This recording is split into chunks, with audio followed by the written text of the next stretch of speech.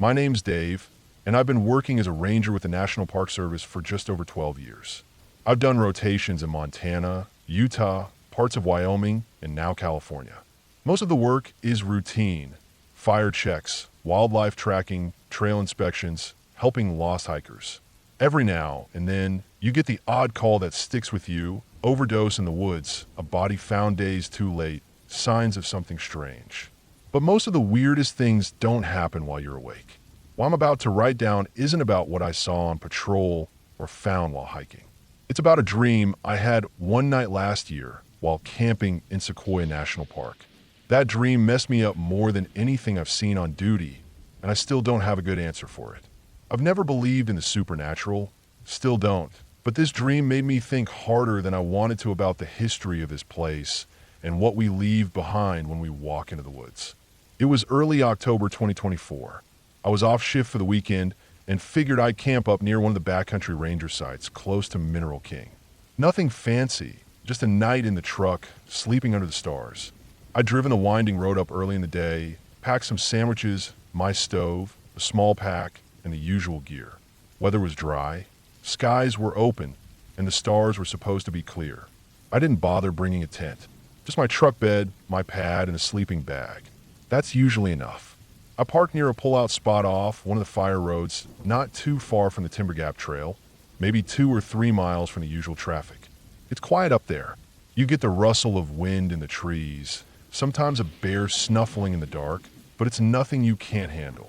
The boulder I found was maybe 15 feet from where I parked. It had a flat top and was angled just right to climb up without too much trouble. From up there, you could see the treetops roll for miles. There weren't any fires burning that week, so the air was clean and cold. I brought a headlamp, a bottle of water, and my camp chair, and I just sat up there for an hour or so, watching the last light drain out of the sky. After it got dark, I lay back flat on the rock, staring up. I'm not much of a spiritual guy, but you sit up there long enough, looking at the Milky Way stretching across the black, and something quiet settles in your chest. That's when I noticed the grooves. They weren't obvious at first. Just shallow bowls carved into the rock. 2 or 3 of them, maybe 6 inches across. You only see them when the starlight hits just right. Next to them, longer crevices like something had been sharpened again and again in the same spot for generations. I'd seen things like this before. Native American grinding stones. Mortar holes, probably. Maybe a sharpening groove for obsidian or bone tools. I'd seen similar setups back in Utah, in areas the Ute used to live. These were in good shape, though. Still clean, no moss in the bowl, like the wind had kept them clear. I don't know why I touched them. Maybe just curiosity, maybe something else. I remember running my fingers over the edge of one of the bowls. It was smooth, like time had polished it. I didn't think much of it, climbed down after a while, crawled into my sleeping bag in the truck bed, and shut my eyes. That's when things went wrong. I didn't dream right away. I think I woke up first, or I thought I did. In the dream, it felt like my eyes opened, and everything was different. I wasn't in the back of my truck anymore. I was in the middle of the forest, still in my sleeping bag. No tent, no truck, no gear, just me, the bag, and dirt under my back. I could hear the forest around me, but it didn't sound right. There was no wind, no rustling leaves, just the smallest hiss like wet grass being dragged over rock. It was coming from my left side. I turned my head to look, and that's when I saw them. Hundreds, maybe thousands, of black, eel-like snakes slithering past me. It was like watching a river made of muscle and slime. No hissing, no rattling, just endless bodies twisting and sliding over each other, moving in the same direction, shoulder to shoulder. They weren't climbing on me or touching me, but they were too close. A foot closer, and they'd be sliding across my arm. I froze. My breathing got shallow. I didn't move a finger. That's when I saw one break away from the group. A rattlesnake. I don't know what species. In the dream, it looked wrong, longer than it should have been, thicker around the middle, like it had eaten something big and was still digesting. It came right up to my side, paused, lifted its head like it smelled something, then struck. It hit the sleeping bag hard, right near my ribs. I kicked. Hard. Once. Twice. On the third kick, the thing jerked back, slithered away, and rejoined the mass. I sat up, panicking heart slamming in my ears. I remember thinking I had to move, had to get away before they turned on me. That's when I noticed what I was lying against. I'd thought it was a fallen log at first. It was too big to be anything else. But when I turned to look, I saw it clearly. A dead horse. A massive black horse lying on its side. Its stomach had been cut open, like someone had sliced it with a knife from chest to hip. Its eyes were still open. One of them looked glassy in the moonlight, clouded over with a film of white. But the worst part wasn't the horse itself. It was what the snakes were doing. They were crawling into its belly. Dozens of them, maybe more, slipping through the torn stomach muscles and disappearing inside. No fighting, no hesitation. Just a steady stream of black bodies entering the carcass like it was some kind of nest. I could see its ribs, shiny and wet. One of the legs twitched. That was enough. I screamed, I think, and that's when I actually woke up. For real this time. I sat up fast, hitting my head on the edge of the truck bed. My sleeping bag was half unzipped, and I was drenched in sweat. It was still night. Stars above, cold air on my face, coyotes yipping far off down the ridge. Everything exactly where I left it. Except my boots were on the ground. Not inside the truck where I'd taken them off, but sitting neatly below the boulder I'd climbed earlier. I didn't sleep the rest of the night. I sat in the cab, heater running on low, headlights off, just watching the tree lean. Nothing moved. No animals came through. When the sun rose, I made coffee with shaking hands, packed everything in silence, and drove down without eating breakfast. I didn't tell anyone about the dream for weeks. Not my supervisor, not the guys at the station, not my brother, who's a wildlife biologist and wouldn't believe it anyway. But I couldn't stop thinking about it. It stuck with me. I tried to chalk it up to stress, or maybe bad air quality, or that leftover sandwich I'd eaten earlier. But it wasn't that. I know it wasn't.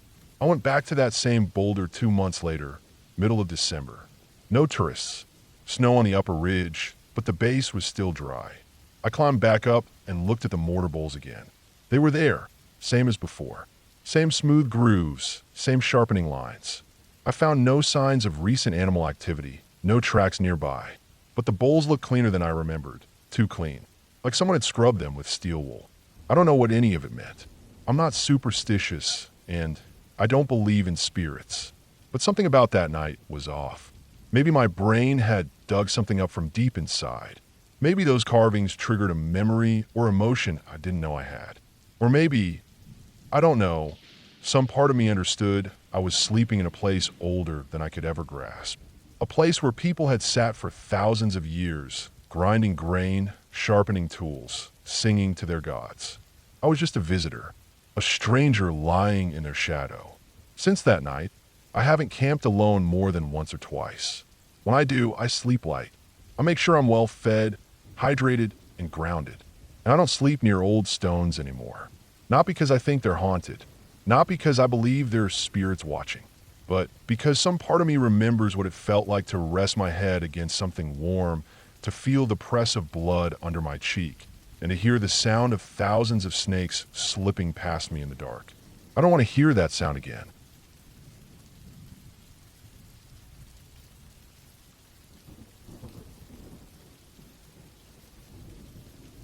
I've been working as a wetland biologist in Pennsylvania for a little over a decade. Most of it is fairly routine. Mapping wetland boundaries, marking buffers, logging invasive species, checking on mitigation banks or restoration projects. Long hours in the field, rain or shine. You end up learning the woods pretty intimately, seeing them in ways most people never do. Most days it's quiet, methodical, even peaceful. But every once in a while, you come across something that makes you feel like you're being watched, like you're somewhere you're not supposed to be. This happened a little over 5 years ago, but it's one of those memories that stuck to me like pine tar. I was on a contract job up near the Allegheny Plateau, tracing seepage zones along a slope near an old reservoir, a former cattle watering area, I was told. The land was being restored to support amphibian breeding grounds. It sat just off an unmarked Forest Service trail around 6 miles from Route 119 near the I-81S junction, one of those back areas that got passed around between private and public ownership, which meant there were layers of strange history and debris hidden under the underbrush. My job that day was to flag outflow points and hydric soil transitions, essentially to find where the wetland began to dry out and mark the edges. I parked my truck around 9 a.m. in a gravel pull-off that barely looked wide enough to fit a single vehicle. From there, I packed up my usual gear: handheld GPS, flagging tape, soil auger, shovel, notebook, and started the hike into the site. It was supposed to be a short day, just up and back before lunch. That's what I told myself. The hike was mostly uphill, thick undergrowth, slippery from the past week of rain. The first seep I found wasn't too active, just a muddy depression with some iron-oxidizing bacteria lining the trickle. But then I caught sight of a faint animal trail angling toward a denser patch of hardwoods, leading off the contour. Something about it felt worth checking out. The slope got steeper, and I could see evidence of more water movement: moss, pooled sediment, that strong black anaerobic layer just under the topsoil when I tested with the auger. I kept going. About a half mile further, I came over a rise and spotted something that didn't belong. Rusted out furniture. An old steel frame cot lying on its side. Empty cans, tuna, chewing tobacco, crushed up beer, mostly natty ice for what I could tell. Some had been there for years, others looked fairly recent. There was a fridge too, sun-bleached and broken open like a snapped jaw. At first glance, it looked like an abandoned hunting camp or maybe a long-forgotten homeless site. Not unusual on old farmland turned public land. People squat for a season, leave, then the woods grow around the trash. But there was something different about this one. It felt too deliberate. The cans weren't scattered. They were stacked, almost sorted, labels turned outward like someone had placed them intentionally. The cot had bedding still laid on it, rotted and wet, but not blown away. No tent poles, no tarp, just junk arranged like someone wanted it to mean something. I was about to turn around and mark the site on my GPS for the state land manager to deal with later when I heard rustling. Quick and low. I tightened my grip on the shovel. That's when the dog stepped out. German Shepherd. Big. Strong posture. Well fed. Its coat was clean, not just for a wild dog, but clean in a way that made me think someone was still feeding it, brushing it, caring for it. That alone was a red flag. Dogs that live feral don't look like that. They look ragged, sickly, skittish. This one looked calm, but alert. Eyes locked on me, tail stiff and held out, like it was waiting for me to do something. I didn't move at first, just stood my ground, trying to look non-threatening while keeping the shovel between us in case it lunged.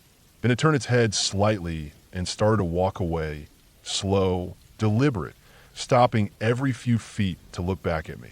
I don't know why, but I followed. Maybe it was curiosity. Maybe I thought someone had gotten injured up here, and this was their dog looking for help. Maybe I just didn't want to feel like I'd imagined everything weird about that camp.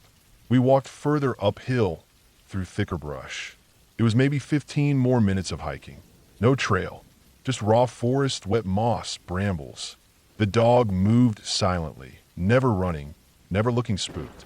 I kept one hand on my shovel and the other close to my GPS. I marked a waypoint every few minutes, just in case I had to backtrack. Eventually, we came over a small ridge, maybe 20 or 30 feet of slope, and hit a flat cut in the woods. It looked like a natural hollow, the kind you get from old runoff channels or landslides. And that's where I saw it.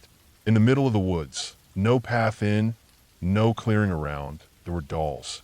20, maybe 30 of them, buried upright in a rough oval.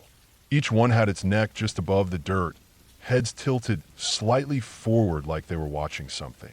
Their arms were stretched above the ground, half-rotted, cloth and plastic, stained from years of rain and decay. They were positioned like they were reaching upward, or maybe praying. All pointed in the same direction, toward the center of the clearing.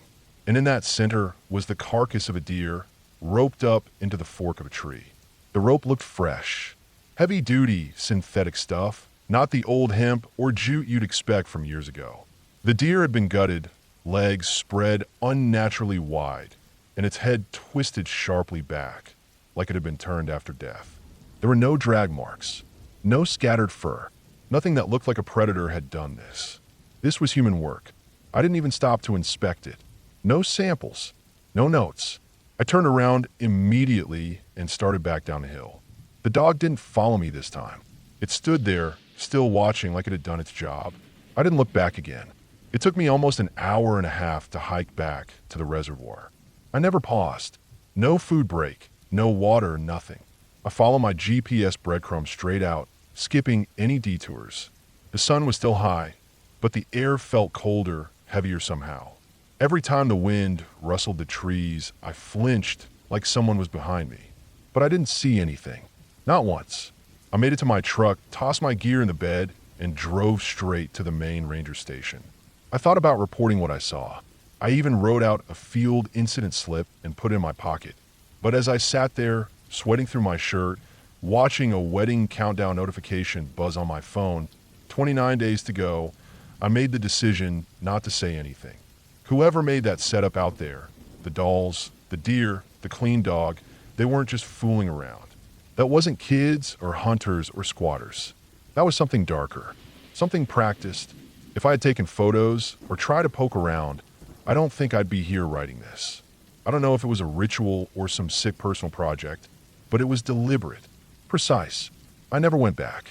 The job wrapped a week later. I finished my reports, emailed the restoration data, flagged the general boundaries, and left that area off my maps. Nobody asked questions. Nobody had to. I got married the next month like nothing happened. Honeymoon in Oregon. We camped in Crater Lake. I didn't go near the woods alone, not even once. I didn't even hike more than half a mile from the trailhead. People say you get braver with time, but I've gone the other way. That's what happens when you see something that doesn't want to be seen. Something made by people, not folklore. That's the worst part. It wasn't supernatural. It was real. Sometimes I dream about the dolls. Not in a scary way. They're just there, lined up quiet, arms raised, waiting.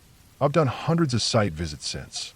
Bog surveys, beaver impact reports, stormwater assessments. Nothing's ever come close to that day. I told myself I'd go back with a game cam, or maybe a group, just to document it. But I never did. Some places are better left unmapped. That part of the job, the technical paperwork, the clean spreadsheets, it doesn't capture the full truth.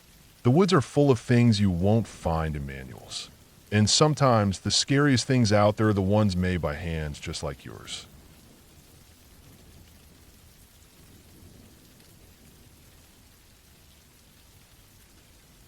It was mid-September, the tail end of the season, and I was camping in Grand Teton National Park at Calder Bay Campground. I wasn't there for work. I'm usually stationed down south, but I was on a short break and my two friends, Josh and Eric, had joined me for a week out in the Tetons. We were staying in one of the farthest back sites, about as tucked away as you could get without walking into pure backcountry. Just trees, cool air, and the constant whisper of Jackson Lake behind the wall of pines. That evening had been a good one. Cool weather, no wind, and barely anyone around us. The campground was mostly empty. A few scattered tents in the distance, but the sites directly around us, left, right across, diagonal, all unoccupied. It felt like we had a few acres to ourselves. We had a small fire going, made some freeze-dried meals, and just sat there watching the flames shrink down. By the time we turned in, it was close to 1 a.m. The fire was dead out. No booze, no music, just clean, silent wilderness. I'd brought my own one-man tent and pitched it a little apart from the other two, just out of habit. Josh and Eric shared a bigger one, not far from mine. I liked having my own space. I had my bag against the back wall, a flashlight clipped to the roof, my hatchet tucked beside my sleeping bag, and the bear spray right under my head like a pillow. I'd done this for years. You just never know what'll wander into camp. I was almost asleep, still in that halfway place between dreaming and hearing the trees, when it hit. A sound, loud, sharp, not like a stick breaking or leaves rustling. It was deep, guttural, and sudden. My eyes snapped open. I stopped breathing for a second. Then it came again, longer this time, and drawn out. It was a scream, or more like a roar, and I couldn't pin it down. It sounded like one animal was attacking another. Hard. A chase, maybe, but not quick and violent like wolves or coyotes. It was slower, louder. It had weight. It sounded feline, not canine, and definitely not a bear. Bears don't scream like that. Not unless they're dying or fighting something just as big. There were two distinct sounds, one high-pitched and frantic, and the other low, heavy, guttural. The second one, the lower one, made the hairs on my neck stand up. It vibrated through the trees and down through the floor of the tent. It was so close that I could feel it more than I could hear it. The screaming went on for a few minutes. Maybe less, maybe more. Time slowed to a crawl. I stayed absolutely still. My hand was already on the bear spray. I didn't move to open it. I didn't move at all. I remember thinking how thin the fabric of my tent was, like one swipe could tear through it like wet paper. I didn't speak at first. Then I barely whispered, not even loud enough to stir the fabric. I said something, and both Josh and Eric answered right away. They'd heard it too. That's all I needed to know. I wasn't imagining it. It was real. But after that, we didn't say anything else. We didn't get up. We didn't go check. We didn't even look out. That was the worst part. The silence that came after the screaming. Total, perfect, awful silence. Not even crickets. It felt like something was still out there, listening. Eventually, I drifted off. I don't remember when. Maybe exhaustion just overtook fear. The next morning, we didn't talk much about it. It was one of those things that felt better left alone. There were no tracks near the tents, no torn garbage, no signs of anything unusual. Just our breath in the cold air and the frost still clinging to the edges of the tent walls. The forest looked the same, but felt different. We still had 3 more nights to camp there, and for some reason, we stayed. Maybe we didn't want to seem scared. Maybe we thought it was just a one-time thing. We were cautious the next few days, kept the fire burning longer at night, stayed a bit closer together, but nothing happened again. The woods were quiet, and the air stayed still. But I never fully relaxed. That sound stuck in my head, replaying. I've been in the woods for years. I know the difference between a coyote and a cougar, a bear and a bobcat. I've seen dead elk torn up by wolves. I've heard mountain lions at night. This wasn't like that. A few days later, we packed up and left early in the morning. We didn't say much on the way out. It was just a quiet drive back to the highway. I kept looking in the side mirror as we pulled away from Coulter Bay, half expecting to see something in the trees behind us. A month later, when I was back at work, I asked around. Quietly, I mentioned the general area and the kind of noise we heard. A few older rangers nodded, but didn't offer much. One said that big cats sometimes let out unnatural sound when they fight over territory.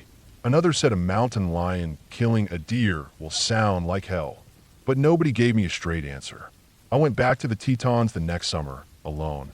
Not to the same campground. I stayed in the southern part of the park, closer to the Snake River. I told myself I'd swing by Coulter Bay again, just to see in the daylight, maybe do a short hike out past the old campsite. But I didn't. There's something about the sound of violence in the woods that doesn't leave you. It's not like hearing it in a movie or even in a city. Out there, it's raw, it's real, and you realize how small you are, how easy it would be to vanish. I still go into the backcountry. I still sleep in tents, sometimes solo. But I carry more now. I keep my knife sharp and my flashlight brighter. I set trip lines with bells on them if I'm way out. And I don't pitch my tent on the edges of campgrounds anymore. That night in Coulter Bay never left me. Not because of what I saw, but because of what I didn't. That noise, that terrible gut-deep noise, never came with a body. No blood, no tracks, no evidence. Just a sound, a scream, and the quiet that followed. And to this day, that's what makes it worse.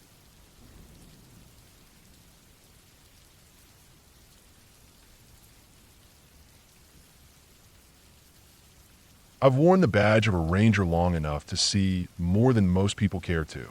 Long enough to know that when something feels wrong in the backcountry, you should listen. You should stop, breathe, and pay attention. Nature's predictable in its own way. It's people you can't trust.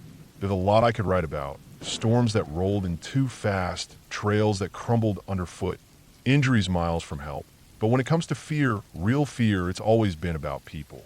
Not ghosts. Not bears, not whispers in the woods. People. This happened 7 years ago in late September. I was working the last stretch of a 3-week solo assignment in the Northern Rockies district. This section of backcountry, dense pine forests, jagged glacial valleys, and miles of remote trail was assigned to me every fall. I knew it better than I knew the layout of my own apartment. This was the third year I'd covered it, and I knew which creeks would still be running, which slopes would get icy first, and which switchbacks would crumble under a boot after the rain. I like working alone. Most of us do. There's something about being out that far, disconnected, unseen, unsupervised. It strips things down. You're only ever worried about the essentials: weather, terrain, food, water, gear. That's it. It feels clean, but it also plays with your head. You get in a weird mental space. Some days you don't see another person for 20, 30 miles of trail. You might go 2, 3 days without hearing a voice. You get into your own rhythms, talking to yourself, singing, running over memories like a scratched record just to fill the silence. The woods aren't quiet either. They're full of sounds, but those sounds all belong to something, and over time, you learn which ones you can ignore. People don't fit that rhythm. When you hear a voice or footsteps that aren't yours, it doesn't feel right. You feel it in your gut. Your brain starts asking questions before your eyes even catch up. The trail I was covering looped around a remote alpine basin. Few visitors came that late in the season. The snow had started to dust the higher peaks, and the mornings dropped below freezing. I'd logged maybe 3 or 4 groups in the last week and hadn't seen anyone in over 2 days. My plan was to finish checking on the trail shelters up in Pine Hook Valley, hike through the Ridge Pass, then drop down to the ranger station near Lake Bolin for resupply and a proper bed. It was the morning of day 16 when things first fell off. I woke up early at the East Pine Hook lean-to, just a crude 3-sided log shelter with a tin roof, ate some oatmeal, packed up my gear, and started up the trail toward the pass. The sun had barely broken the ridge, and the trees were still black against the frost-blue sky. Everything was dead silent, except for my own footfalls on the leaf litter. About 30 minutes in, I saw the first footprint. That in itself isn't weird. This is a national park. Even this far out, you sometimes cross paths with other hikers. But the tread was off. Not a boot print, at least not one I recognized. The lugs were shallow, almost like a trail runner, but the sole was narrow and the gait was wrong. The steps were too close together, the feet angled slightly inward, like someone with collapsed arches or worn shoes. It looked awkward. There were no matching trekking pole marks, no sign of another print nearby, and the dirt around it was dry and undisturbed. Just a single clear print on the edge of the trail. I kept walking. Maybe someone passed through late yesterday, but I doubted it. I'd been camped at the only shelter for 10 miles in either direction. Anyone passing by would have had to stop there or bushwhack. And bushwhacking here isn't casual. It's steep and thick and full of bare sign. Around midday, I reached the pass. It was a narrow saddle between 2 granite peaks, open and exposed. Wind whipped across it, and I layered up before crossing. From there, the trail dropped down into the West Hollow Basin, where it would reconnect with the Ridgeline Trail and loop back to Lake Bolin. It was on that descent, maybe a mile below the pass, that I saw something I still think about too often. A tarp, green, folded in a way that tried to blend with the terrain but didn't quite. Nestled in a cluster of deadfall about 15 yards off trail. I stopped and stared for a moment. Nothing else. No visible pack, no fire ring, no obvious camp. Just the green nylon, too bright to be natural. Maybe a hunter? Not likely. This wasn't hunting ground. Maybe a poacher? My pulse kicked up. I dropped my pack, pulled my binoculars, and scanned the area from crouch. Still nothing.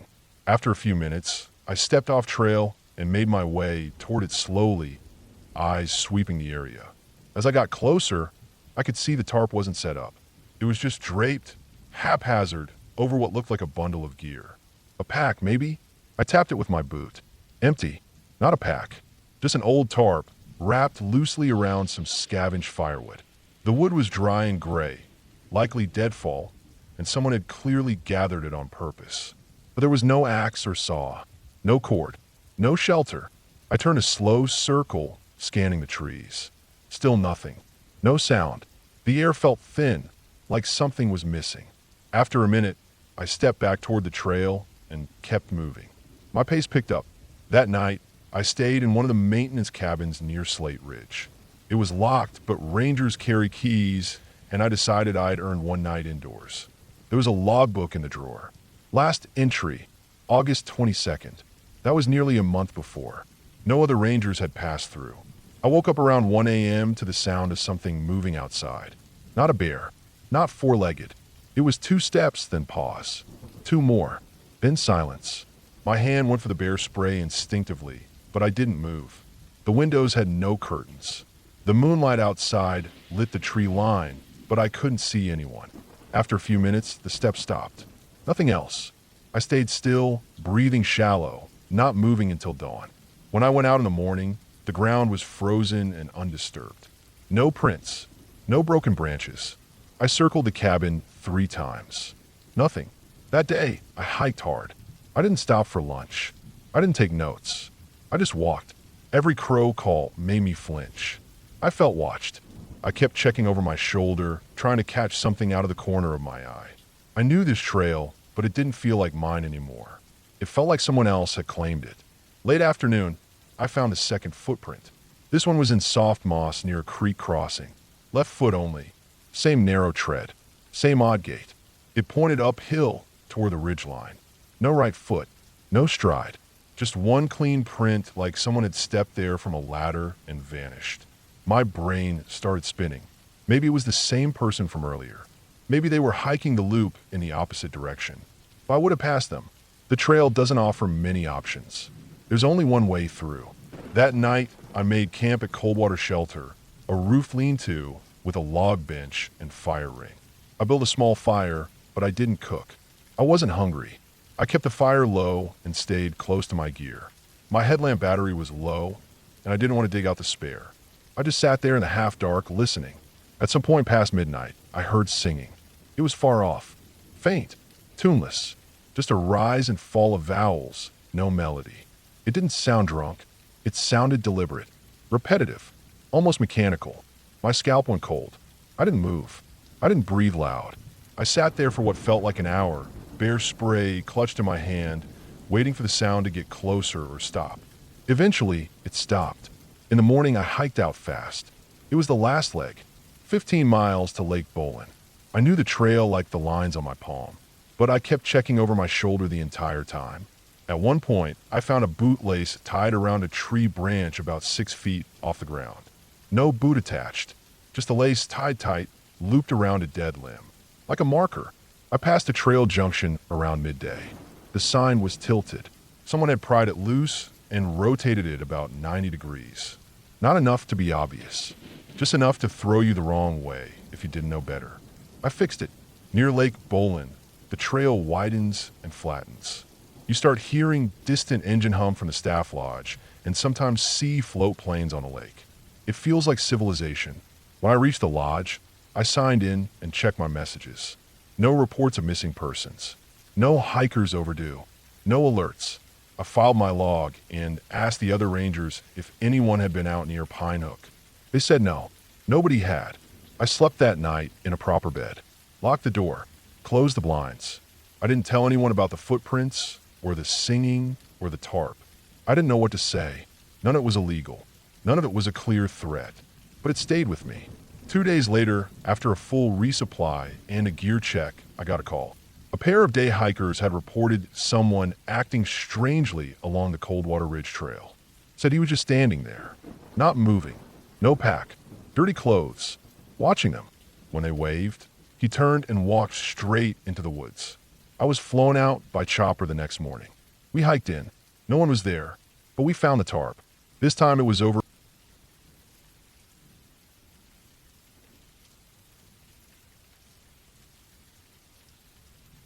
I've worked as a seasonal park ranger for close to 7 years now. Nothing fancy. I don't carry a gun or drive one of the lifted green trucks with decals down the side. I do the less glamorous work. Fire watch, trail inspections, visitor safety, and sometimes basic animal rescue. I live in a modest house that backs up against 2 national parks. I can't name them publicly for reasons I'll get into later, but let's just say I know the dirt roads better than I know my own street. Last summer, something happened that changed the way I see fire forever. Not just as a destructive force of nature, but as something more something that doesn't care if you're ready or not. It doesn't wait for you to say goodbye. It just comes, and you better move fast. It was mid-June when the first reports came in. A plume of smoke, faint and wispy, just beyond the North Ridge. Nothing out of the ordinary. We get wildfires every year. Most burn out quickly or are contained before they get too serious. But the wind this year, it had a different attitude. Dry, relentless, like it had something to prove. That day I had just gotten off duty. My shift had been long, spent hiking an old, washed-out trail and hauling trash out from some abandoned campsite. When I got home, my boots were caked in mud and my clothes were soaked with sweat. My dad was just pulling in too. He works nights at a nearby utility yard and had picked up extra shifts because fire season meant more power checks. I remember walking inside and getting hit by this gut feeling. You know that feeling when something's not right? Like your stomach drops before your brain catches up. I checked the scanner we keep by the kitchen window. It picks up local ranger comms and fire frequencies. The chatter was tight and serious. Words like containment breach, red flag warning, air support. I walked outside and looked up at the mountain. That's when I saw it. Orange and angry, flames curling over the top like fingers ready to grab. It wasn't smoke anymore. It was fire, and it was coming down fast. I ran back inside and told my family we needed to evacuate. My parents, especially my mom, didn't think it was necessary yet. She grew up here, seen fires come and go. They never get this far, she said. But this one was different. I could feel in my bones. The air wasn't just hot.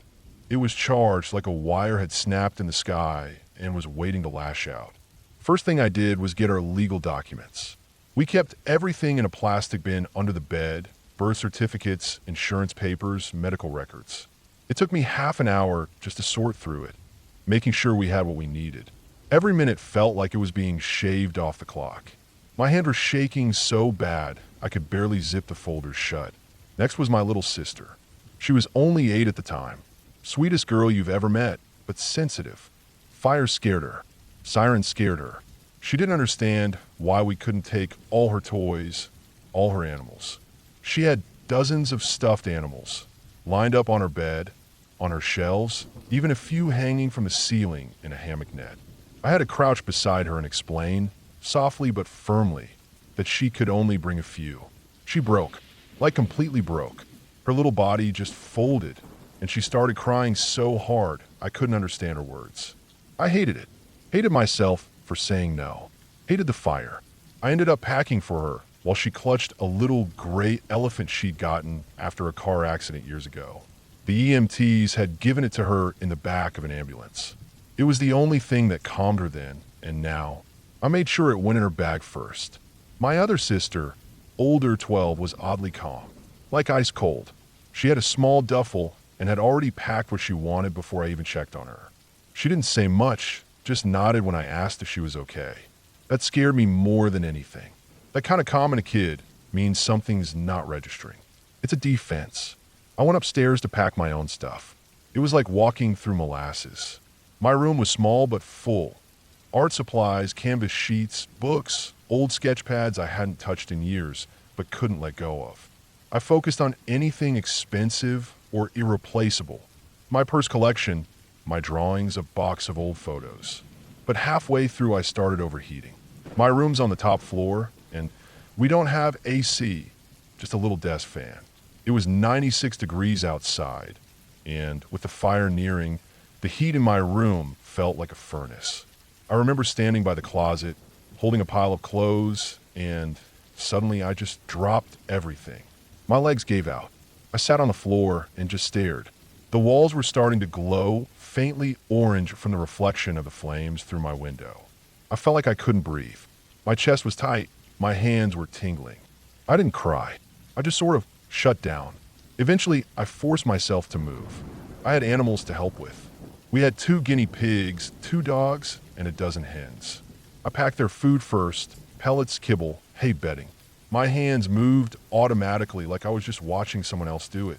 I grabbed the guinea pigs, shoved them in their transport cage, and parked them near the door. They squealed in confusion. Poor things. They had no idea what was going on. My dad had borrowed a trailer from his boss. We loaded the heavier items into that: bedding, dog crates, boxes. I wasn't allowed to help outside. I have severe asthma, and the smoke was already thickening in the air. One deep breath could have landed me in the ER. Still, I kept the door open so I could keep an eye on the loading process. By now, the fire had reached the base of the mountain on one side. The sky was pitch black except for the flames. It was like watching a demon crawl its way toward your house. The wind kept pushing it down, down, down, and we just kept packing like we were racing the devil. Night fell. The air was filled with ash and a dry, metallic smell that settled in the back of your throat. I could see the glow of the fire reflecting off the glass windows in the living room. I asked my parents again if we could leave, but they said not yet. The roads were jammed. People from deeper in the forest were already fleeing, and if we left too early, we might get trapped in traffic with no way out. We ended up all sleeping by the front door. My sisters curled up in sleeping bags. I lay on the floor with a towel under my head and a book in my hand. I tried to read, but mostly I just stared outside. The flames were mesmerizing, beautiful in a terrible way. The sky glowed orange and purple, the smoke swirling like a watercolor painting. The moon hung low and white over all, casting light on everything the fire didn't already touch. It was awful, but hauntingly beautiful. I felt guilty even thinking that. I fell asleep around 2 a.m. somehow. I don't remember the moment I slipped under. I just know I kept waking up, once at 3, then 4:30, then again at 5:15. Every time, the fire looked different. Smaller, dimmer. The wind had shifted. I could see emergency lights up the hill, red and blue flashes cutting through the smoke. At 6 a.m., I sat up. The fire was still burning, but the towering flames were gone. No more 1,000-foot walls of fire, just a dull, crawling glow. I walked to the front window and wiped away the ash that had settled on the glass. That's when I saw the fire line. It stretched across the base of the mountain, a blackened trench dug deep into the dirt, surrounded by white fire retardant foam. Fire trucks were parked nearby, their hoses spraying the last burning edges. Dozens of firefighters, like tiny ants from where I stood, worked side by side. They'd done it. They'd stopped it. Somehow, during the darkest hours of the night, they made a stand and held it back. I woke my family. My sisters cried, part fear, part relief. My mom cried too. My dad just stood outside in the driveway, hands on his hips, watching the mountain smoke like it was alive. Later, we learned that several local fire departments had teamed up overnight. Some had been on the line for over 12 hours straight. One firefighter, a young guy in his 20s, had been badly burned when a wind shift blew embers back toward their crew. He lived barely. He's in recovery now, going through therapy, but he'll never be the same. Brave doesn't even begin to cover it. A helicopter crashed that night too. One of the bucket choppers trying to douse the fire near the ridge. No fatalities. Pilot survived somehow. It was a miracle in the middle of hell. All in all, 35,000 acres burned. One house lost. Several ranger outposts and government cabins gone. We were lucky. So lucky. But the scars are still there. The trees never grew back right. The soil's ruined. Wildlife migration patterns are messed up. We lost animals too. Thunder, our bird, died days later for stress. Rex, a fox at our animal sanctuary, suffered a heart attack and heat stroke. And Lady, our old dog from the house fire years ago, she'd already passed, but I felt her memory so heavy during all this. Like a reminder that sometimes you don't get to choose what you lose. I still work as a ranger. But now, every time I smell smoke, even from a barbecue, my pulse kicks up. I watch the tree lines like a hawk. I pack a go bag every June. It sits by the front door until August. We were saved by that fire line, that single trench in the dirt. But fire...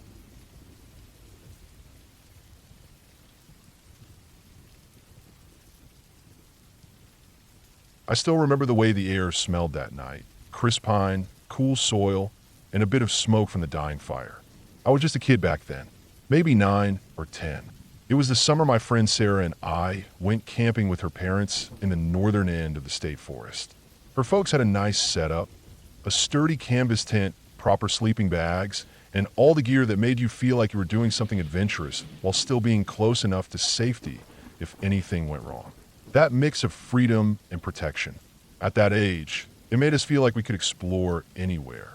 We were out there for 3 nights. Her parents picked a semi-secluded site a short walk from the main ranger station, but far enough into the woods that we didn't hear much of anything but birds during the day and insects at night. No RVs humming, no other families talking, just the woods.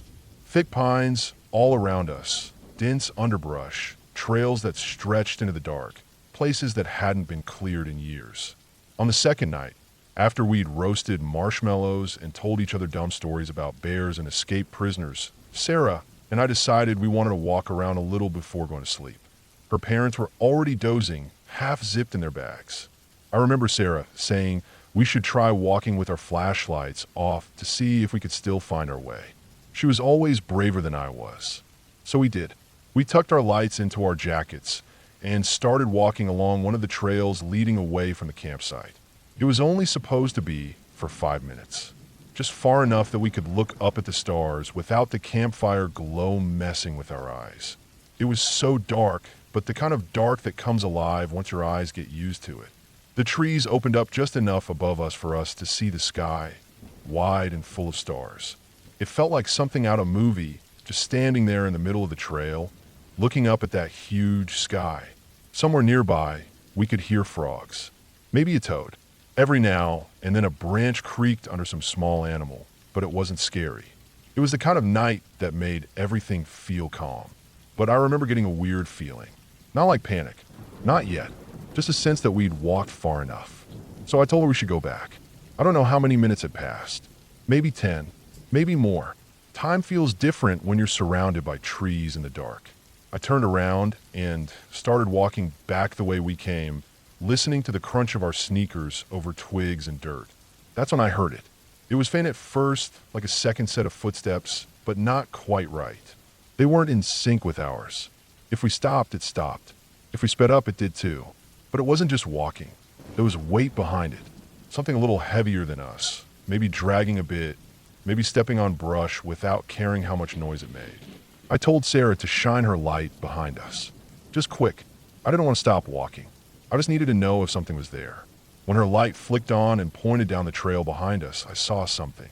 Not clearly. Not a face or eyes. Just a shape. A tall outline. Too tall. Not animal-like. Definitely not a deer.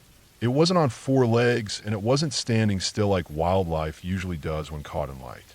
It was upright. It was a person. That shape was a person. My gut turned cold. Even at that age, even without any real reason to panic, I knew something was off. No one should have been out there. No other campers were nearby. And whoever this was, they weren't calling out to us, weren't saying they were lost or asking for help. They were just there, quiet, trailing behind us. I didn't think. I just ran. I heard Sarah right behind me, her shoes pounding the trail. Branches slapped against my arms and face, and I didn't care. I didn't look back. I could hear whatever was behind us, not walking now, but running. Full on running. Fast. Crashing through brush and leaves, not caring how loud it was. I kept running until I saw the edge of our campsite. That's when the noise behind us just stopped, like someone slammed on brakes. We didn't stop until we hit the light of the dying fire. Then we stood there, breathing hard, both of us covered in dirt and scratches, staring back at the dark trail. There was nothing there. Not a sound. Not a movement. Eventually, we crawled into the tent and zipped it up all the way. I stayed awake most of the night, ears straining for any sound, any footstep, but never came back. Whatever it was, it didn't follow us past the edge of the site. We didn't talk about it after that. I think our parents just assumed we got too worked up from stories and scared ourselves running in the dark. But I remember that shape. Clearly, it wasn't some made-up monster. It was a person. I became a park ranger almost 15 years later. I didn't plan to. It just sort of happened. I studied biology, worked seasonal jobs, guided some tours, and eventually got into backcountry patrol. The job felt right. I liked being out there in the quiet with the trees. But I never forgot what happened that night. And I never camped without checking the area twice. 3 times if I was deep in the woods. You see a lot working in the parks. Animals doing things they shouldn't. People doing things they really shouldn't. I've had to haul drunk hikers off cliff sides. I've had to break up groups hunting illegally in restricted zones. Once, I found a man living under a tarp for months, just miles from the nearest ranger outpost, completely off-grid. But none of that ever shook me like the thing that followed us that night. Last summer, I was assigned to a forest in a region not too far from where Sarah and I had camped as kids. Different name now. The boundaries had shifted, but I remember the general area. One evening, I was doing a late patrol, just to check on a few trail markers and a report of an unauthorized fire pit found a few days prior. I was walking the trail just before sunset, the kind of time when the woods start to feel heavy. Light doesn't quite make it through the canopy, and the air cools off fast. I was about half a mile from an old and used campsite when I found something. There were boot prints off the trail, fresh. Not hiking boots, but heavier. Work boots. I followed them for a few minutes through the underbrush until I reached a small clearing. There, under a thick spruce, was an old lean-to. Nothing official, just a rough shelter made from deadfall and a tarp that had clearly been patched several times. I could see Ken stacked beside a tree. A small fire ring, rope tied between trees, probably for drying clothes or meat. Someone had been living there. I made note of it, marked the spot with GPS, and backed out. I didn't touch anything. I didn't call it in right away either. My shift was almost up, and I figured I'd come back with backup in the morning. Maybe bring in wildlife services too, just in case. That night, as I logged my report, I felt that same cold gut feeling I had when I was a kid. The same pressure, like something wasn't right. The boot prints, the shelter, the quiet. I thought of the figure that chased us, that heavy crashing behind us on the trail. So I dug into the old files. You can find just about anything if you know how to ask. I looked up past reports in that region. Not just ranger notes, but local police, old ranger logs from the early 2000s, even bits of fire service reports and SAR incidents. I had to go through some microfilm and scanned archives, but I found something. Back in 1995, a man went missing in the area. He was never found. His name was Thomas Brewer. Worked in logging. Had a reputation for drinking. People assumed he fell into a ravine or had an accident. But then in 1999, 3 hikers reported being followed on a trail not far from where I'd seen that shelter. They said it was a large man, maybe wearing dark clothes, but he never spoke. Just watched them, tracked them. When they ran, he ran. Then he stopped the moment they hit their campsite. No one believed them. A similar report came in again in 2003, in 2007, and again in 2011. Different people, different times, same behavior, always after dark, always near that part of the woods. Every single time, the figure followed quietly, chased when chased, and then stopped at the edge of the campsite. They all said the same thing. It wasn't an animal. It was a person. I went back out there the next day with 2 other rangers. We hiked in early and found the shelter again. But this time it was empty. No signs of fresh use. No prints. The cans were gone. The tarp had been cut down. I don't know how he knew. Maybe he saw me watching. Maybe he'd seen people coming before. But he was gone. I submitted everything. The boot prints, the shelter, the past reports I found.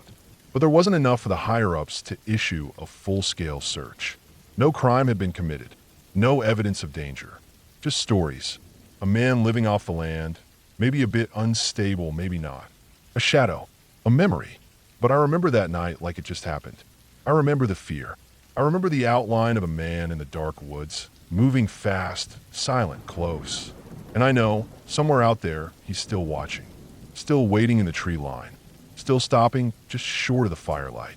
And that's why I never camp without my radio, my sidearm, and a full can of bear spray. Because whatever you think is out there, it might just be a man who's been living in the dark for decades, chasing kids for the thrill of it, vanishing before the sun rises. And sometimes, the scariest thing in the woods isn't a ghost. It's just someone who never left.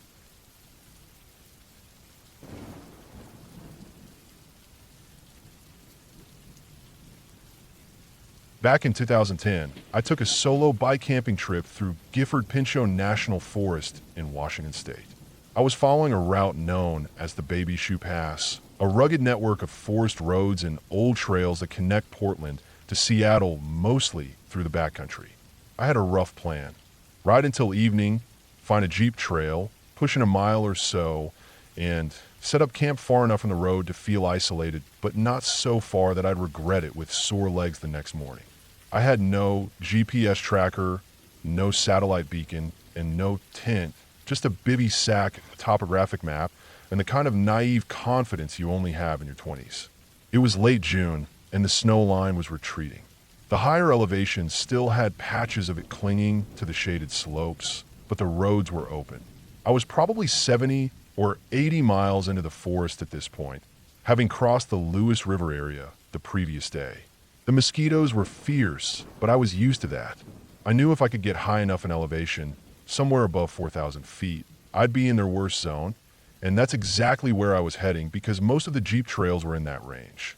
Not ideal, but it beat sleeping roadside. That afternoon, I had pushed past Big Tire Junction and started scouting for a campsite. I took the first Jeep trail I saw, climbing up a narrow, overgrown path that snaked through old clear cuts and dense second-growth forest. It wasn't on my map, which made me think it was an old logging spur. That was usually a good sign. Less chance of traffic, more privacy. But a few hundred feet in, I startled a black bear maybe 30 yards up the trail. It bolted off into the woods before I even got off my bike, but I wasn't interested in camping anywhere nearby after that. I turned back and coasted down, eventually spotting another spur road a mile further up. This one looked less used. Grass down the center, scattered branches, and tire tracks that looked a season or two old. I followed it uphill for a bit until it crested a ridge and flattened out near a wide bend with an open view through the trees. I could just make out the drop into a canyon below. Good enough, I figured. I got off the bike and walked a few yards into the brush, looking for a flat spot. There was a fire ring, probably 10 years old, and the ground was soft with pine needles and duff. Perfect. I set up quickly. It was maybe 7:30 or so. I had a simple dinner, just instant rice and tuna, and wiped down with a damn cloth to keep from smelling too awful. The bugs were bad, worse than I expected, so I crawled in my sleeping bag early, around 8:30. No tent, just a bivy sack and my sleeping pad laid out next to my bike. The sun hadn't even fully set yet, but the trees blocked most of the light, and the air was already cooling fast. I zipped myself in, rolled onto my side, and listened to the buzzing of mosquitoes gathering outside the mesh near my face. Maybe 20 minutes later, just as I was starting to doze off, I heard an engine. It wasn't close at first, just a faint hum far down the road, but was getting louder. I sat up slowly and slid halfway out of my bivvy, trying to keep quiet. The trail I was on wasn't supposed to go anywhere. The topographic map showed it dead ending in a canyon about a mile ahead. It wasn't a through road. There was no reason for anyone to be coming up it, and certainly not this late. Through the trees, I could make out a pair of headlights bouncing slowly along the rutted track. A truck moving slow, maybe 20 yards away. I crouched low, trying not to be obvious, but my bike was leaned against a tree and my bivy sack was pretty clearly visible from the road. Nowhere to hide it. The truck rounded the bend and came into full view. A lifted, dark-colored pickup with no canopy. A guy was driving, middle-aged, white baseball cap, sunglasses, even though it was nearly dark. He looked directly at me. Our eyes locked for half a second as he passed. Then he just kept driving. Didn't stop. Didn't roll down the window. Didn't say a word. Just passed my little clearing and kept going down the trail. I sat still for a minute, trying to process. Then I pulled out my map again and double-checked the spur. It dropped steeply into a ravine, ended at a small drainage a mile or so in. There was no campground, no river access, nothing out there. It was a dead end. I knew because I had studied this section in detail the night before. There was no reason for him to be here. I looked up at the darkening trail and thought about the implications. At that moment, I realized something that hadn't hit me until just then. There were exactly two people on Earth who knew where I was. Me, and the guy who had just driven past. That hit me harder than I expected. I wasn't on a main road. I wasn't in a known camping area. I had turned off onto a random trail miles from the highway in the middle of one of the densest forests in the state. I hadn't seen another cyclist or hiker all day. My phone had been out of service for 3 hours. If something went wrong out here, no one would find me for a week, maybe more. That realization made my heart thump in my chest a little louder than usual. I stayed still for a while, listening. 10 minutes, 20, 30. Then I heard the truck again. It was coming back. The engine echoed low at first, then grew louder. I couldn't see him until he was right at the bend, maybe 15 yards away. He passed me again, slower this time. Our eyes didn't meet. He looked ahead, straight down the trail, expressionless. Then the tail lights disappeared behind the trees, and the engine faded into silence. I lay back down, but I didn't sleep for a long time. I kept thinking about why he would come out here. Why anyone would drive a dead-end trail like that in the middle of the woods at dusk. Maybe he was scouting for something. Maybe hunting. Maybe just exploring. But something about the way he drove, slow, deliberate, and the way he looked at me stuck in my mind. Eventually, around midnight, I must have fallen asleep. But I kept one boot halfway on and my knife in the side pocket of the bivy sack, just in case. The next day, I got up at first light and packed quickly. No coffee, just a granola bar and some dried fruit. I pushed my bike back to the main road and started pedaling north again, wanting to put as much distance between me and that place as I could. The morning was cold but clear, and I made good time. Around noon, I passed an old fire road and a sign pointing to Taklock Lake. I remembered reading about it, an old, semi-maintained campground that hadn't seen a ranger in years. Sounded good enough. I reached the area by mid-afternoon and found the access road gated and blocked with a Forest Service berm. Clearly, they didn't want cars going in anymore. I lifted my bike over and walked in on foot, maybe a half mile down a washed-out gravel road until the trees opened up into a clearing. There were overgrown picnic tables, a mossy fire ring, and the faint smell of pine and stagnant water. The lake was nearby, but I never saw it. The brush was thick and the mosquitoes were brutal again. Still, I liked the spot. No vehicles, no chance of company, or so I thought. Around dusk, I heard music, distant at first, maybe a car stereo, then shouting, then laughter, then gunfire. It was coming from the direction of the access road. A group must have lifted their rigs over the berm or come in for some other trail I didn't know about. I heard the clanking of bottles and the distinct sound of a tailgate slamming. Then another round of gunshots. Not hunting shots, just people shooting for fun. Close enough to make my chest tighten. They didn't know I was there. I was tucked back from the old sites, under some fir trees in a flat patch. No fire, no lights, nothing to give me away. I kept low and didn't move. I didn't want to risk startling anyone with a weapon and too much alcohol in their system. One of the guys was yelling, just nonsense, but loud enough that it echoed through the trees. Then more shooting. I lay still for hours listening. Every few minutes, someone would yell again. Then more shots. Then silence. Then a round of laughter. My nerves were shot by then. I had already had one strange night. Now I was lying half buried under a tree while random people with guns and beer wandered around the abandoned woods in the dark. Eventually the noise tapered off. Around 2 a.m., maybe later, I heard a final shout, a door slam, and then quiet. No more engines, though. They weren't leaving. I set my alarm for 5 a.m. and closed my eyes. At first light, I packed fast and silent. I pushed my bike down the old road without riding, trying to keep the sound to a minimum. I passed the spot where I thought they had camped. Empty beer cans, shell casings, smoldering logs still glowing in a fire ring. A truck was parked nearby, engine cold, doors shut. Everyone's still asleep. I kept moving, didn't breathe until I was a half mile down the trail again. I didn't stop pedaling until noon. That day felt heavy. The forest seemed denser, darker. Every bend in the trail made me nervous. Every sound behind me made me glance back. I wasn't scared of wildlife anymore. I was scared of people. The kind of people who go out to the far edge of nowhere with guns and no regard for anyone else. The kind of people who drive dead-end roads at sunset just to see who's out there. I didn't camp that night.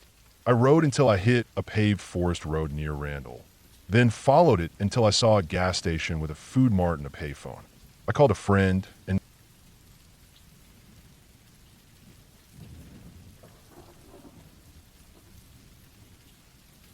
I'm not proud of what I'm about to tell you, but I guess shame fades over time when the story becomes more absurd than the regret. It started with a dumb idea, like most things do when you're young, stupid, and think you're indestructible. Me and three mates decided we were going to drive up the east coast of Australia, camping in national parks, getting away from the cities, sleeping under the stars, and getting absolutely annihilated every night. Not in the wholesome, outdoorsy campfire and marshmallows way. No, we brought with us what could only be described as a mobile black market.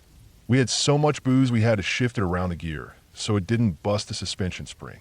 Bottles of Bundy, bottles of cheap whiskey, rum, tequila, slabs of beer. There were Ziploc bags stuffed with weed, not even trying to be discreet, and mushrooms, dried out, brittle little things that looked like something scraped off the forest floor, which technically they were. We weren't rangers or experts or even experienced campers. Just four mates who thought they were seasoned enough because they'd gone bush a few times and survived hangovers in tents. None of us had any business doing what we were about to do. I wasn't driving, so I took it upon myself to christen the trip the moment we crossed the state border. I pulled out the mushroom bag and pinched 8 shriveled caps between my fingers, popped them into my mouth like peanuts, and washed them down with warm beer. Didn't chew, didn't think. Just wanted to get the trip started in style. The others weren't far behind, but I definitely went heavier. I thought it'd take a while to kick in. It didn't. Or maybe it did, and I just lost all sense of time.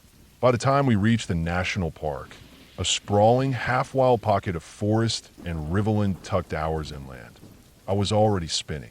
Not sick, not stumbling, just unglued from normal. Colors bled into each other.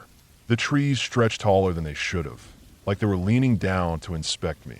Every branch looked alive, twitching slightly in the corner of my eye. I laughed at everything, for no reason. I was less helpful than a toddler trying to build a fire, stumbling around trying to hammer in tent pegs, and instead poking holes in my own thumb with a rock. The sun was already low when we pulled off the dirt track into the camping area, if you could even call it that. Just a cleared patch surrounded by tall gums, with the river just beyond, visible through the trunks. We set up near a fire pit someone else had left ringed with charred rocks. Didn't see another soul, probably because it was off-season, or maybe because no sane person camps that deep into a national park with no phone reception and nothing but booze and shrooms to keep company. The fire started quick.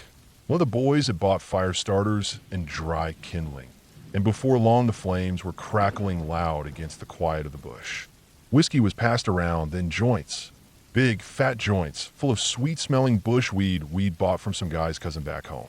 It was getting dark, and the shadows stretched long. My headlamp was on, but I didn't need it near the fire.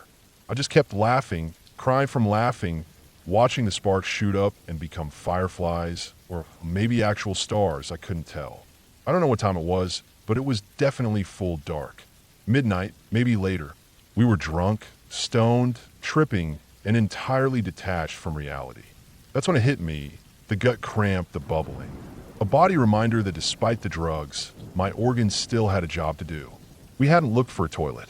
No one even thought about it until that moment. Not surprising, given we were more focused on drinking than digging holes. I fumbled for a roll of toilet paper, grabbed my headlamp, and for reasons I still don't fully understand, I shoved the massive hunting knife I'd brought in my mouth like some lunatic jungle Rambo and wandered off into the dark to find somewhere to take a shit. I left the comfort of the fire behind me. It got real quiet. No crunch of feet behind me. No voices, just the thump of my heart and the sound of my own breathing.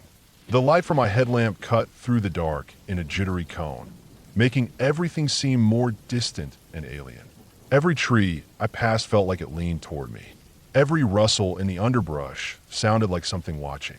I walked maybe 100 meters, maybe less. It felt like forever. I found a spot down by the riverbank, away from the path. I didn't want to shit near where we were camping, and I couldn't tell if there were designated spots or not. The mushrooms were still strong in my blood. My mind was fractured.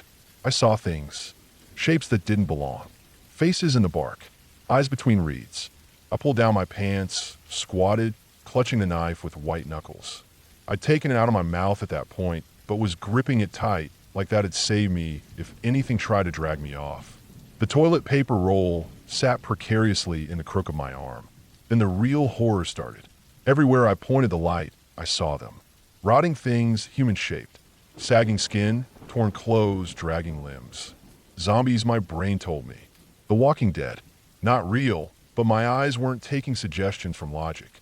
Every time I blinked, more appeared. Closer, more detail, a jaw hanging by tendons. Eye sockets empty and oozing. One crawling, one limping.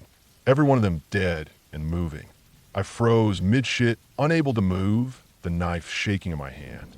I wasn't sure if I was more afraid of them or of the idea that they might not be real and I'd lash out at a tree or an animal. I was sweating, panting, tears running down my face. The headlamp bounced as I jerked around in a squat, scanning for gaps, planning how I'd run if they rushed me. I've never shit faster in my life.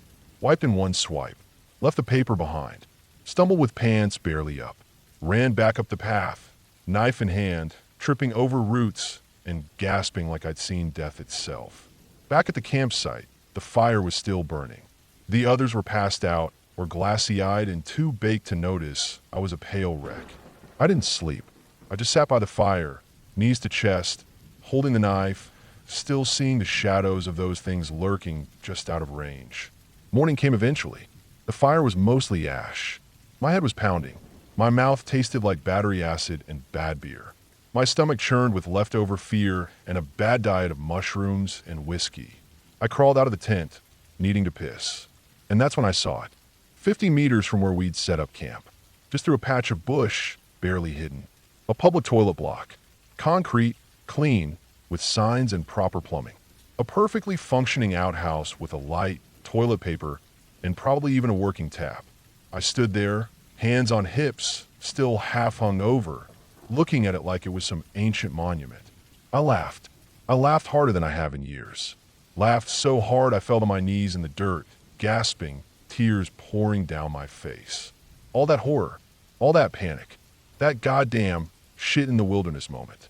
And the toilet was right there the whole time. I learned something that night, though maybe not the kind of deep, life-altering lesson people expect from a near-spiritual drug trip. I learned that the wilderness doesn't care if you're high. It doesn't bend to your mind. It just exists. And your brain will fill it with whatever monsters it can conjure if you give it enough chemicals and fear. It wasn't the last time I tripped or the last time I went camping, but it was the last time I'd go into the bush without checking for a toilet first. And that truly is the most terrifying shit I've ever taken in my life.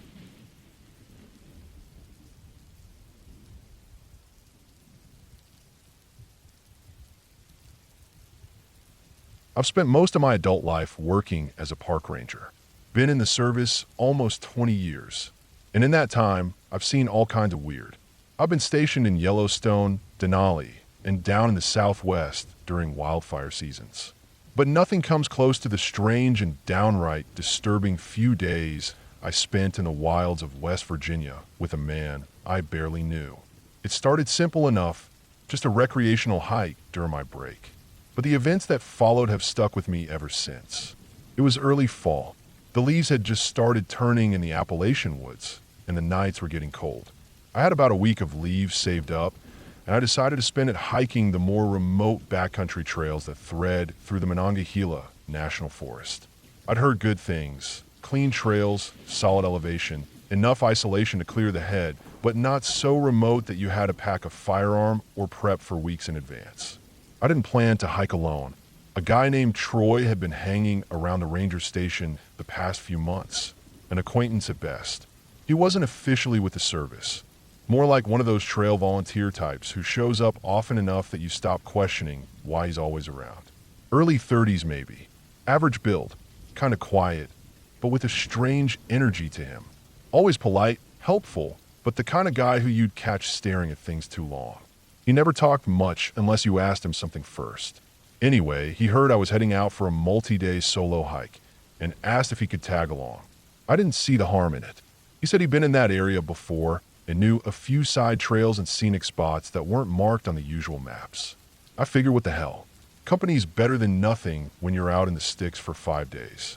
We met up that Monday morning just outside of Elkins, loaded up our gear in my old Ranger pickup, and drove a good hour to a gravel service road that cut into the woods near Spruce Knob. From there, it was all footwork. The first day was normal. We followed a ridgeline trail for a while, past some decent overlooks, and then descended into a narrow valley where we made camp. I remember thinking how still everything was. No planes overhead, no other hikers. Even the wind felt muffled by the thick canopy. That's one of the things I love about deep forest hikes, the absolute silence. It was that night, sitting around the fire, that Troy pulled out the damn Cheerios. I hadn't eaten yet. I was heating up a pouch of chicken and rice over my little camp stove. Troy had brought minimal food, just a few energy bars and a plastic bag with about a handful of Cheerios in it. I assumed it was a snack, but then he pulled out a small plastic bowl, like the kind you'd get with a camp mess kit. I watched him walk a few feet over to the creek and scoop up water straight from the stream, like he was ladling soup. Then, and this is seared into my brain, he dumped the Cheerios into the cold mountain water without mixing anything, then sprinkled a white powder over the top. At first, I thought it was flour or some kind of supplement powder, but then I realized it was powdered milk. He didn't stir, didn't wait, just crouched by the fire and started eating it cold and raw, like a man who had never seen real cereal before. I asked him what he was doing, and he gave some explanation about wanting to keep the water clean or not muddy the ratio, or some other nonsense that didn't make a lot of sense. His voice was flat, and he didn't even look up. I didn't press him. The thing is, I'd seen him eat cereal before at the station. He'd done it normal, bowl, milk from the fridge, spoon. Nothing weird. But here, out in the woods, he was acting like some feral version of himself. Still, it wasn't worth making a scene about. Maybe he just liked it that way. People get weird in the woods sometimes. They're away from the rules, from eyes. Sometimes they drop the mask. We went to sleep early. The temperature dropped into the 40s that night. I remember hearing a fox bark once or twice, but otherwise it was quiet. I slept okay, but I woke up just before dawn to the sound of rustling.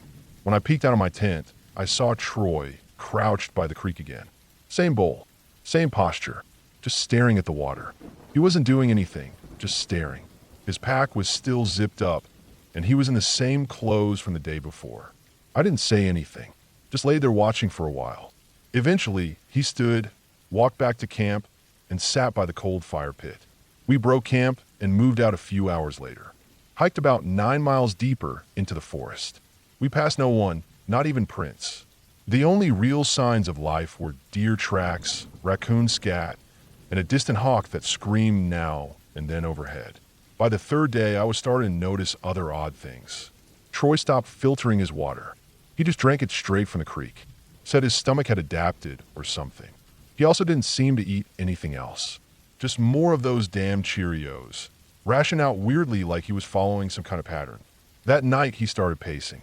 No fire, just darkness. We set up camp in a clearing surrounded by pine, and he paced the edges of the trees for almost an hour. Didn't say anything, just circled the site like a predator. I didn't sleep much. By the fourth day, I was done. We planned to take a wide loop back toward the trailhead, but I told him I wanted to cut it short and head due east, back toward the access road. I made up a story about needing to check in with my supervisor earlier than planned. He didn't argue, just nodded and followed. But as we hiked that day, things got worse. He started walking further ahead, sometimes disappearing completely from view for 20, 30 minutes at a time. I catch up to a bend in the trail and find him just standing there, motionless like he was waiting for something. That afternoon, I saw him doing something by a tree off trail. I only caught a glimpse, but it looked like he was burying something. I didn't confront him. I didn't want to. I just kept walking. That night was the final straw. We camped on a ridge overlooking a steep valley. No fire again. I laid in my sleeping bag with a knife in hand. I don't usually carry one at night, but something told me to. Sometime around 2 a.m., I heard him moving. Not just shifting in his bag, but getting up and walking. I stayed still, just listening. Then I heard the bowl. That plastic scraping sound, same as the first night. He was eating again, but this time it wasn't Cheerios. I know that sound. I know what dry cereal in a plastic bowl sounds like. This was different. Wet, sloshy, like he was stirring something thick and gritty. Then I smelled it. Something sharp, metallic. Blood. I sat up slowly and looked out of the tent flap. He was crouched near the edge of the clearing, bowl in hand. He was holding something in the other, looked like a small bird, limp, head twisted. I didn't want to believe what I was seeing. I packed my gear quietly and left before dawn. Didn't wake him. Didn't say goodbye. Just walked east, compass in hand, bushwhacking through uncut terrain until I hit a service road. Took me all day. I was dehydrated, scratched up, and exhausted when I got back to my truck. I never looked back. I never reported it. I couldn't. What would I say? That a man ate cereal wrong and maybe killed a bird in the dark? No laws broken. No bodies. Just unease. Just weirdness. But I've seen some things in my time, and I know when something isn't right. That man wasn't just odd. He was unraveling, peeling back some civilized layer and showing whatever was underneath. And I didn't want to be there when he got all the way down to the core. Back at the station, Troy didn't show up again. His stuff was gone. His car too. Word was he moved west, maybe up toward Idaho. Nobody really knew. Nobody really asked. But sometimes when I'm out on patrol and I hear the sound of plastic scraping plastic, I get this chill in my spine. Like he's out there, somewhere, crouched in the dark, pouring powdered milk on something that should have been left in the dirt. And I keep walking. I don't stop to listen. I don't follow the noise. I just keep moving, always toward the next trailhead, always toward the road. Because some men don't need monsters or ghosts to scare you. Sometimes all it takes is a bowl of cereal and a look in their eye. That trip changed how I look at people. I don't trust quiet anymore. I don't trust polite. And I don't hike with strangers. Not ever again.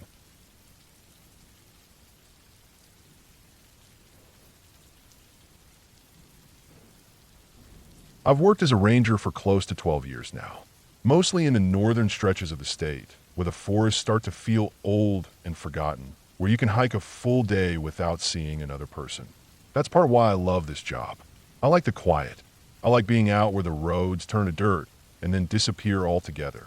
Some places are too far gone for even the locals to care about anymore. Those are the spots I find myself drawn to most. There's a park about 3 hours out from my station that I know better than most. It's not an official state or federal park. Not really. Just a massive patch of public land that got abandoned after the last wave of logging died out in the 80s. Now it's more of a loose wilderness area than anything else.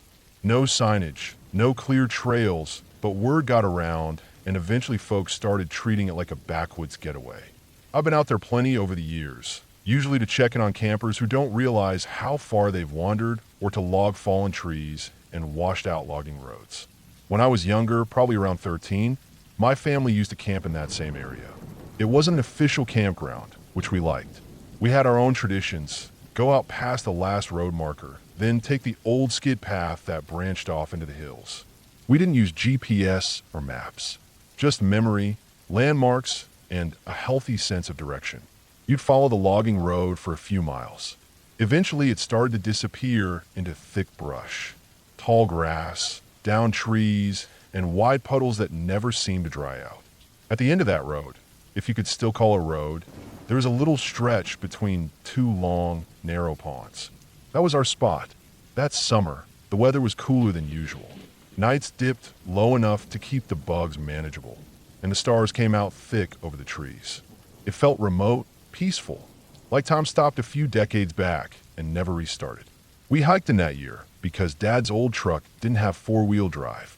We had to carry our gear over about a mile of uneven trail, but it was worth it. When we finally reached the hill between the two ponds, the view opened up on both sides. Water on either side shimmered like glass. The frogs were louder than anything. Thousands of them. It seemed like croaking nonstop in a chorus that filled the air like static. At night, that sound was a constant wall, sometimes soothing, sometimes disorienting. We set up 2 tents, one for my parents and another for me and my older brother. That first night was uneventful. We made a small fire, roasted hot dogs, and told dumb stories. The frogs croaked through everything. Their voices rose and fell together, a living, breathing sound that seemed to blanket the entire camp. Around midnight, we zipped up our tents and tried to sleep. Sometime around 2 in the morning, everything changed.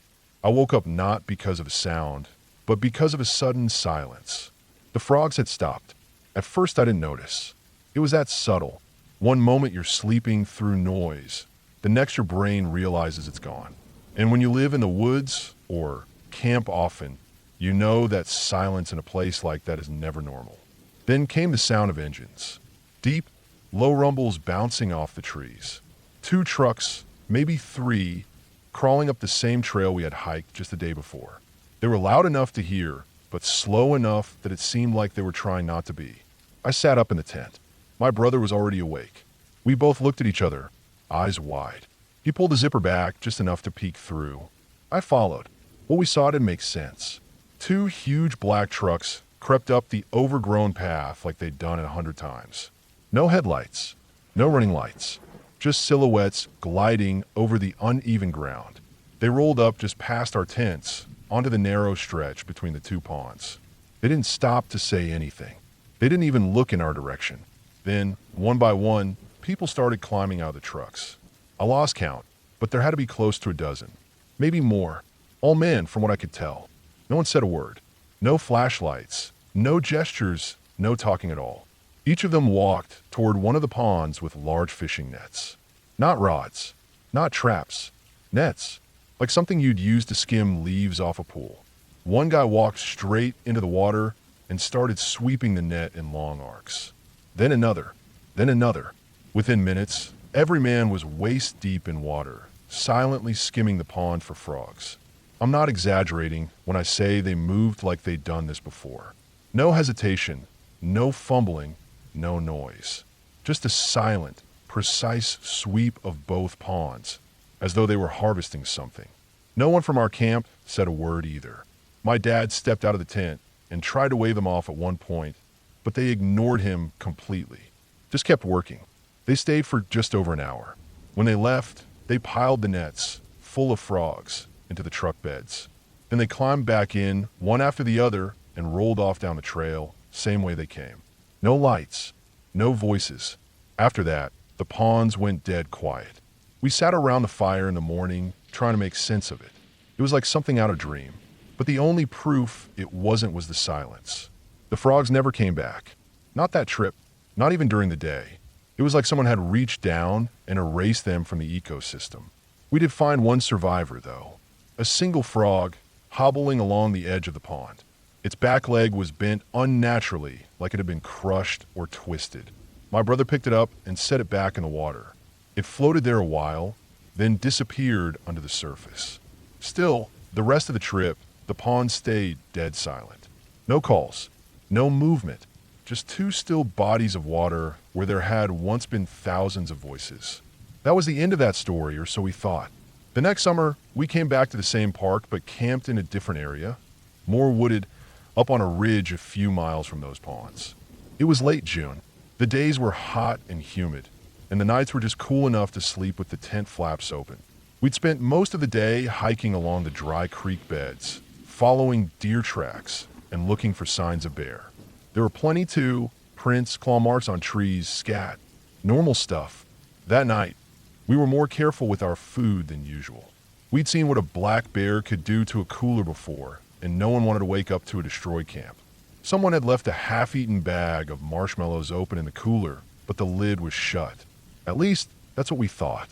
Somewhere around 4 a.m, I woke up to a weird dragging sound, like plastic scraping over rocks. Then a loud crunch. I rolled out my sleeping bag and looked through the mesh. The moon was bright enough to see what was going on. There, about 10 yards from our fire pit, was a black bear. Not even a big one. Maybe 200 pounds. Just calmly walking away with our cooler in its jaws, like it had won some kind of prize. The lid must have been cracked open just enough for it to catch the scent of sugar. The marshmallows were gone, no question. We found the cooler later that morning, halfway down the hill, wedged between two saplings. It was dented and missing its latch. A few beer cans were crushed flat, like tinfoil. But that was it. No real damage. Just a casual reminder that even when you think you're careful, nature has its own rules. That bear incident was funny in hindsight. We joked about it for years. But the frog thing? That stayed with me. Years later, when I became a ranger, I started spending more time in that stretch of the forest. I never saw those trucks again, but I've heard similar stories from others. Hikers who found animal bones in strange piles, campers who woke up to see tire tracks where there shouldn't have been any. One guy said he followed what looked like a boot trail into a marshy area near the southern edge of the park and found rows of snapped branches leading to a small clearing. No footprints, no trash, just the remains of dozens of frogs. Legs removed, bodies dumped. He assumed it was poachers or someone doing weird survivalist cooking. I think about that sometimes. Who needs that many frogs? What's the point of taking them all? And why the silence? Why the coordinated trucks, the nets, the absence of light? They weren't scared of us. That was obvious. They didn't even acknowledge us. It felt like we were in the way of something. The longer I've worked out here, the more I've realized there are whole layers of activity that exist in the woods at night. Layers that people don't notice or don't talk about. Not because they're supernatural or strange, but because they fall into a quiet, gray area between the law and survival. I've seen people haul out truckloads of rare mushrooms without permits. I've caught groups building illegal hunting blinds on public land.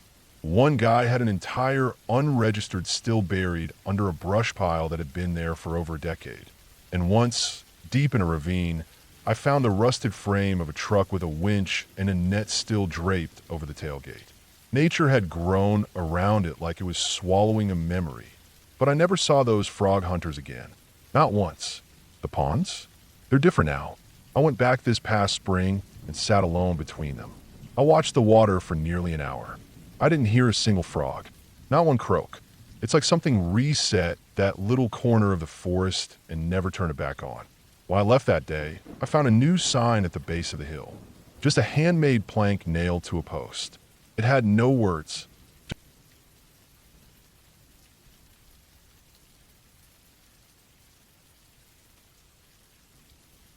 I spent the summer of 2004 working as a seasonal ranger in Yellowstone National Park. I was in my mid-20s, still in the phase of life where you're hungry to prove something to yourself. I had grown up camping and hiking in the Rockies, and Yellowstone had always felt like the crown jewel of wilderness. Getting that job felt like a small dream realized. My duties were a mix of trail maintenance, visitor assistance, and the occasional wildlife management task. The days were long, but they didn't feel like work. I remember thinking that I could do this forever. Waking up to the smell of pine and the chill of mountain air in my lungs, hearing the grunts of bison in the distance. It felt like the kind of thing you'd miss for the rest of your life once it was gone. But I don't think about the good days much anymore. It was late August when this happened. Most of the summer crowds had started thinning out. The air had a sharper bite to it in the mornings, and the elk bugles were starting to echo again through the valleys. I had driven out of the park that day to get some supplies in West Yellowstone and visit a friend for dinner. I stayed a bit longer than I meant to, so it was already past 10 when I turned my truck back toward the park entrance. Yellowstone at night is a different world. There's no light, not for miles. Just darkness so thick that your headlights seem to press against it like a wall. The road was empty, and the only sound was the hum of my tires on the pavement. About 20 minutes past the entrance, I came around a gentle bend in the road and saw something that didn't make sense. There were headlights ahead, but they weren't moving. They were aimed straight down the center of the road, bright and still. As I got closer, I realized the car had stopped dead, straddling both lanes like it had just come to a full stop mid-swerve. Then my headlights caught the shape of something large lying in front of it. It was a bison. The animal was still alive, but barely. It was lying on its side, twitching in that terrible slow way that big animals do when they've taken a hit that broke everything inside but left them breathing. Its breathing was labored, ribcage rising and falling in jerks, nostrils flaring and leaking mucus. There was blood pooling beneath it, thick, dark, and spreading in a slow ripple across the asphalt. The front of the car was crumpled inward like an accordion, the hood curled around the engine block, windshield cracked like a spiderweb. The bison must have walked straight into the road, and the driver didn't have a chance to brake or swerve in time. That part was horrible, yeah, but not unheard of in Yellowstone. Animals wander the roads all the time. What really made my stomach knot was the silence. The car was running, headlights on, even the driver's door was wide open. But no one was inside. I parked a few feet back and got out, shining my flashlight around. The interior of the car was empty. No bags, no purse, no wallet on the seat, no cell phone. The dome light was still on, casting everything in that pale yellow glow. The keys were still in the ignition. I walked around to the front and looked at the windshield. The glass was cracked all over, with a few spots where it had fully shattered in small punched-out holes. On the passenger side, the airbag had deployed. The driver's side airbag was also deployed, but what caught my eye was a smear of blood across the center of the steering wheel. It wasn't a lot, just a swipe like someone had hit it with their forehead or nose and bled a little. But it told me someone had definitely been in there when the crash happened. I checked the ground next. A few feet away from the driver's side door, I saw blood again. Drops, irregular and spaced out, leading away from the car into the darkness beyond the road. I followed them for about 10 feet before they just vanished into the dirt and grass. My flashlight didn't pick up any signs of a person. No torn fabric, no tracks, no movement. I called out, not names, just a loud hey into the night, but nothing answered back. Just the low breathing of the bison behind me and the gentle creak of the engine cooling off. Back then, there wasn't good cell service in that part of the park. Actually, there was barely any. You had to know exactly where to stand to get even a flicker of reception, and I wasn't getting anything. I stood there for a minute, listening, looking around, thinking. It felt wrong to leave, but I had no way of helping the driver, wherever they were. I also wasn't about to wander into the woods at night alone. If they were hurt and off trail, trying to find them without backup would just make two people lost instead of one. So I got back in my truck and drove. It took 15 minutes to get to the campground near Norris, where I knew there was a pay phone outside the ranger station. I used it to call in, explain the situation as calmly as I could, where the car was, what I saw, and what I didn't see. They said they'd send someone out right away. They told me to stay put in case someone came looking for help. I waited outside for almost 40 minutes. No one showed up. Eventually, a pair of law enforcement rangers pulled in. I gave them the details again. We all drove back together toward the crash site. When we got there, the bison was dead. Its head was slumped down, body still in the road, steam rising faintly from the blood. The car was exactly how I left it. The rangers swept the area on foot. They found the same blood trail I saw, but it didn't lead anywhere. They searched the nearby woods for over an hour, called in another team. Nothing. It was like the driver had vanished into the trees. By morning, the vehicle was towed and the bison removed. I stayed on shift to help answer questions from some confused early drivers who had to be diverted around the scene. One of the senior officers told me later that the vehicle was a rental out of Bozeman. It had been picked up that same day. They couldn't get in touch with whoever rented it. No emergency contact was listed, just a name and a card number. They put out a missing person alert, but no one ever came forward. There were no calls to the Park Service asking about the car. No one came back looking for it. Over the next week, a few of us went out looking again. We covered some of the nearby game trails, thinking maybe the driver had wandered off injured, dazed, and died somewhere, just out of sight. That's happened before in the park. When panic and blood loss set in, people stopped thinking straight. But we found nothing, not even a shoe print.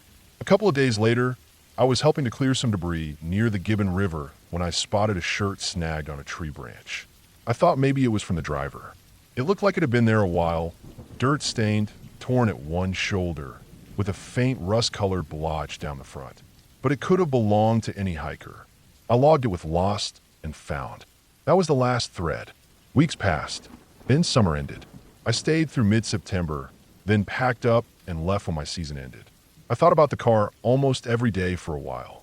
I kept trying to tell myself the same thing everyone else did. Maybe the driver had flagged someone down and gotten out of the park before we arrived. Maybe they were scared of the trouble, didn't want to face insurance claims or legal stuff. Maybe they were embarrassed. Maybe. But those blood drops weren't from someone walking confidently toward a ride. They were scattered and low to the ground. That's the part one, keep remembering. That and how quiet it was. No sounds in the trees. No distant footfalls. Just a door left open and a road half painted in blood. I don't tell this story much anymore. People always want some kind of resolution, like a body found months later, or a clue that ties everything together. They want a twist, but there isn't one. The car hit the bison. The driver vanished. That's all. Still, sometimes when I'm driving at night on a dark road, especially near wooded stretches, I think about that bison. How its chest was still moving when I found it. How its huge eyes were blinking slowly, like it was dreaming something. And I think about the person who walked bleeding into the trees and never came out. Somewhere out there, something must have happened. Something very real. But that's the worst part of this job, the not knowing. The unanswered radio calls. The boots on the ground searches that end in nothing but silence and wind through the trees. I don't work in the parks anymore. I miss it sometimes. The mornings, the stillness, the mountains, but I don't miss the nights. Not one bit.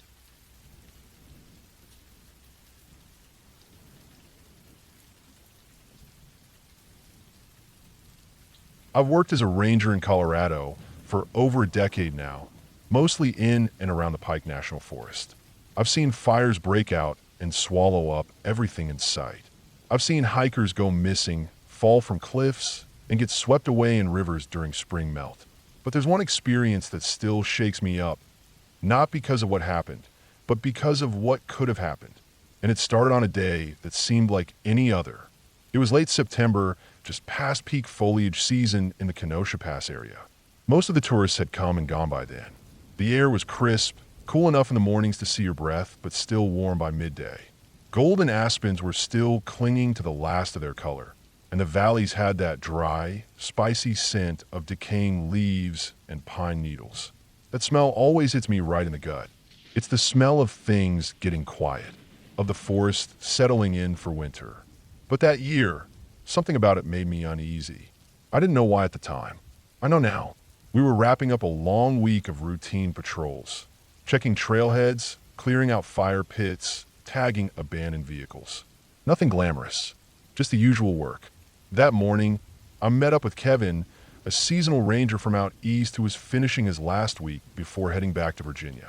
Good guy, solid instincts. We loaded up the truck at the station around 7:30 a.m. and headed out toward a series of pull-offs and dirt roads on the south side of the pass. There were reports of illegal camping down there, and one hunter who said he saw what looked like a carcass being dragged across a trail. The hunter didn't stick around to find out what was doing the dragging. I didn't think too much of it. Bears were always active that time of year, especially with winter around the corner. We followed the 4x4 trail up along the ridge, then dropped down into one of the long drainages on the western slope. Thick pines, deadfall everywhere, narrow switchbacks. It was the kind of road that chewed up your undercarriage if you weren't careful. Around noon, we found the first illegal site. It was tucked just off the road, barely hidden. Someone had built a makeshift fire pit out of rock and left an open cooler behind. Raw meat in it. Flies. Bloody plastic. It was the kind of stupidity that brings in trouble. I took some photos, packed up the trash, and poured water into the fire pit to make sure the ashes were dead cold. The site wasn't more than a day or two old. We radioed it in, took coordinates, and decided to push deeper in. There were no signs of large predators right around that site, but I kept thinking about that hunter's story, the carcass being dragged. Mountain lions were always a concern, but they're stealthy. You rarely see them. Bears, though, they don't hide as well. They move fast, but they're loud when they want to be. Kevin was driving as we worked our way up toward a section we called Dead Horse Ridge. The name came from a real event years back, when a wild horse from a nearby ranch fell off the cliff during a thunderstorm. Locals still talk about it like it was some sort of omen. I've never believed in that stuff, but the place does feel heavy. Steep drop-offs, thick timber, blind corners. You got to pay attention up there. We came around a bend doing about 35 when it happened. I didn't see it at first. I just felt this huge presence slam into the edge of the road, maybe 20 feet to our right. Dirt and gravel exploded up like a small landslide. Kevin hit the brakes, and I turned just in time to see it, this massive, dark blur bounding up from the slope below. It was a bear, easily the biggest I've ever seen. A cinnamon black bear, though its coat looked almost reddish in the sunlight. Thick, powerful. It moved like it weighed 400 pounds, maybe more. But it wasn't slow. Not at all. It had locked onto us, not out of aggression, but more like a challenge. Like it wanted to test what we were doing there. The damn thing pulled up alongside us as we rolled forward. I swear, for 3 or 4 full seconds, it kept pace with the truck, head low, muscles working, paws slamming into the dirt shoulder just feet from my door. It didn't feel real. My adrenaline surged, and I just sat there stunned, watching this bear move like a machine next to me. All I could get out was a long, low, "Oh, hell yeah." Not fear. Not yet. Just awe. Pure dumb awe. Kevin slowed a little, either out of instinct or shock. As he did, the bear veered in front of us. It didn't run like it was scared.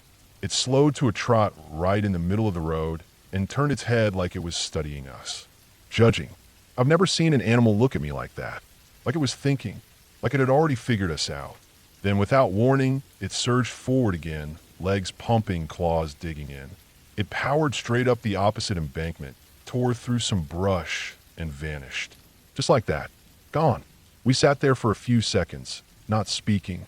The only sound was the engine idling and the wind sifting through the leaves. We talked about it later, of course. But in the moment, we just pressed on. That's the job. You take what you see, you hold on to it, and you keep moving. But here's where the story really starts. Because the bear wasn't alone. Later that day, we stopped at a clearing near the creek to take a break. I walked maybe 50 yards into the trees to relieve myself and noticed something strange. The ground was disturbed. Not like hoof prints or simple tracks. I'm talking about gouges. Deep ones. Something had been digging, maybe recently. There were clumps of hair caught in the bark of a fallen log nearby. Not deer hair. Thicker. Darker. Bear, possibly, but maybe not the same one we saw earlier. I bent down and studied it closer. The hair was oily, coarse, and some of it had dried blood on it. Could have been from fight. Could have been from something else. Either way, I marked the spot and we kept going, making our way toward a secluded game trail that connected back to the main forest road. As the light started to fade, we came across something that made my stomach knot up. Just off the trail, down in a shallow ravine, we found the remains of what looked like a yearling elk. At first, I thought it had just been scavenged, normal enough.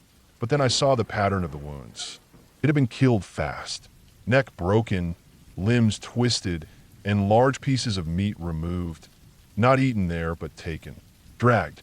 The drag marks went up the hill, away from the kill site. Not down toward the creek like you'd expect from a feeding animal. This wasn't normal bear behavior. Something had taken the time to kill and move it. The direction didn't lead toward a den. It led upslope, toward one of the old burn scars that hadn't seen trail traffic in years. Kevin stayed with the truck while I followed the path, maybe 150 feet up. I moved slow, real slow. The woods were dead quiet. Too quiet. No birds, no insects, not even wind. Just me and my boots and the sound of pine needles underfoot. Then I saw it. At the base of an old fire-charred pine, there was a pit. Shallow, dug by hand or claw. I couldn't tell. Inside were bones. Not just elk. A few smaller ones too. Rabbits maybe. And something else. A shape that looked off, like part of a backpack frame, half buried under debris. I didn't dig it out. I didn't want to. Whatever this place was, it felt wrong. I turned around and got back to the truck fast. Told Kevin what I saw. We agreed to mark it and call in a report the next morning. By then it was late. Shadows were long. We needed to get out of there before dark. But the woods weren't done with us yet. On the drive back down, maybe 3 or 4 miles from the highway, Kevin slammed the brakes again. I was nearly asleep when I felt the jolt. I looked up and saw something cross the road ahead. Fast, low to the ground, and large. Not a bear. Not a cougar. Something else. Too big to be a wolf. Too smooth in its movement to be a bear. It vanished into the brush before I could make out more than a silhouette. We didn't stop. We didn't speak. We got to the ranger station just after 9 p.m., logged everything we saw, and called a night. I barely slept that night. Every noise outside felt like something coming up the wall. Every gust of wind tapping on the cabin made my heart race. My dreams were filled with movement. Shapes shifting between trees, massive paws pressing into the soil, eyes just behind the blackness. The next morning, we sent a wildlife officer to the pit I found. He radioed back within the hour. The bones were real. The backpack frame? It belonged to a missing hiker from 3 years earlier. Nothing conclusive, but the timing and location lined up. I never saw that bear again. Never found tracks that big in that area after that week. Kevin left a few days later. We keep in touch, but we don't talk about the bear, or the pit, or that fast-moving thing we saw on the road. I stayed on another season. still patrolling, still clearing trails. But every fall, when the wind changes and the forest starts to go quiet, I think about that day. Sometimes I wonder how close we came to something worse. How many more of those pits are out there? How many more animals or people went missing without anyone ever knowing? The forest hides things, not just in the shadows, but in the silence. And once you've seen that kind of speed, that kind of thought behind the eyes of an animal, you never look at the woods the same way again.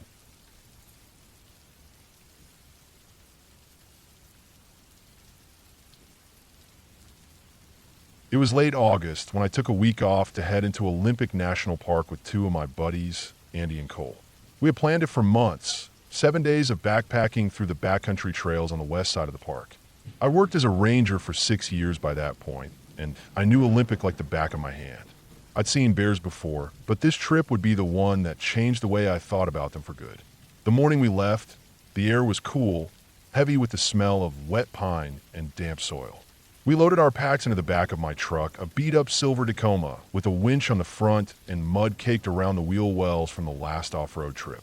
It was still early, barely 6 a.m., and we wanted to make it deep into the interior before sundown. The trailhead we were aiming for was remote, one of those dirt pull-offs barely wider than the truck itself, about 15 miles past where most folks stop.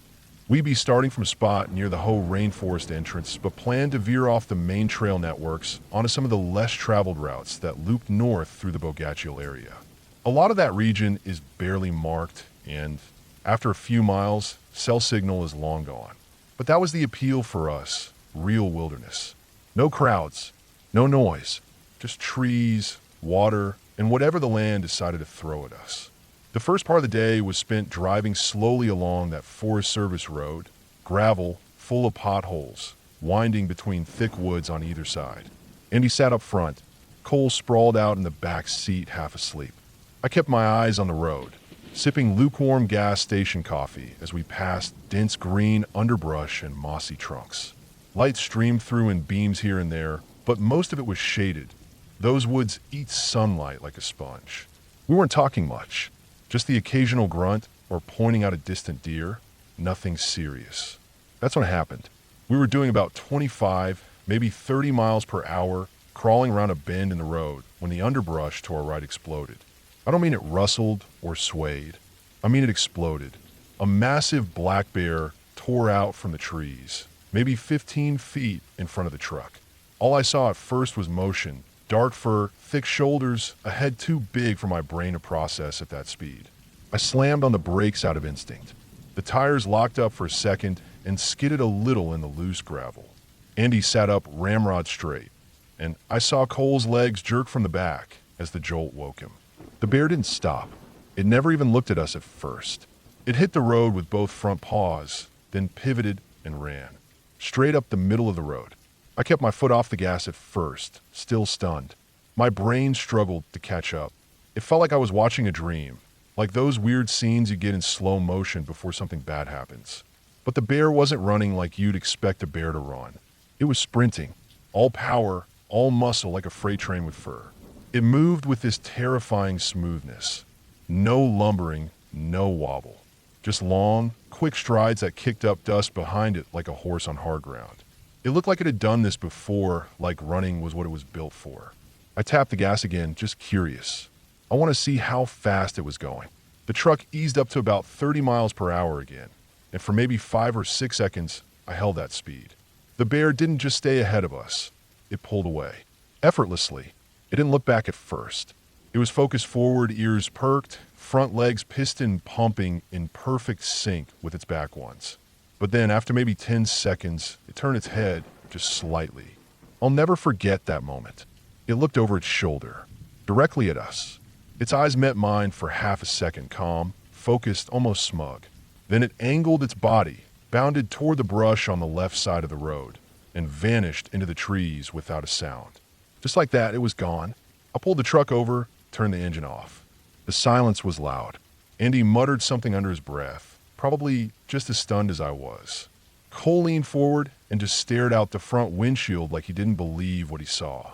I don't care what any documentary or wildlife pamphlet says, black bears can run. And not in some clumsy, stumbling way.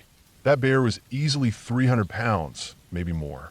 It moved like a racehorse, but with claws, teeth, and a build made for power. The idea of outrunning one was laughable after that. Even in a straight sprint on a forest road, with a vehicle going full speed, we didn't have a chance. That sight stayed with me the whole rest of the day. I'd always known black bears could run fast. Textbook says up to 30 miles per hour, but seeing it in person that close was a different thing entirely. It made me uneasy, even though the bear had no interest in us. We drove another hour or so, barely speaking. The trailhead came up around midday. Just a dirt cutout barely big enough for 2 cars, marked with a fading wooden sign and a small brown post with a trail name etched into it. We got out, stretched, checked our gear. The air was cooler there, the kind of damp that seeps into your clothes and settles behind your knees. The woods looked tighter, older. Big leaf maples towered overhead, and everywhere the trees weren't, ferns took over the ground like green waves. Everything dripped, moss, bark, even the rocks on the ground. Olympic has this heaviness to it, this thickness that presses down from above and around you. It never really lets up. We shouldered our packs and started hiking. The trail was narrow, just wide enough for single file, and we took it slow. Every sound felt sharper, the snap of a twig, the rush of a bird's wings overhead. Even our boots seemed too loud. We didn't talk much that first day. All of us were still thinking about that bear, and I could tell it had shaken us more than we admitted. The hike was long, probably 9 miles in, and we stopped near a small stream around sunset. Set up camp, cooked a little food over a small burner, then called it a night. But I didn't sleep well. I kept thinking about that moment, the look that bear gave us before it vanished. That glance over its shoulder. It didn't look scared. It didn't look surprised. It looked like it wanted to send a message. By the second day, we were deeper into the park. No sign of people. The trails we used were rarely maintained, overgrown in places, with moss covering every inch of the wood around us. It was beautiful, but quiet in a way that didn't feel peaceful anymore. It felt watched. That's when we started noticing the signs. First, it was a dead fawn, half buried in leaves. No bite marks, no visible wounds, just tucked under a log near our camp the third night like something had cached it there. We moved on fast, didn't linger. Then came the scat. Fresh bear scat. Every day. Different spots. Too fresh to ignore. Tracks too. Big ones. Some straight across the trail. Others circling near where we camped. Once we found claw marks up a tree about 8 feet high. Still damp with sap. Each night after that we kept a fire burning a little longer. Talked a little less. Packed up quicker in the morning. We kept our food hung, made noise on the trails, tried to act normal. But we knew that bear had followed us. Not right behind, not in sight, but close. Close enough. There's a certain type of fear that comes when you realize something is watching you and choosing not to show itself. It's different than fear of being attacked. It's the fear of being stalked, of being studied. It never came close enough for a confrontation, never rushed us or circled our tent or anything like that. It stayed just on the edge of things, always a little too quiet, always just out of view. But that was the worst part. You start to lose sleep. Your senses crank up until every sound is a threat. Every broken branch becomes a warning. Every shape in the trees is shadow waiting to move. By the 6th night, we didn't talk at all. We ate in silence, barely slept, just sat around the fire with our eyes on the woods, each of us holding a bear spray kind of like a useless toy. And we knew, without saying it, this trip had gone wrong. On the last day, we cut our route short, took a straighter path out, skipped 2 of the planned trail loops.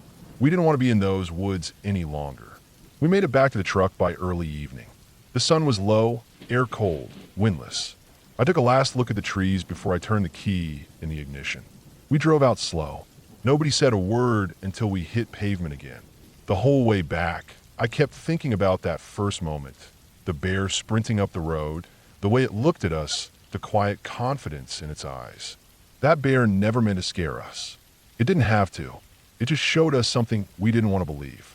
That in its world, on its terms, we were nothing but slow, soft strangers wandering too deep. People love to think they're safe in the woods if they're smart. If they bring the right gear, follow the right steps, make the right noise. But sometimes, something's out there that doesn't care how careful you are. Something that's faster, stronger, and smarter than you think.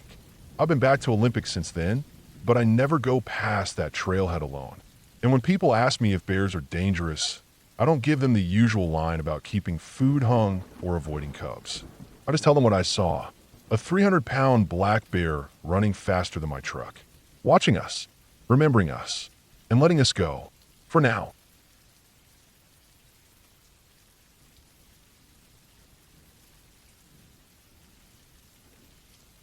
I still remember the way the air smelled that night. Crisp pine, cool soil, and a bit of smoke from the dying fire. I was just a kid back then, maybe 9 or 10. It was the summer my friend Sarah and I went camping with her parents in the northern end of the state forest. Her folks had a nice setup, a sturdy canvas tent, proper sleeping bags, and all the gear that made you feel like you were doing something adventurous while still being close enough to safety if anything went wrong. That mix of freedom and protection. At that age, it made us feel like we could explore anywhere. We were out there for 3 nights. Her parents picked a semi-secluded site a short walk from the main ranger station, but far enough into the woods that we didn't hear much of anything but birds during the day and insects at night. No RVs humming, no other families talking, just the woods. Thick pines all around us, dense underbrush, trails that stretched into the dark, places that hadn't been cleared in years. On the second night, after we'd roasted marshmallows and told each other dumb stories about bears and escaped prisoners, Sarah and I decided we wanted to walk around a little before going to sleep. Her parents were already dozing, half zipped in their bags. I remember Sarah saying we should try walking with our flashlights off to see if we could still find our way. She was always braver than I was. So we did. We tucked our lights into our jackets and started walking along one of the trails leading away from the campsite. It was only supposed to be for 5 minutes, just far enough that we could look up at the stars without the campfire glow messing with our eyes. It was so dark, but the kind of dark that comes alive once your eyes get used to it. The trees opened up just enough above us for us to see the sky, wide and full of stars. It felt like something out of a movie, just standing there in the middle of the trail, looking up at that huge sky. Somewhere nearby, we could hear frogs, maybe a toad. Every now and then a branch creaked under some small animal, but it wasn't scary. It was the kind of night that made everything feel calm. But I remember getting a weird feeling. Not like panic. Not yet. Just a sense that we'd walked far enough. So I told her we should go back. I don't know how many minutes had passed. Maybe 10. Maybe more. Time feels different when you're surrounded by trees in the dark. I turned around and started walking back the way we came, listening to the crunch of our sneakers over twigs and dirt. That's when I heard it. It was faint at first, like a second set of footsteps, but not quite right. They weren't in sync with ours. If we stopped, it stopped. If we sped up, it did too. But it wasn't just walking. There was weight behind it. Something a little heavier than us, maybe dragging a bit, maybe stepping on brush without caring how much noise it made. I told Sarah to shine her light behind us. Just quick. I didn't want to stop walking. I just needed to know if something was there. When her light flicked on and pointed down the trail behind us, I saw something. Not clearly. Not a face or eyes. Just a shape. A tall outline. Too tall. Not animal-like. Definitely not a deer. It wasn't on 4 legs, and it wasn't standing still like wildlife usually does when caught in light. It was upright. It was a person. That shape was a person. My gut turned cold. Even at that age, even without any real reason to panic, I knew something was off. No one should have been out there. No other campers were nearby. And whoever this was, they weren't calling out to us, weren't saying they were lost or asking for help. They were just there, quiet, trailing behind us. I didn't think. I just ran. I heard Sarah right behind me, her shoes pounding the trail. Branches slapped against my arms and face, and I didn't care. I didn't look back. I could hear whatever was behind us, not walking now, but running. Full on running. Fast. Crashing through brush and leaves, not caring how loud it was. I kept running until I saw the edge of our campsite. That's when the noise behind us just stopped, like someone slammed on brakes. We didn't stop until we hit the light of the dying fire. Then we stood there, breathing hard, both of us covered in dirt and scratches, staring back at the dark trail. There was nothing there. Not a sound. Not a movement. Eventually, we crawled into the tent and zipped it up all the way. I stayed awake most of the night, ears straining for any sound, any footstep, but it never came back. Whatever it was, it didn't follow us past the edge of the site. We didn't talk about it after that. I think our parents just assumed we got too worked up from stories and scared ourselves running in the dark. But I remember that shape. Clearly, it wasn't some made-up monster. It was a person. I became a park ranger almost 15 years later. I didn't plan to. It just sort of happened. I studied biology, worked seasonal jobs, guided some tours, and eventually got into backcountry patrol. The job felt right. I like being out there in the quiet with the trees. But I never forgot what happened that night. And I never camped without checking the area twice. 3 times if I was deep in the woods. You see a lot working in the parks. Animals doing things they shouldn't. People doing things they really shouldn't. I've had to haul drunk hikers off cliff sides. I've had to break up groups hunting illegally in restricted zones. Once, I found a man living under a tarp for months, just miles from the nearest ranger outpost, completely off-grid. But none of that ever shook me like the thing that followed us that night. Last summer, I was assigned to a forest in a region not too far from where Sarah and I had camped as kids. Different name now. The boundaries had shifted, but I remember the general area. One evening, I was doing a late patrol, just to check on a few trail markers and a report of an unauthorized fire pit found a few days prior. I was walking the trail just before sunset, the kind of time when the woods start to feel heavy. Light doesn't quite make it through the canopy, and the air cools off fast. I was about half a mile from an old and used campsite when I found something. There were boot prints off the trail, fresh. Not hiking boots, but heavier. Work boots. I followed them for a few minutes through the underbrush until I reached a small clearing. There, under a thick spruce, was an old lean-to. Nothing official. Just a rough shelter made from deadfall and a tarp that had clearly been patched several times. I could see kin stacked beside a tree. A small fire ring. Rope tied between trees, probably for drying clothes or meat. Someone had been living there. I made note of it, marked the spot with GPS, and backed out. I didn't touch anything. I didn't call it in right away either. My shift was almost up, and I figured I'd come back with backup in the morning. Maybe bring in wildlife services too, just in case. That night, as I logged my report, I felt that same cold gut feeling I had when I was a kid. The same pressure. Like something wasn't right. The boot prints. The shelter. The quiet. I thought of the figure that chased us. That heavy crashing behind us on the trail. So I dug into the old files. You can find just about anything if you know how to ask. I looked up past reports in that region. Not just ranger notes, but local police, old ranger logs from the early 2000s, even bits of fire service reports and SAR incidents. I had to go through some microfilm and scanned archives, but I found something. Back in 1995, a man went missing in the area. He was never found. His name was Thomas Brewer. Worked in logging. Had a reputation for drinking. People assumed he fell into a ravine or had an accident. But then in 1999, 3 hikers reported being followed on a trail not far from where I'd seen that shelter. They said it was a large man, maybe wearing dark clothes, but he never spoke. Just watched them. Tracked them. When they ran, he ran. Then he stopped the moment they hit their campsite. No one believed them. A similar report came in again in 2003, in 2007, and again in 2011. Different people, different times, same behavior. Always after dark, always near that part of the woods. Every single time, the figure followed quietly, chased when chased, and then stopped at the edge of the campsite. They all said the same thing. It wasn't an animal. It was a person. I went back out there the next day with 2 other rangers. We hiked in early and found the shelter again. But this time it was empty. No signs of fresh use. No prints. The cans were gone. The tarp had been cut down.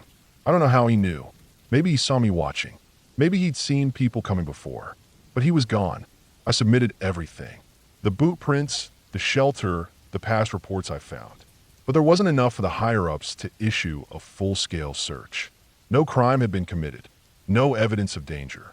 Just stories. A man living off the land, maybe a bit unstable, maybe not. A shadow. A memory. But I remember that night like it just happened. I remember the fear. I remember the outline of a man in the dark woods, moving fast, silent, close. And I know, somewhere out there, he's still watching, still waiting in the tree line, still stopping just short of the firelight. And that's why I never camp without my radio, my sidearm, and a full can of bear spray. Because whatever you think is out there, it might just be a man who's been living in the dark for decades, chasing kids for the thrill of it, vanishing before the sun rises. And sometimes, the scariest thing in the woods isn't a ghost. It's just someone who never left.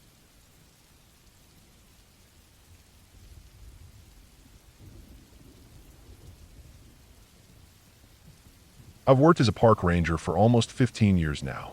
Most of those years were spent in northern Arizona, bouncing around different ranger districts near the Mogollon Rim. It's mostly pine forest up there, ponderosa, oak, and juniper. The terrain is steep in some areas, flat in others, and riddled with draws and washes that snake across the forest floor like dried-up rivers. We call them arroyos out here, but a lot of old-timers still call them draws. This story happened in early October about 6 years ago. I was stationed at a small district office outside Payson, Arizona, and my job was mostly backcountry patrol, checking trails, documenting any signs of illegal hunting or dumping, and sometimes helping out with search and rescue if a hiker got turned around. That fall, we'd gotten reports of people hearing gunshots and engines deep in a part of the forest called Weber Canyon. That area was a pain to get into even with a 4x4, and most folks avoided it unless they were hunting elk or trying to hide something. We figure it might be poachers or someone cooking meth again. Both are unfortunately common out in the woods. I was sent out to patrol solo for 3 days and report back anything unusual. The plan was simple: camp, observe, and record. I loaded up my assigned rig with food, water, and camping gear. I took a sidearm, a satellite phone, my personal GPS, and a rifle the Forest Service kept in the cab, just in case I ran into a cougar or a bear that didn't want to be polite. I wasn't too worried, though. Weber Canyon is remote, but I'd been through there a dozen times. Still, I knew to stay alert. There's a different feeling in the woods when you know you're not supposed to be there. Not because of spirits or some dumb ghost story, but because someone who doesn't want to be found might be watching. I drove out on a Monday morning. It took about 2 hours just to reach the old logging road that cuts into the canyon. The last mile had eroded badly, so I had to park the truck and hike the rest of the way in. I carried a 70-pound pack with enough gear to last me 3 days, plus a trail camera I planned to mount on a tree near a draw we suspected people were using as a trail. The draw itself didn't have a name, at least not on any map I'd seen. It ran north to south for about 3 miles, with steep, brush-covered banks and a trickle of water running along the bottom. Probably runoff from the monsoon season earlier that summer. Animal tracks were everywhere, mostly deer and elk, but I also spotted a few boot prints that looked fresh. Real fresh. I followed them for about a half mile and found a crude fire ring under a big alligator juniper. The ashes were still a little warm. Whoever made the fire had probably been gone only a few hours. That night, I set up my bivy sack under a rock ledge and listened. It was quiet. Too quiet, maybe. No owls. No coyotes. The forest can be like that sometimes, though. Animals move on. Maybe a predator had come through earlier and scared them off. I didn't sleep much that night. Not because I was scared, but because I was trying to listen for engine noise. Nothing came. The next day, I hiked deeper into the draw. About halfway through, I started noticing odd things. Nothing dramatic, just small details that didn't sit right. A crow's wing nailed to a tree with a rusted roofing nail. A pile of rocks stacked in a tight spiral. Fresh wood shavings beneath a cedar that looked like someone had whittled something there and then left. At around 2 in the afternoon, I found what looked like a butchered deer carcass. At first, I thought it was left over from a kill by a mountain lion or maybe a coyote pack, but the cuts were too clean. Somebody had gutted this deer with a knife, taken the meat, and left the skin and bones behind. I marked it on my GPS and bagged a few of the bone fragments for evidence. I also noticed something odd. Near the kill site were more boot prints, smaller than the first ones I saw. Maybe someone wearing size 8s or 9s. They looked newer. I got the feeling I wasn't alone out there. I kept moving until dusk, and then found a spot to camp about 200 yards upslope from the draw. I set up under a deadfall pine and made a small fire. I kept the fire low. No need to advertise. Around midnight, I woke up to a sound. At first I thought it was wind, but then I realized it was someone walking slowly through the dry leaves down in the draw. 1 foot, pause, then another, like they were sneaking. I stayed still. I didn't move or breathe too loud. Whoever was never got close, and eventually the sound faded away. I didn't sleep after that. At first light, I packed my gear and followed the trail of footprints as far as I could. They led to a shallow cave halfway up the slope on the east side of the draw. I didn't go in right away. I sat and watched from behind a down log for a while. No movement, no sounds, just quiet. Eventually, I crept up and shined my flashlight into the cave. It didn't go very deep, maybe 15 feet. But inside, I found a makeshift bedroll, a tin can stove, and a small pile of tools. No food, no water. Whoever had been living here had cleared out fast. There were carvings on the cave wall. Not drawings or symbols, just deep scratch marks like someone had taken a knife or chisel and dragged it across the rock again and again. It wasn't art. It looked more like nervous energy, like someone trying to keep their hands busy. That gave me a bad feeling. I took pictures and GPS tagged the cave. By then it was late morning. I decided to hike back to the truck early and report everything to my supervisor. But instead of taking the main path, I cut up and around the draw on the west side. I didn't want to run into whoever had been watching me the night before. About a mile out from where I parked, I heard movement again. This time it was fast, snapping branches and heavy footfalls behind me. I turned and scanned with my rifle, but I didn't see anything. Then I caught a glimpse of someone, maybe 50 yards away, moving through the brush, dark clothes, small frame. I didn't chase. I just kept moving. When I got back to the truck, I found something odd. The passenger side mirror had been snapped off and was lying on the ground. There were smudges on the door, like someone with greasy hands had tried to open it. The truck was locked and nothing inside was missing, but it was clear someone had been there while I was gone. I got in and drove out, not stopping until I hit the highway. Once I had cell service, I called it in. Over the next few weeks, law enforcement came out and swept the area. They found 2 more kill sites, both deer, butchered clean. They also found signs of a campsite deep in a side canyon. Inside were syringes, a broken propane lantern, and a backpack with a few burned notebooks. There wasn't any ID, but one of the notebooks had page after page of strange scribbles. Words written over and over like keep still, and he doesn't know, and the drain is not safe. It was rambling nonsense, probably someone with a mental illness or spun out on meth. They never caught the person. The trail went cold. No more sightings. No more gunshots. No more footprints. Just silence. Eventually the reports stopped coming in, and the whole thing was chalked up to transient activity, which is the polite way of saying homeless or off-grid people living where they're not supposed to. But here's what never made it into the report. 2 weeks later, I went back out there alone. Not officially, just something in me couldn't let it go. I needed to see if the cave was still empty, if the feeling I'd had was just my nerves playing tricks. I got there before dark and climbed up the same slope, but the cave wasn't there. Let me clarify. The slope was there. The rocks were there. But the opening, the cave I'd GPS marked and taken photos of, was gone. In its place was a rockfall, like the face of the hill had collapsed and buried everything. I checked my GPS twice. Same spot. I even pulled up the photos on my phone to double check the rock formations. It was the same place, just sealed. I stood there for a long time just staring at it. Then I hiked out.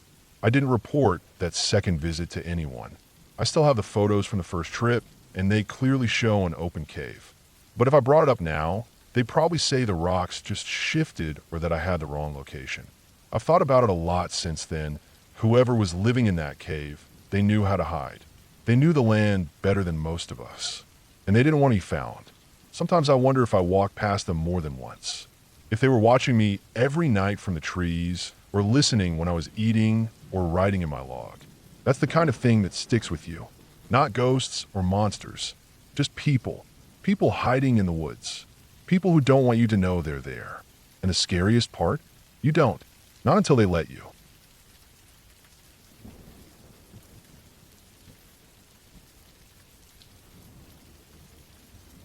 I've been working as a park ranger in Idaho for over 12 years. Most of the time, it's the same routine: morning rounds, clearing trail debris, checking permits, and dealing with the occasional fool who thinks the forest is their private playground.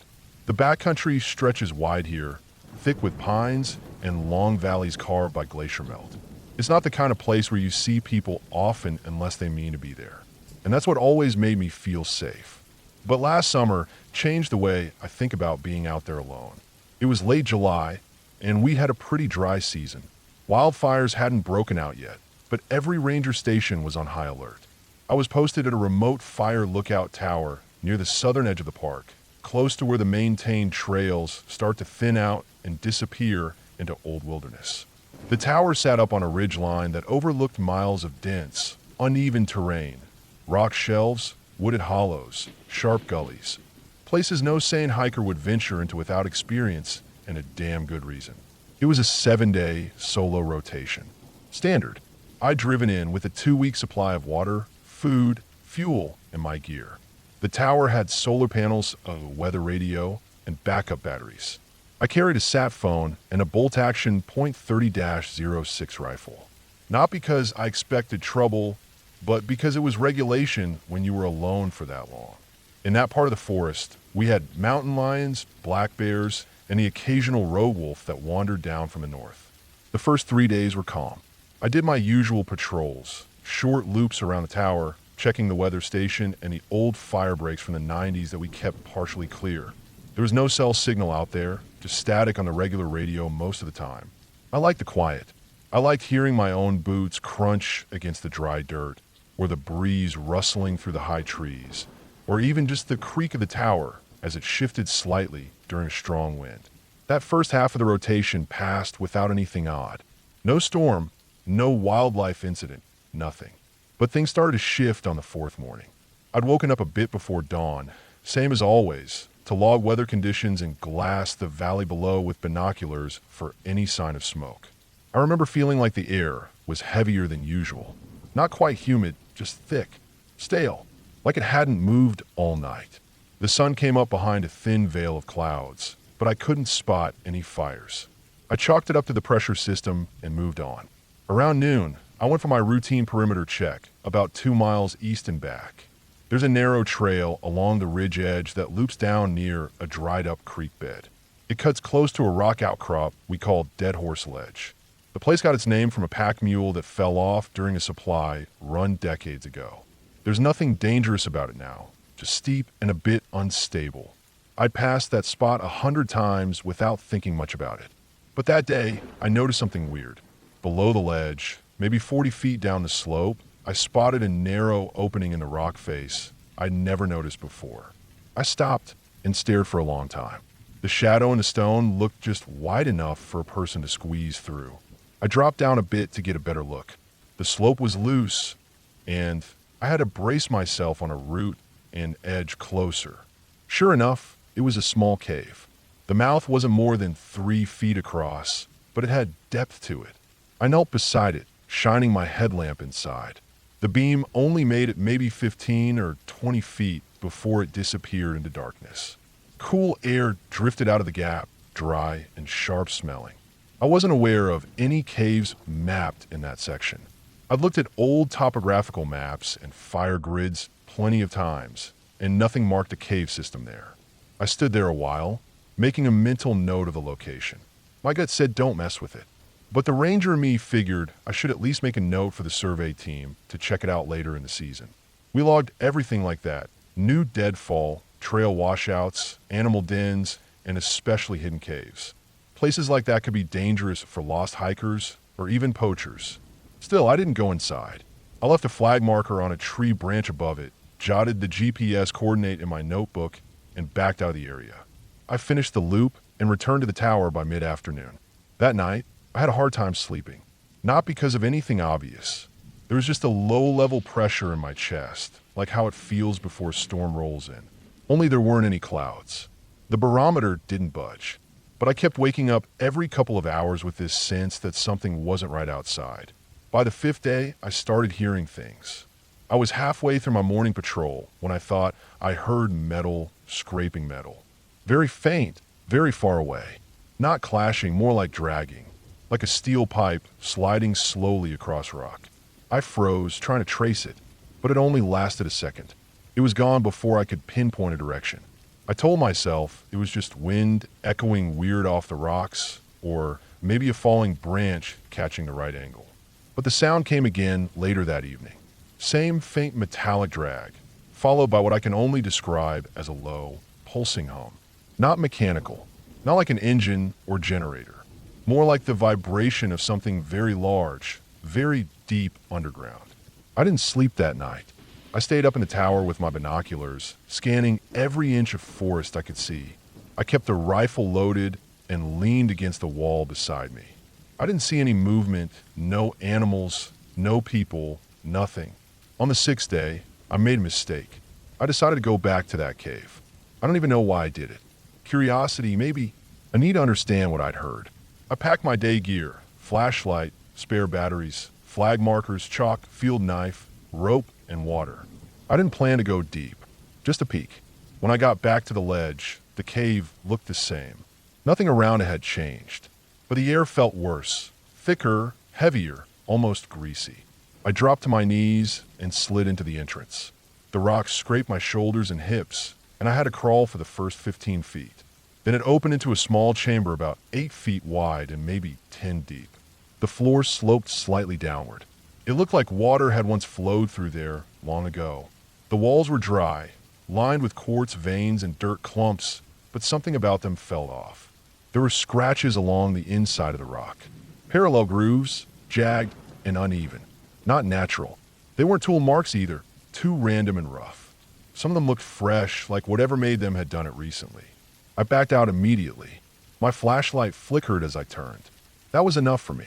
I hiked back up to the tower fast. My legs were shaky by the time I got to the top of the stairs. The sun was dropping behind the trees, and the whole horizon looked darker than it should have. That night was worse. I didn't sleep at all. Something was moving in the woods. I couldn't see it, but I heard it. It didn't walk like a bear or a cat. It didn't stomp or growl. It moved low to the ground, shifting in quick, heavy bursts.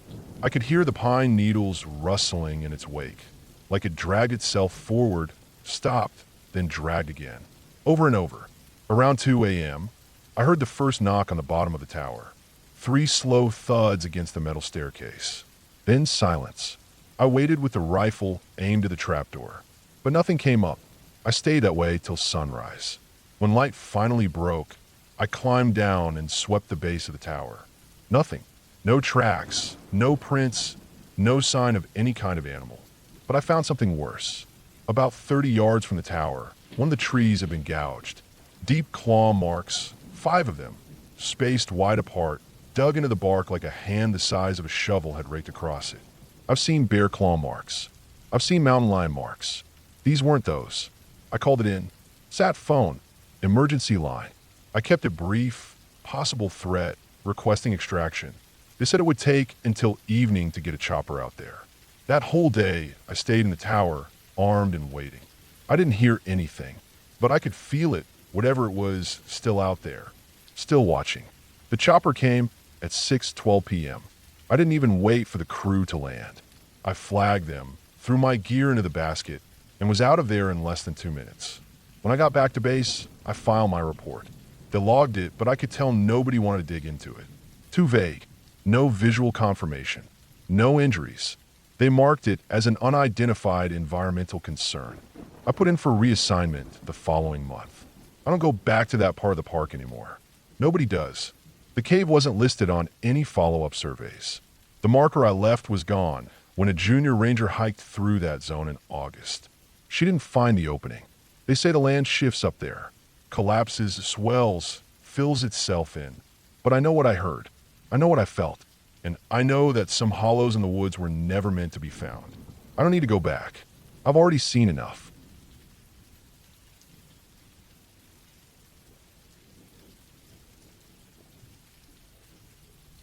I've worked as a park ranger for most of my adult life. I started out in Oregon, did a stint in Colorado, and eventually landed a permanent position in northern Utah. The park I work in now is one of the less visited ones, tucked deep in the Wasatch Mountains. It's quiet, remote, and mostly untouched by tourists. That's what I liked about it. Fewer people meant less trouble. The area covers thousands of acres of mixed forest, pines, firs, aspens. Thick underbrush in places, craggy ridgelines in others.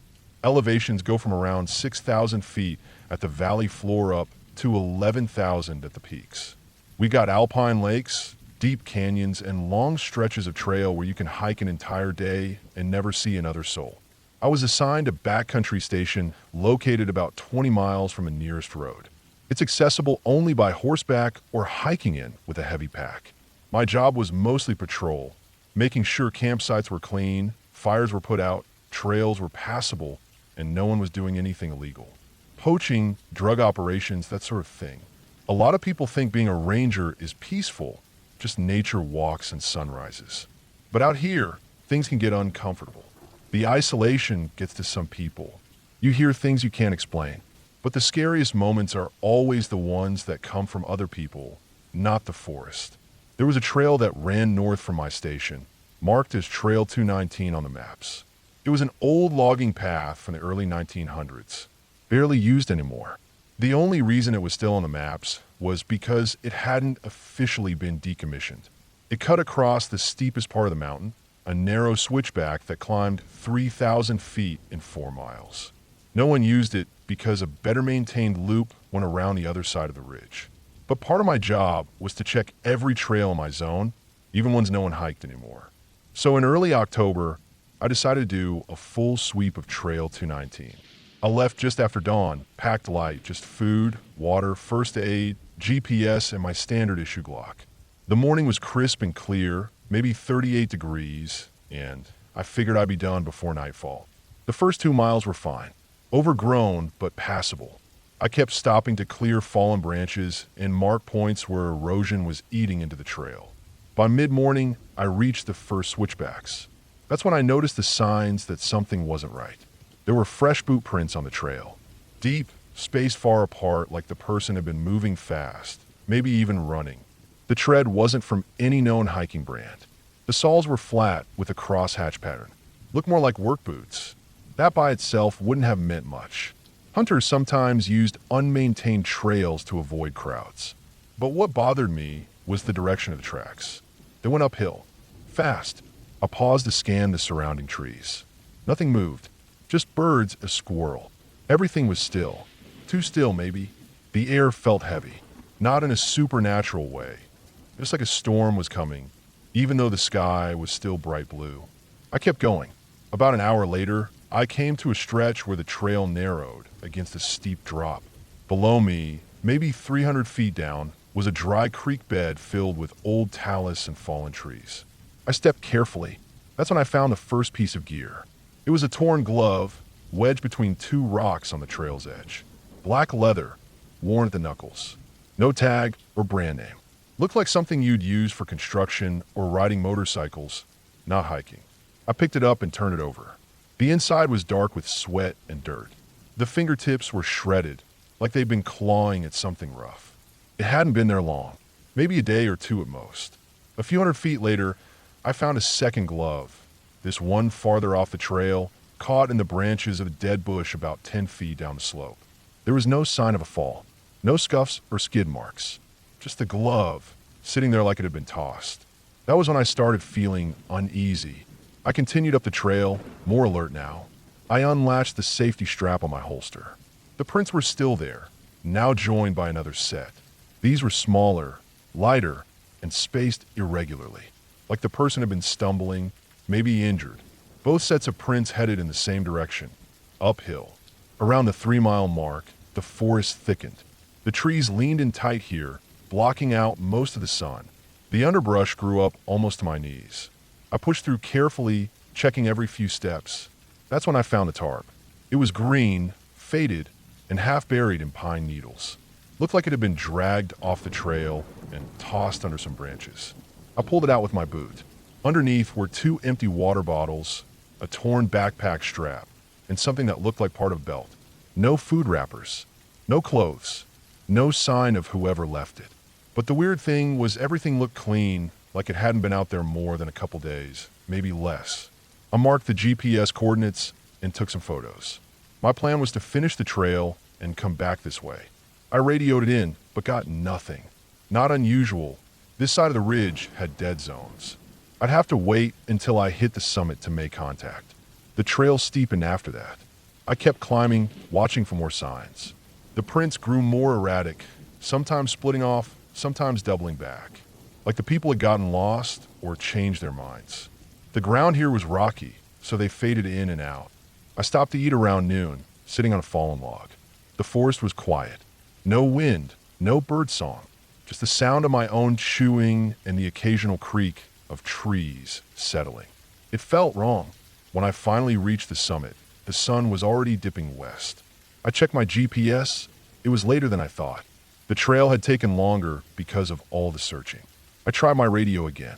This time I got through to base, told them about the prints and gear, said I was heading back down the same way.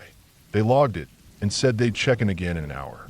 Going down, the light faded fast. Shadows stretched across the trail, turning everything gray and flat. I moved quicker, but still stopped often. About halfway down, I found something that made my stomach drop. A makeshift campfire, still warm. It had been built just off the trail in a small clearing. No rocks around it, just a shallow pit scraped into the dirt and ringed with bits of bark. Someone had burned trash, plastic, paper, something that smelled like old food. No sleeping bag, no tent, just a fire. I crouched and checked the ground. Prints all around. Same boots as before. No animal tracks nearby. I stood up and scanned the trees. That's when I realized the forest had gone silent again. Not quiet, silent. Nothing moved. No birds, no squirrels. Just stillness. I moved faster after that, keeping my hand near my pistol. Every branch crack sounded louder than it should have. I kept looking back, half expecting to see someone following. But there was nothing. Then I heard it. A branch snapped. Not under my boots. Behind me. Maybe 50 feet back. I froze. Waited. Then another snap. Slow, careful. I didn't shout. I didn't call out. Just moved. Not running, but faster than before. The trail twisted ahead, and I used the bends to put distance between me and whatever was behind. I didn't want to stop and look. The back of my neck felt like it was crawling. For the next half hour, I heard the sounds now and then. Always behind me. Never close, never far. Like someone pacing me. I finally reached the point where I'd found the glove earlier. That meant I was less than a mile from my station. Relief started to creep in. Then I noticed the prints again. They were fresher now, sharper. The boots and the smaller set. Still heading downhill. But that wasn't right. I should have caught up to whoever made them. Or seen them. Unless they'd stepped off the trail. That thought made my skin crawl. I kept going. When I saw the first signs of my station, with smoke, the edge of the clearing, I almost ran. But something made me stop. My front door was open. I always lock it. Always. There's no reason not to, especially when I'm out on patrol. I approached slowly, staying low, moving around the edge of the clearing. My heart was pounding. I drew my sidearm and circled behind the station, coming up on the back door. It was shut. No signs of forced entry. I stepped inside, gun raised, and cleared the cabin. No one was there, but things were off. A chair was knocked over. My storage locker was open. Food wrappers on the floor. Someone had been inside. I checked my emergency trail cam. It was mounted outside, facing the clearing. The SD card was gone. I radioed it in, told base what had happened. They said backup would arrive in the morning, first light. Too dark to come in now. Told me to stay put, stay armed, and keep the place locked down. That night was the longest of my life. I sat up with the lights off, gun across my lap, listening to every creak and groan of the forest. Just before dawn, I heard something outside. Footsteps in the leaves. Not running, just walking. Slow, deliberate. I didn't move, didn't breathe. They circled the cabin once, then faded into the trees. When the other rangers arrived that morning, we swept the area. Found more prints in the dirt. Same boots, same pattern. Still no sign of the people. We followed the trail for a few miles, but it vanished.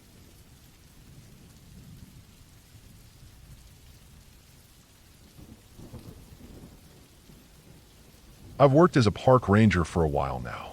Most of my career has been spent in Arizona, between various state and national parks. Long stretches of desert, twisted canyons, cliffs that seem to bend sunlight, and places so silent you start hearing your own blood move. I've always loved the quiet. I thought I had gotten used to it until the fall of 2021. That was the first time the silence ever made me feel like something was wrong. It was the only time I ever truly felt watched, not by animals, not by people, but by something real, something dangerous. That fall, I was stationed at a lesser-used portion of the park system in northern Arizona. It wasn't the Grand Canyon or some well-known attraction. It was a dry, rugged section of land covered in red rock ridges, old volcanic flows, scattered junipers, and patches of thick scrub. We called the region Unit 24, but the maps labeled it something else, Drainage C-17. That name came from an old hydrological survey. The area had a deep gully that stretched out from cracked ridge and worked its way down through a maze of cuts, cliffs, and slopes until it spilled into a dry basin 10 miles west. The locals called the drainage the Scar because of how it ripped across the land like an old wound. Hardly anyone came out that way. There were no official campgrounds, no scenic overlooks, no gift shops. It was one of those parts of the park system that existed because it had to, not because people wanted it. Most days I patrolled alone. We had a ranger station on the northeast end, a half-mile from the closest dirt road. It was solar-powered, stocked with 2 weeks of food and water, and had a small ATV we used when the terrain got too rough for trucks. That season, I was the only one assigned to Unit 24. Budget cuts, I was told. Other rangers were rotated to busier sections of the park, and since I had the most experience, I got stuck with the loneliest stretch of land. I didn't mind. I figured I'd have time to think, read, do my rounds, and sleep without noise. For the first couple weeks, that's exactly what I did. But then I found the boot. It was a Thursday. I remember that clearly because I had just restocked my supplies the day before during a quick drive into town. I was doing a perimeter check near the southern edge of the Scar, walking along a rocky trail that curved around a dry wash. The sun was still low, casting long shadows that made every bush look like it was moving. That was when I saw the boot. It was half buried in red sand under a twisted juniper. Old, cracked leather. No laces. It looked like it had been there for years, but there were no teeth marks, no signs of animals. That was strange. Even old boots get chewed on by coyotes or rodents out there. I crouched down to look at it, brushing off some sand. It was a size 12 men's. Not military, not hiking grade. Just a regular work boot. That part of the park didn't get casual hikers. Only serious backcountry folks made out that far. And they didn't wear boots like this. I figure maybe it was from an old survey crew. But something about it bothered me. It was sitting too neatly, like someone had just taken it off and left it there. I flagged the GPS location, took a picture, and moved on. The next morning, I came back with the ATV and a small metal probe. I started checking the area just to be sure there wasn't more buried under the sand. About 15 feet from where I found the boot, I hit something hard. I dropped to my knees and dug with my hands. I pulled up a canvas satchel, heavy and stained. Inside were a rusted folding knife, 2 water bottles, one full, one empty, and a cracked phone. The screen was shattered, and there was no signal. It had no service sticker on the back, like it came from a small regional carrier. That turned everything from weird to serious. I hiked back to the station, logged everything, and called the district office using the sat phone. They said they'd look into missing person reports and get back to me. They asked me to stay put and keep patrolling the area, just in case there was more to find. Over the next 2 days, I found more. I came across a torn shirt snagged on a low branch and a pile of stones that looked like they had been stacked by hand. Then, deeper into the drainage, I found a scorched patch of earth like someone had tried to build a fire but didn't know how. It had rained a few days earlier, but the ashes were dry. That meant it was recent. I took samples and photos and marked the location. That night, back at the station, I felt off. I couldn't put my finger on it. It wasn't fear, not exactly. Just a tight, buzzing tension in my chest. I didn't sleep well. Every time I drifted off, I kept jolting awake like I was about to miss something important. By the 3rd day, things started getting worse. I headed out early, back to the Scar. I wanted to check a section of the drainage I hadn't yet. It required hiking on foot since the ATV couldn't navigate the steep sides. I parked at the edge, locked the rig, and hiked down. The sun was already baking the rocks by 9 a.m., and I kept having to stop and drink. About 2 miles down, I found what looked like a shelter. Someone had wedged a sheet of tarp between two rocks and laid down pine boughs inside. There was an old food wrapper tucked in a corner and what looked like a pair of gloves, both stiff with dried mud. There was no one around, no footprints. The shelter looked like it hadn't been used in days, but not weeks. It wasn't decaying or sun-bleached. Now I was getting concerned. I radioed in, but the ridge blocked the signal. I decided to hike back up to call it in. That's when I realized I was being followed. At first, it was just small sounds, stones slipping, brush moving. I figured it was a rabbit or a bird, but the sound kept pace with me. Every time I stopped, they stopped. When I moved, they moved. It wasn't my echo, and it wasn't the wind. I started walking faster. I wasn't running, not yet, but I was trying to put distance between myself and whatever was back there. I didn't look back right away. I kept my eyes forward and listened. The sounds were getting closer, more deliberate. A soft scraping of boots on stone, branches bending, not breaking. Finally, I turned. There was nothing, just a trail behind me and the sharp drop into the scar. But the silence had changed. It was heavy. It felt like I was being pressed on all sides, like the air itself was thicker down there. I couldn't explain it. I got to the ATV and rode hard back to the station. I reported everything, including the feeling of being followed. I didn't lie, but I didn't say it was fear either. I said it was tactical awareness, which was easier for people to accept. The office said they were sending a search and rescue crew to assist. They asked me to meet them the next morning and guide them in. I agreed. That night, I barely slept again. I kept hearing things outside. Light tapping on the siding. A soft scuffle on the gravel path. I kept checking, flashlight in hand, sidearm on my hip, but nothing was ever there. Just the wind and the dark. In the morning, I drove out to meet the crew. They were late. I waited 3 hours at the junction and finally got a call. The crew had gotten turned around. Their GPS had glitched and they had to reroute. They'd be delayed another day. I headed back to the scar on foot to recheck the area around the shelter. That was when I found the hole. It was hidden under a ledge, barely visible unless you stood right over it. A narrow crevice, maybe 4 feet wide, descending into darkness. A hot breeze came out of it, smelling like metal and something else, like rot but drier. I dropped the glow stick inside. It vanished after about 20 feet.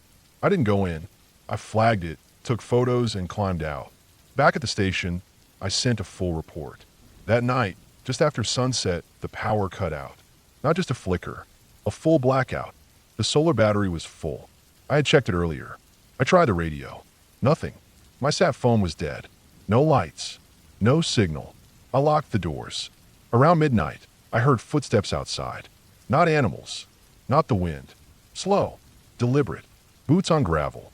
They circled the building once. Then silence. I didn't sleep. When morning came, I found footprints. Real ones. Not mine. Bigger than mine, spaced wide like the person was moving with long strides. They led from the ridge to the station, circled it, and stopped at the back door. Then they vanished. I checked my gear. My pack was open. Nothing missing, just moved. My knife was lying on the floor. My map was unrolled. Someone had been inside. The SAR team arrived later that day. I didn't leave their side for the rest of the operation. We explored the shelter, the burned patch, and the hole. They dropped a small camera down the crevice. It went 50 feet before signal loss. We found nothing else. No body, no ID, no signs of a struggle.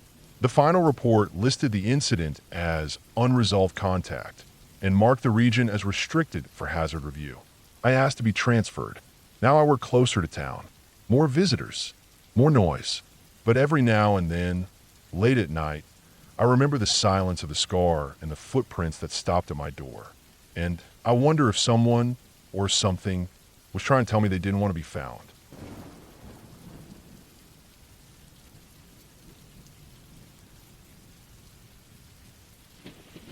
I worked as a full-time park ranger in northern Arizona for most of my 30s.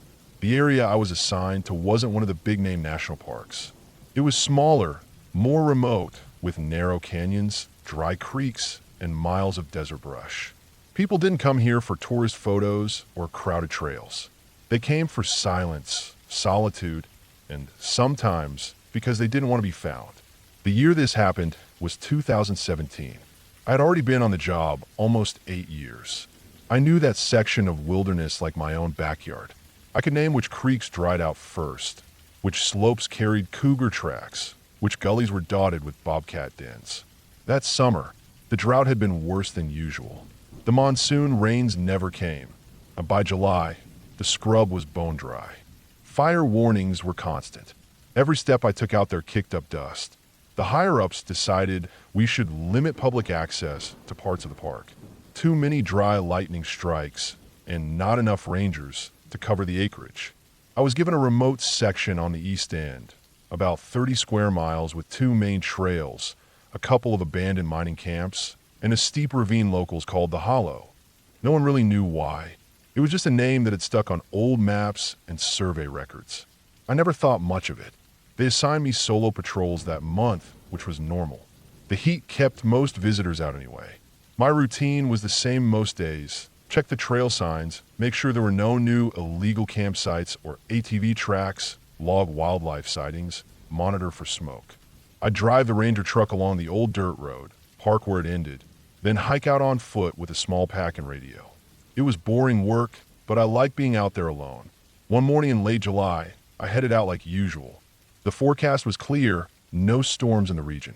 I planned to spend the night out by the ravine and hike back the next morning. I had my tent, water, food, GPS, flare gun, first aid, and radio. My cell rarely worked in that part of the park, so I didn't count on it. The hike in was normal. Dry air, no wind, lots of cicadas buzzing in the brush. I made good time and reached the rim of the ravine by early afternoon. The hollow was about 300 feet deep, shaped like a horseshoe with steep rocky walls.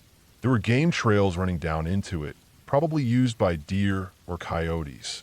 I'd camped nearby once before. It was quiet and undisturbed, a place few people even knew existed. I found a flat patch of land on the northern edge, under some juniper trees, and set up camp. By late evening, I had a small fire going and dinner heating in my metal pot. There was no wind, no clouds, just still desert air and the sharp smell of juniper smoke. That night, I didn't sleep well. It started with small sounds. Footsteps on gravel, the kind that make your ears perk up when you're alone. At first, I figured it was just animals. Probably a mule deer or a jackrabbit. But the steps were slow, spread out, and coming from the same direction over and over, like someone was circling the camp just out of sight. I got out of the tent and scanned with my flashlight, but the beam just bounced off brush and rocks. I saw nothing. Still, I felt watched. I checked my GPS and radio, both working fine. I didn't want to startle myself too early in the trip, so I told myself it was nothing and got back in the tent. A few hours later, I woke up sweating. Not from heat. Something had startled me awake. I stayed still for a minute, then unzipped the tent and poked my head out. The fire had burned out, and the moon had dipped low, leaving everything in deep shadow. That's when I saw the drag marks. About 10 feet from my tent, the dust was disturbed. A wide trail had been carved into the dirt, as if something heavy had been dragged across it. No tracks around it, just a single streak heading from the brush toward the edge of the ravine. I didn't hear anything. I didn't see anything, but I could feel it. Something had come close while I was sleeping. I didn't sleep the rest of the night. I kept my light and knife close and stayed alert until the first signs of dawn. At sunrise, I left the tent up and followed the drag marks. They led straight to the rim of the hollow, then stopped. No broken rocks, no signs of something falling.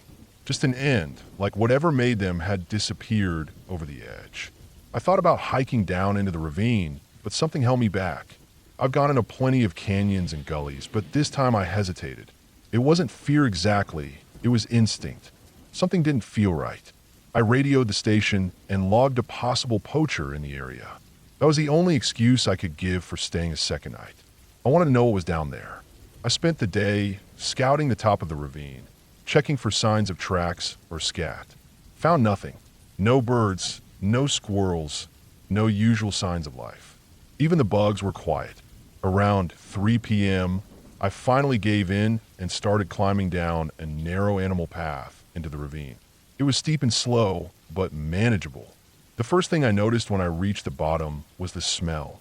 Dry earth, yes, but also something sour and metallic like old blood. I've tracked enough wounded animals to know that smell. I followed it to a clump of large rocks tucked into a shady bend in the ravine wall. There in the dust was an old backpack. Weather-worn, sun-bleached, almost shredded. I could barely make out the brand tag. No ID, no gear, just an empty, crushed bag. Next to it, half buried under rock and dirt, was a boot. Just one, torn at the ankle. The heel was scuffed out, and the sole was warped from heat or maybe time. I dug around it carefully with my knife, and under the surface I found something worse. A shirt, wrapped tight, like a tourniquet around what looked like part of a human arm. I stopped digging. My chest felt tight, and my hands went numb. I marked the GPS point and scrambled back up to camp as fast as I could. Back at the top, I radioed it in as a possible human remain and asked for a search team. They said it would take until morning for backup to arrive. I didn't want to camp there another night, but I couldn't leave the scene unsecured either. I kept the fire going, but I didn't eat. I didn't sit. I just kept watch. Around 1 a.m., I heard movement again.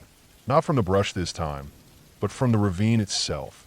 It was a faint scraping sound, like something being pulled over rock. Then came a soft thump. Then another, like someone slowly dragging their feet up the slope. I grabbed my flashlight and aimed it down the path. I saw nothing, but the sound stopped. I kept the light aimed down for a long time. Eventually, it started again. This time, from the other side of the camp. I turned quickly, scanning, but still saw nothing. Just quiet trees and rocks. No birds, no insects, no wind. Something was circling again. By sunrise, I was shaking with exhaustion. I didn't sleep at all. When the other rangers arrived by ATV, I felt like I hadn't blinked all night. We went back down together. We flagged the backpack, boot, and clothing fragment. Forensics came out later that week and confirmed partial human remains, likely male, maybe early 20s. No ID matched. No missing person report nearby. They found more fragments later. Bits of bone, a belt buckle, and a water bottle from a hiking brand that had gone out of business 5 years earlier. That gave them a rough estimate. The remains had probably been down there for years. Still, no full body was ever found. No skull, no full skeleton, just scattered parts like something had picked through them. They ruled it as a possible mountain lion attack, though they couldn't confirm it. No claw marks, no bite damage on the bones that remained. Just tearing and fragmentation. I knew it wasn't a lion. I've tracked enough of them to know how they kill, how they drag prey, how they cache it. This was different. After the recovery, the park section was closed indefinitely. They never reopened it to the public. On paper, it was because of geological instability. In reality, they just didn't want to deal with it anymore. I kept working the park a few more years, but I never went back to that ravine again. Even now, years later, I still think about those nights. The dragging sounds. The missing person no one remembered. The bones left behind like leftovers. It wasn't ghosts or demons or any of that. It was something real. Something that moved at night, avoided light, and circled without leaving tracks. Something smart. Sometimes I wonder if I was meant to find that bag, or if it was meant to find me. But I didn't die out there. I came back. That's the only reason I get to tell this now. And I'll never camp near the hollow again. Not ever.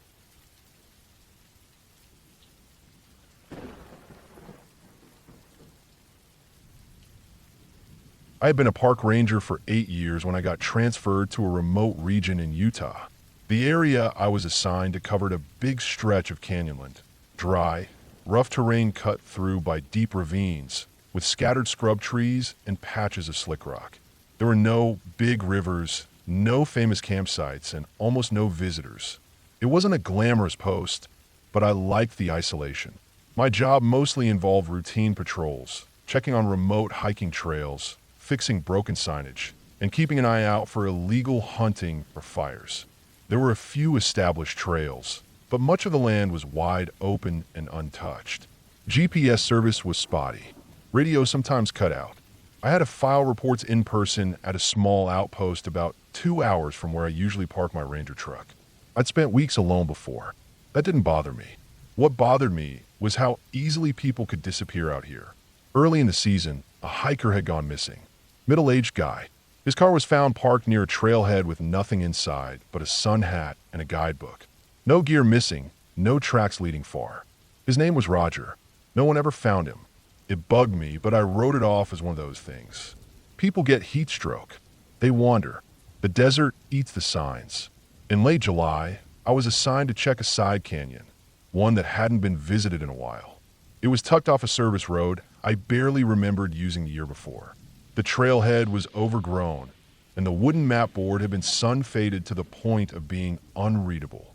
The canyon itself didn't even have a name, just a number, 43A.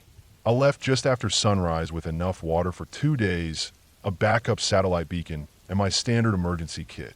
My truck couldn't go all the way to the drop-in, so I hiked the last mile and on foot, dropped into the ravine, and started following the dry wash. The plan was to loop around and climb back out at the north end by late afternoon, camp if needed, and check in the next morning. The canyon walls were steep and curved in on themselves like melted wax. Loose rocks kept sliding underfoot. It was slow going. Around noon, I came across a rusted piece of rebar sticking out of a rock wall. I recognized it as part of an old climbing anchor, likely illegal. That meant someone had come through recently, maybe trying to explore off-route. I took a GPS reading and kept going. The farther in I went, the tighter the canyon got. It closed up above my head like a tunnel in some sections. I kept my eyes open for animal sign, cougars, coyotes, maybe a bobcat, but everything seemed dead quiet. No insects, no bird calls, just the sound of my boots scraping rock and the occasional clatter of a pebble rolling behind me. Around 2 p.m., I found something that made my stomach drop. It was a backpack, faded red, half buried in silt near a dry pool.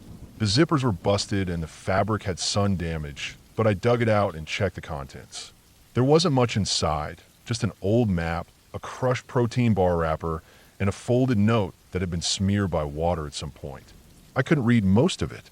No ID, but the brand was the same kind used by the missing hiker, Roger. It was the first solid lead anyone had gotten on him in months. I marked the coordinates and took photos, then started searching the area more carefully. The rocks nearby had deep scuff marks, like something heavy had been dragged. I followed the marks upstream until they disappeared against slick granite. That was when I noticed the small bones near the base of a rock wall, bleached white, scattered. Not human, likely from a coyote or fox. Still, it made the hairs on my neck stand up. I decided to camp early and call it in once I had a signal. I found a small flat patch above the wash, rolled out my bivy sack, and set up my camp stove. I ate half a meal pack and tried to relax, but something fell off. I kept checking over my shoulder, even though I hadn't seen another person all day. The sun went down fast in the canyon, shadows stretching long and black. By the time I lay down to sleep, the sky was a dull red slit overhead, and the wind had picked up. I slept maybe 3 hours before I woke up. Not from a sound, exactly, more like a feeling. My heart was racing, and my mouth was dry. The moon had risen enough to light up the rock walls, and I could see faint movement below my camp spot. I stayed perfectly still. Something, or someone, was walking the wash. No flashlight, no noise. Just a dark shape moving slow, 1 foot in front of the other. It passed underneath me and kept going. I waited until it was out of sight, then grabbed my radio and tried to call in. No response. Static. I didn't sleep again. At first light, I packed everything and started hiking fast. I didn't want to wait around to see what, or who, that was. But the route I planned to use for the climb out was blocked. A recent rock slide had collapsed part of the canyon wall, turning the trail into a sheer, cracked face with no way up. I had no choice but to backtrack through the way I came in. The air was hotter that day. I drank more water than I planned, and by noon I was down to my emergency bottle. The walk felt longer this time. At one point, I stopped to rest in the shade of a sandstone shelf and noticed fresh prints in the dust near where I'd camped. They weren't mine. Someone else had walked right up to my camp in the night. Not animal prints, boots. I moved faster. It was late afternoon when I finally made it back to the mouth of the canyon, feet blistered, sunburn burning the back of my neck. I climbed up out of the ravine, scanning the scrubland ahead. But something had changed. My truck was gone. I stood there for a solid minute, trying to make sense of it. The tire tracks were still there, curving into the soft dirt, but they didn't match my truck. These tracks were wider, heavier, a different tread. I hiked to the road. The service road was empty in both directions. No movement, just the dry hum of desert heat. I tried my radio again. Still nothing. I had no choice but to walk. It was over 20 miles to the outpost, but I had my backup beacon and enough daylight to get halfway. I headed north, following the rutted path. Around sunset, I heard a low rumble behind me and looked back expecting to see a dust cloud or engine lights, but there was nothing. Still, the sound continued, like an engine idling far off. It faded eventually, but I didn't stop moving. Night came, and I had to decide whether to sleep in the open or keep walking. I chose to walk. The road was flat, and the moon was bright enough. Around 2 a.m., I spotted headlights ahead. I moved off the road into the brush and watched. The vehicle, a truck, maybe, slowed near the edge of the canyon, where I'd climbed out earlier that day. It stopped for about 5 minutes, no one getting out, no doors opening, then slowly turned and disappeared. I didn't recognize the model, but it wasn't a Ranger vehicle. I kept walking. I made it to the outpost just before dawn, boots ruined, mouth caked with dust, stomach growling. I let myself inside and sent out a full report through the landline. When backup arrived, we drove back out together. We found my truck about 7 miles away, hidden behind a ridge. It was undamaged, engine still warm, keys in the ignition. Nothing was stolen, but someone had moved it. Someone with access to my spare keys, which were supposed to be locked in the Ranger depot. When we searched the canyon again, the backpack was gone. The scuff marks were gone too, like they'd been brushed away. Even the bones were missing. We never found Roger. The area was temporarily closed after that. The official report said equipment failure and unauthorized vehicle access. But I know someone else was out there, someone who knew the land better than I did, who had been there long enough to stay hidden. I stayed with the service another year, but I never went back to 43A. Sometimes, even now, I'll wake up at night, heart pounding, and swear I hear footsteps in gravel just outside my window. Always slow, always steady, like someone's still following me. I don't believe in ghosts, but I believe in people, and some of them aren't right. Not out there, not in that canyon.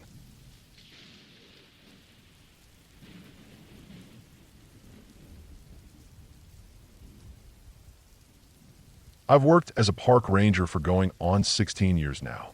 Most of those years have been calm, quiet patrols, radio calls, checking permits, helping families who got too close to wildlife or wandered off trail. It's an honest job, not glamorous, but I get to spend every day outside. That's what I always loved, the stillness, the rhythm of the place. But there's one experience from a few years back that sticks with me. Something that changed how I view these woods. It wasn't supernatural. Nothing like that. But it was real. It was human. And it still wakes me up in the middle of the night. This happened in early October in the upper part of the range near a decommissioned station we called North Gulch. That station had been closed for years, but we still used the trails up there. Remote, hard to reach, and not much traffic from tourists. Most people didn't even know it existed. That week, I was assigned solo patrol over the North Sector. That meant a lot of time by myself. 4 nights in the backcountry, carrying gear, camping near the old fire roads, logging any signs of poaching, squatters, or damage to the trails. No cell coverage out there. Just radio check-ins twice a day. Standard stuff. I remember the first day being beautiful, crisp air, golden leaves just starting to fall, that dusty pine smell that you only get in October. I parked the truck where the road ended and hiked 10 miles into the ridge. Everything was normal. Deer tracks, a bear scat here and there. I set up my first camp a mile south of North Gulch Station and checked in over the radio at 7 p.m. sharp. No issues. But that night, something felt different. I was in my tent, headlamp off, listening to the wind pushing through the trees. That's a sound I know well. The trees sway, pine needles scrape each other, and you hear little groans from trunks that have been standing too long. But that night, there was a rhythm to it, like footsteps. Not animal movement. Animals rustle, They crunch leaves, they dart. This was steady. Too slow for deer, too heavy for a raccoon. I lay there still for what must have been an hour. Nothing happened. It stopped. I told myself it was a tree falling somewhere distant or a trick of the wind. I've had those moments before. Your brain starts playing games when you're alone too long. Eventually, I fell asleep. The second day, I continued northeast toward the ridgeline above the station. It was supposed to be an uneventful stretch, old logging paths and dry stream beds. Around mid-afternoon, I came across something odd. A cairn. A pile of rocks people stack as trail markers. This one was huge, maybe 4 feet high. Balanced perfectly. Too perfect. Normally, hikers might build one to mark a turn or something important. But this was far off trail, and there weren't any signs of footprints nearby. No scuff marks. No worn path. The ground around was undisturbed. I took a few pictures with my field camera and made a note in the log. Thought maybe it was some bushcrafter trying to be cute or artistic. But I still couldn't shake the feeling from the night before. That feeling of being watched. I moved on and made camp near a small ravine, dry and shallow. No water this time of year. I ate my dinner, freeze-dried stew and a granola bar, then turned in before dark. I woke up sometime in the night. No alarm. No sound that I can remember. Just wide awake. I stayed still, eyes open, staring at the tent fabric. Then I noticed something odd. The air felt different. Still, like the wind had stopped completely. Usually up in that area, you can always hear something, trees creaking, owls, small things moving through the brush. But it was silent. Then softly, I heard again footsteps. Slow, deliberate, this time closer, maybe 30 feet from my tent. Then a pause. Then another 2 steps. Crunch, crunch. I didn't move. My hand was on my flashlight, but I didn't turn it on. I wasn't even breathing hard. I just lay there, trying to tell myself it was an animal. But the steps weren't random like an animal's would be. They were spaced evenly, like someone walking carefully in boots. Eventually, they stopped. I waited. Minutes passed. Then I heard what sounded like someone crouching. A slow shift of weight. A knee pressing into leaves. That was enough. I unzipped the tent as quietly as I could, swept my flashlight across the clearing. Nothing. Just trees. No footprints I could see. I didn't sleep the rest of the night. I sat outside, flashlight on my lap, bear spray in my hand, just listening. When the sun came up, I checked the area. No tracks. No marks on the trees. No trash. Nothing to suggest a person had been there. I wrote it off as my imagination. Maybe a large animal had wandered close. Still, I was uneasy. I made my way north toward the station that day. The trail cuts through a thick section of pine with almost no underbrush. Everything feels tight and dark in there, even during the day. About a quarter mile from the old North Gulch building, I found something that made my stomach twist. Another cairn, taller this time, 5 feet, maybe more. And on top of it, placed like a trophy, was a deer skull. Clean, bleached white. Its eye sockets were filled with dried moss. It didn't look like it had just been tossed there. It had been arranged. Again, no tracks nearby. No prints. Nothing to suggest someone had been stomping around recently. I took more photos, logged the find, and continued toward the station.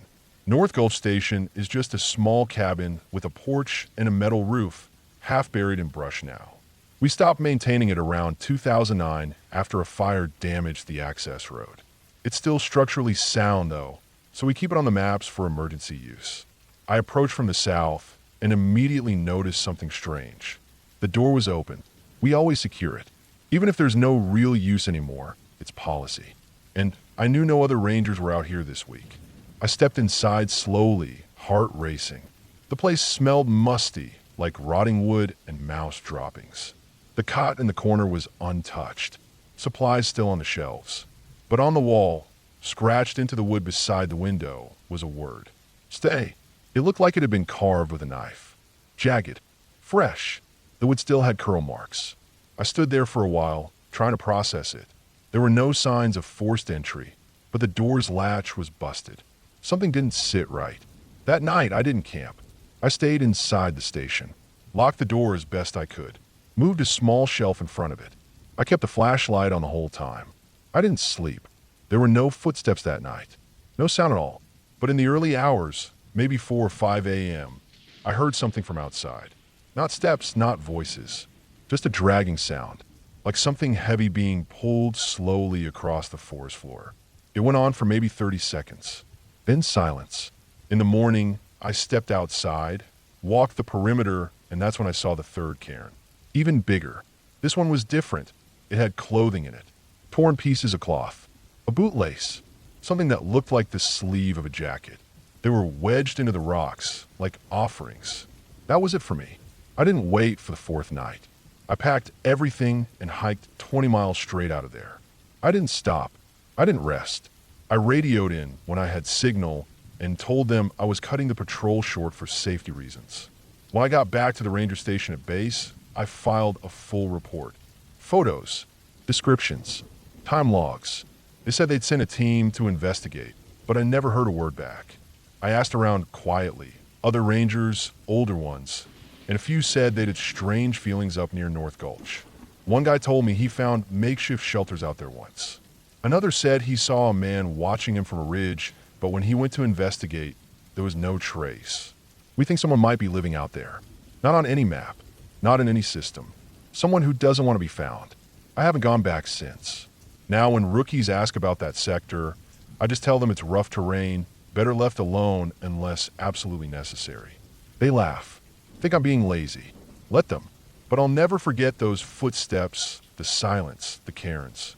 And I'll never forget that word scratched into the wood. Stay. Because whoever carved it wasn't warning me to stay in the cabin. They were warning me to stay out. And next time, I'm not sure I'll get that warning again.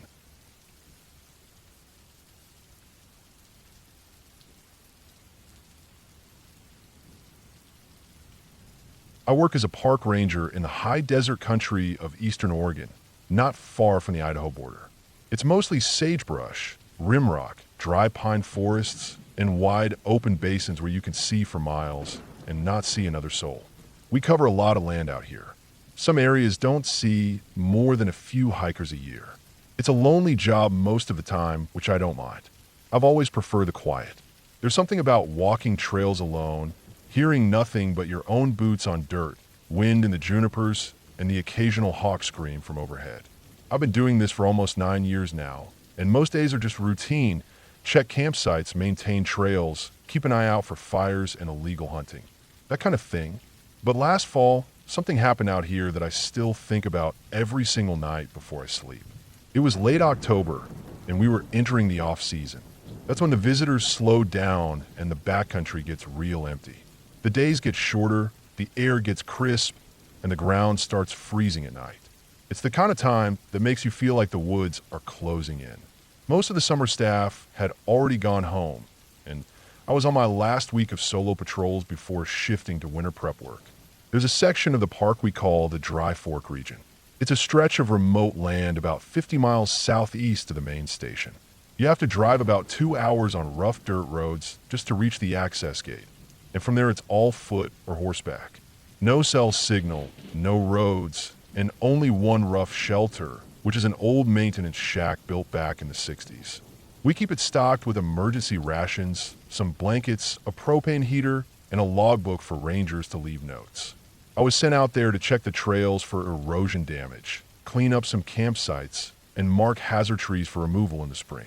I set out early in the morning, around 5:30 a.m. My pack was heavy with gear.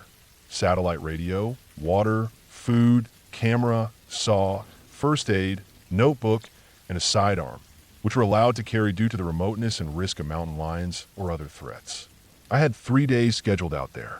I planned to camp the first night near Willow Basin, about 7 miles in, and the second night at the old shack, which sat deeper in the Dry Fork Canyon. The hike out was peaceful. Clear skies, some golden sunlight flickering through the sparse pines, and just a light wind. I didn't see a single soul all day. No tire tracks, no fresh footprints, not even a recent fire ring that looked used in the past few weeks. That's not unusual for the time of year. But even still, I kept getting this strange feeling like I was being watched. It started sometime around late afternoon, while I was following a game trail near a rock ridge. I kept hearing a low rustling sound behind me. Very light, like footsteps through dry leaves. I stopped a few times and listened, but it would always go quiet. I chalked it up to animals, maybe deer or coyotes, shadowing me out of curiosity. Still, I kept my hand close to my belt for most of that hike. By the time I made it to Willow Basin, the sun was already behind the ridgeline. The wind had picked up. It whipped through the low pines and made the branches groan. I set up camp near a small spring, made a quick dinner, and wrote some notes about the trail conditions. Before turning in, I hiked about 50 yards upwind and relieved myself, then stood still in the dark to listen. That's when I heard it again, light movement, leaves crunching softly. This time I knew I wasn't imagining it. It sounded like it was coming from the opposite side of the spring, maybe 30 yards away. I pulled out my flashlight and shined it into the brush, but I didn't see anything. No eye shine, no movement, just still dark pines. I didn't sleep well that night. I kept waking up to little sounds, twigs snapping, something brushing against canvas. I even heard what sounded like heavy breathing outside my tent at one point. I grabbed my flashlight and unzipped the flap as slow as I could, but there was nothing out there, just the wind and the cold night air. Still, I kept my sidearm and my sleeping bag with me, one hand on the grip. By morning, everything was quiet again. No tracks, no signs of anything near camp. I packed up and continued south toward Dry Fork Canyon. That hike was rough, steep inclines, loose rock, and long stretches with no shade. I made it to the shack around 4 p.m., legs burning and lower back sore from the pack. The shack stood where I remembered it, just a faded wooden structure with a tin roof and a locked door. I had the key. I let myself in and checked the supplies.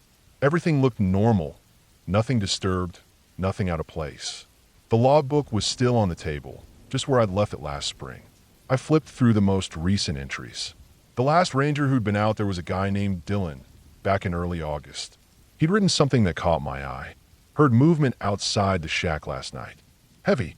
Thought it might be a bear, but it never showed itself. Didn't sleep well. Might be worth putting up some trail cams next year. That entry stuck with me. It matched my own experience the night before. I made some coffee with the propane stove and sat at the table for a while, writing notes. I kept glancing out the window. The feeling of being watched hadn't gone away. In fact, it was getting worse. I walked the perimeter of the shack before sunset. That's when I saw something that made me freeze. About 20 feet from the building, under a juniper tree, I found a dead rabbit. It had been torn apart, but not eaten. Its insides were scattered, but nothing had been fed on. No tracks around it, just disturbed dirt. It was fresh, maybe an hour old. I took a photo, made a note, and walked back toward the shack slowly, scanning the trees. That night was worse than the first. I barely slept. I kept the propane heater on low, just enough to cut the cold. Around midnight, I heard a dragging sound outside, like something heavy being pulled through gravel. I got up slowly and turned off the heater. Total silence followed. I stood in the dark with my ear against the wall. Nothing. Then 3 soft knocks. Not on the door, on the rear wall of the shack. I didn't move. My heart was pounding so hard I thought it would echo off the walls. I waited almost an hour like that, listening to total silence. No footsteps, no wind. Nothing. I eventually sat down on the floor, sidearm in hand, and stayed like that until dawn. When the sky finally started turning gray, I got up, unlocked the door, and stepped outside. I did a full sweep around the shack. That's when I saw the drag marks, long trails in the dust, leading from the edge of the tree line right up to the rear wall of the shack. But there were no footprints. None. Just the marks. Whatever had been there had either covered its tracks or didn't leave any. I don't know what's worse. I left that morning. I skipped the rest of the patrol and hiked straight out, 10 full miles back to the trailhead. I checked in with base camp around dusk and wrote up a report, but I kept the scariest parts to myself. Just said I saw signs of large predator activity and requested a camera install in the spring. A week later, I returned with a wildlife biologist and 2 other rangers. We camped overnight near the shack and set up cameras in a half-mile radius. Nothing turned up. No animals. No tracks. No unusual activity. The rabbit carcass was gone. We never saw those drag marks again either. It was like whatever had been there left the moment I did. I still think about it all the time. I know it wasn't a bear. I know what bears sound like. They don't knock on walls. And they don't leave clean drag marks without footprints. Whatever it was smart, and it knew how to stay out of sight. Now, every time I'm out on a solo patrol, especially in the late season, I find myself looking over my shoulder more than I used to, listening harder, sleeping lighter, and sometimes when the wind is just right and the trees are quiet, I think I hear it again, those soft, deliberate footsteps just far enough behind me to make me question if I'm imagining it. But I know I'm not.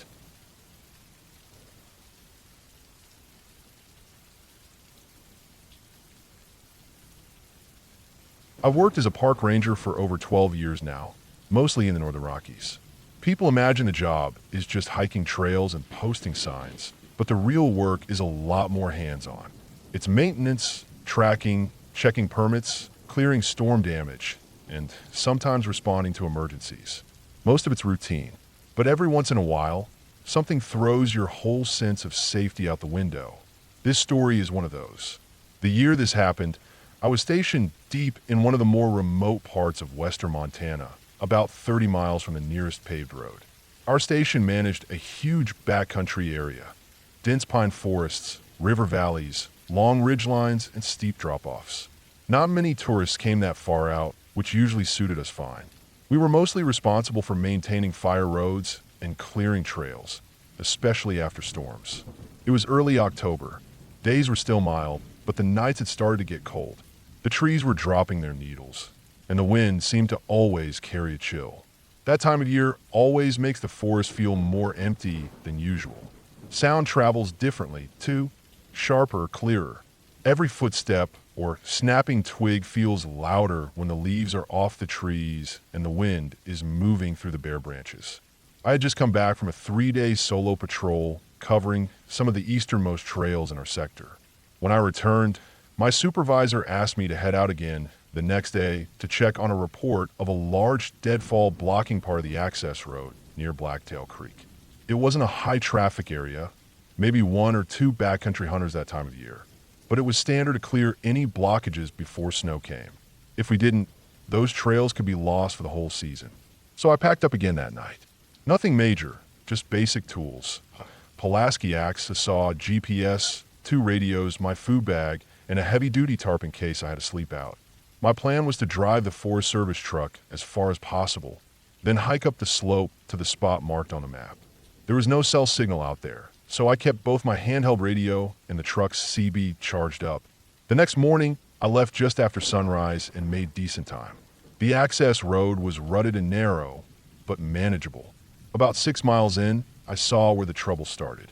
A large pine, maybe 60 feet tall, had come down across the road.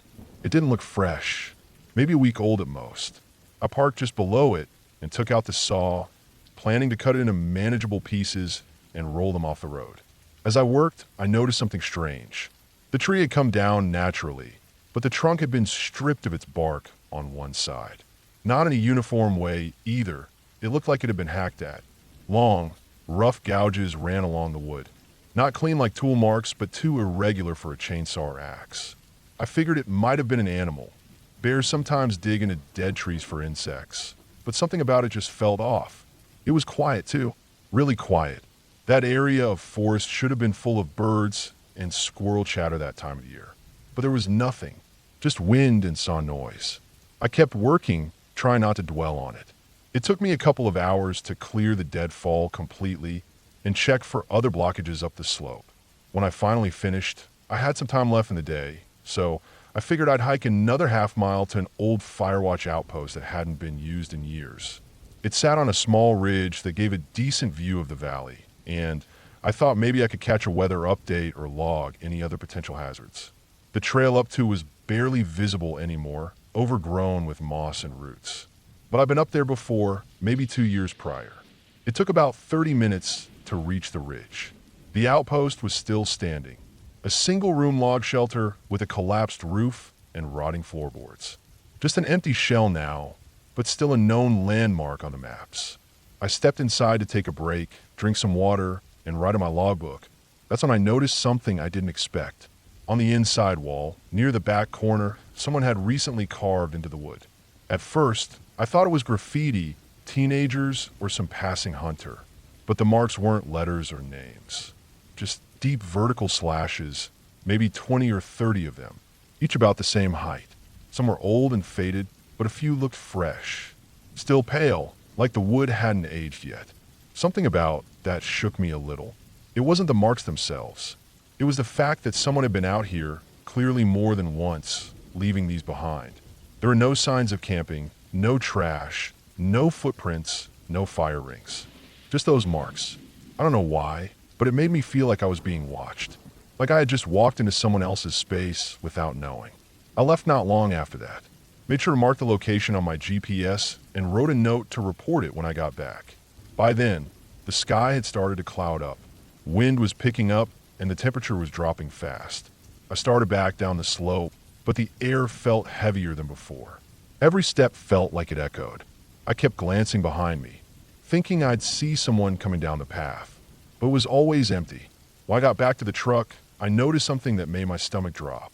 The driver's side door was slightly ajar. I hadn't left it open. I'm always careful with that, especially out here. I checked the inside. Nothing seemed missing, but the glove box was open and the logbook I kept in there was gone. The pages I'd written that morning, gone too. I looked all around, even checked the ground around the tires and the nearby trees, but didn't find anything. No prints. No movement. Nothing. The wind was picking up fast now. Clouds were rolling in thick over the ridge, and it felt like snow might come early. I decided not to waste more time and drove out of there as fast as I could without wrecking the truck on the road. Back at the station, I filed a report, but I didn't mention the glove box or the carve marks. Not right away. I don't know why. I think maybe I didn't want to sound like I was making a big deal out of nothing. But that wasn't the end of it. A few days later, I was back on a different route when dispatch radioed in to say a hunter hadn't returned from his overnight trip near Blacktail Creek. Said he had signed in at the permit box 2 days prior, but never came back out. We had his coordinates, so I volunteered to go check since I knew the area. The next morning, I hiked in and reached his camp just before noon. Tent was there, gear was still inside. Pack untouched. Rifle leaned against a tree. Food unspoiled. No signs of struggle, but no sign of the man either. What I did find, about 40 yards from the tent, was a tree with more of those deep vertical slashes carved into the trunk. These ones were darker, older, but they matched the marks I'd seen at the outpost. Same spacing, same height. It looked like he had just walked away. We searched for 3 days, drones, dogs, multiple rangers. Nothing. No body. No blood. Just gone. Official report said, missing person, presumed lost in terrain, but I didn't buy it. This guy was ex-military, good health, good gear, and the weather hadn't been bad enough to cause disorientation. Something else had happened. Over the next 2 weeks, I started looking deeper. I pulled older incident logs from the region and found 3 other missing person cases from the last 10 years. 2 hunters, 1 surveyor, all from within 5 miles of the same ridge. All vanished without a trace. None of that made it into the public reports. Most were marked as weather-related disappearance or failure to return. But the similarities stuck with me. I went back one more time alone. I didn't tell anyone.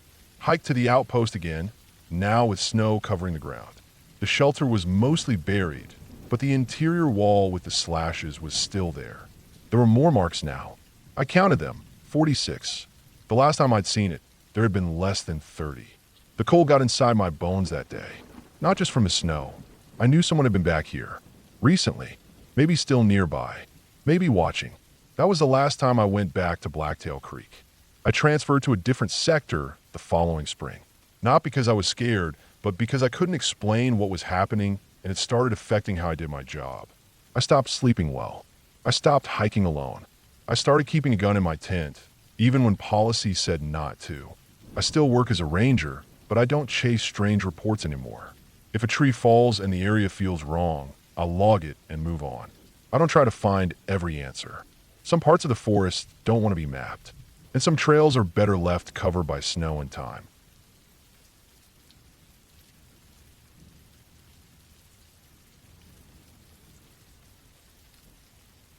I've been a park ranger for over 18 years now. Most of those years were peaceful, quiet stretches of days blending into each other, checking permits, guiding lost hikers back to their trails, inspecting campsites, watching the seasons change. But 1 week back in late September changed how I see this job forever. It didn't involve ghosts, it didn't involve monsters, and it sure didn't need any supernatural stuff to scare me. It was real. Every part of it was real. And sometimes, real is much worse. At the time, I was stationed at a lesser-known national forest in the Northern Rockies. I won't name it here, not because of some policy, but because I don't want anyone thinking about going there because of this story.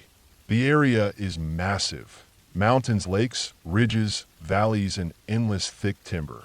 Only a few parts of it are accessible by road. The rest is wilderness.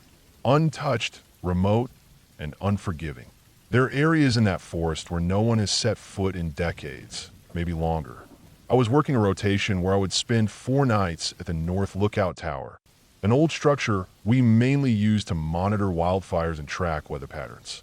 It sits on a high ridge, surrounded by black pine and spruce, overlooking a steep valley below. There's a single dirt road that leads up to it, carved years ago and only just wide enough for a truck. It's one of the loneliest spots in the entire park. Most rangers didn't care for it. I volunteered to take more shifts there than most, especially in the fall. I liked the cold, the isolation, and the clean air. I could focus, breathe, and be away from the usual noise of the world. I drove up on a Tuesday morning, early. I had a Forest to Shoot F-150 loaded with fuel, extra food, medical supplies, radios, maps, and a notebook I used to log daily observations. I also carried a .308 bolt-action rifle and a Glock, which was standard issue in case of mountain lions or bears. I've never had to use them for more than warning shots. The area is too high and sparse for grizzlies, though we had signs every few months of one wandering through. When I reached the tower that morning, everything looked the same as it always did.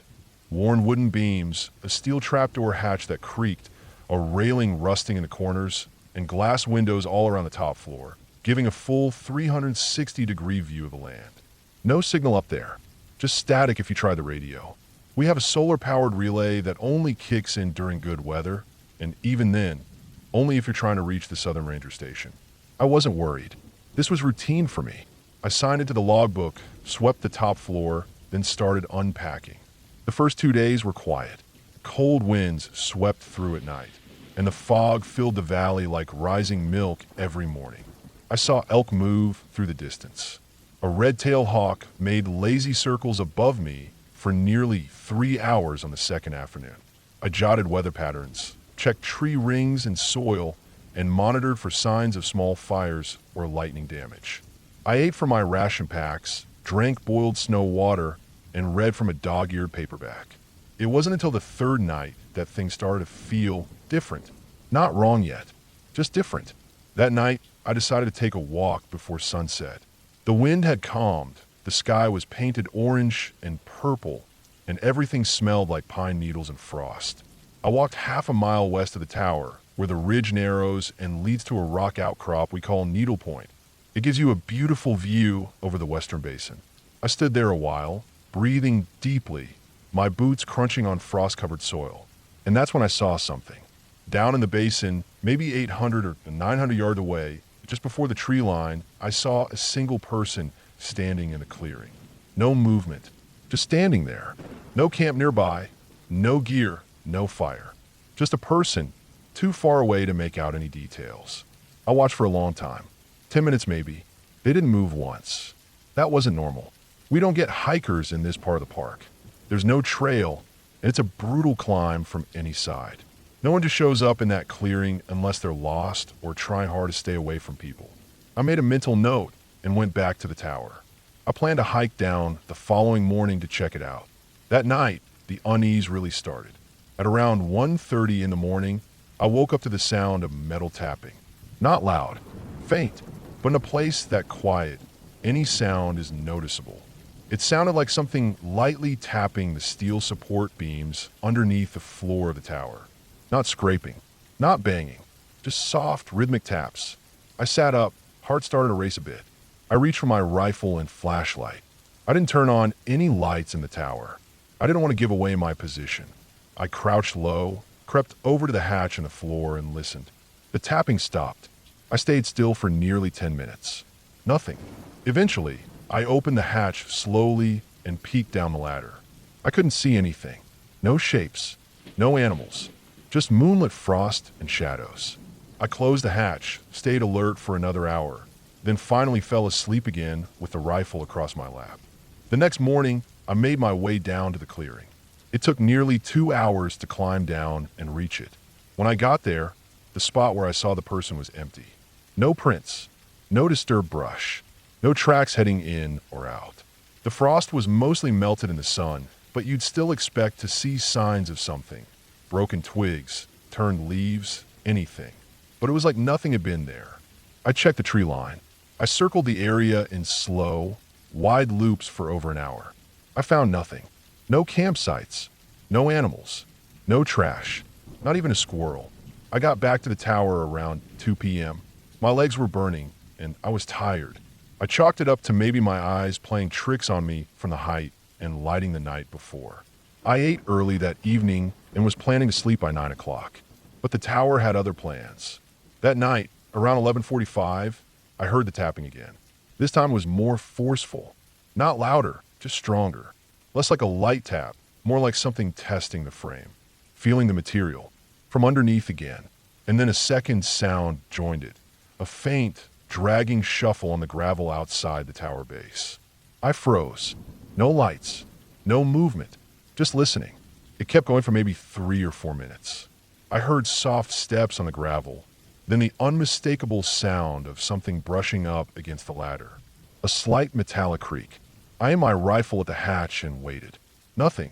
Eventually, after what felt like an hour, the sound stopped.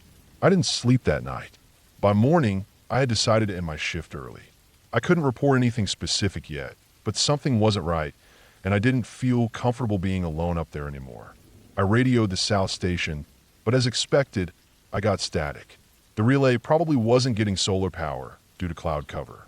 So I packed my gear, logged the early departure, and started the slow drive back down the ridge road. That drive should have taken 45 minutes. It took nearly 4 hours. Just 15 minutes into the descent, I saw a tree down across the road. A thick one, freshly fallen. No signs of disease, no rot. Just snapped and dropped, perfectly blocking the path. I got out, puzzled, and tried to move it, but it was far too heavy. I grabbed the chainsaw from the truck bed and started cutting. And that's when I noticed something that made my skin go cold. The cut on the trunk, where the tree had snapped, was too clean.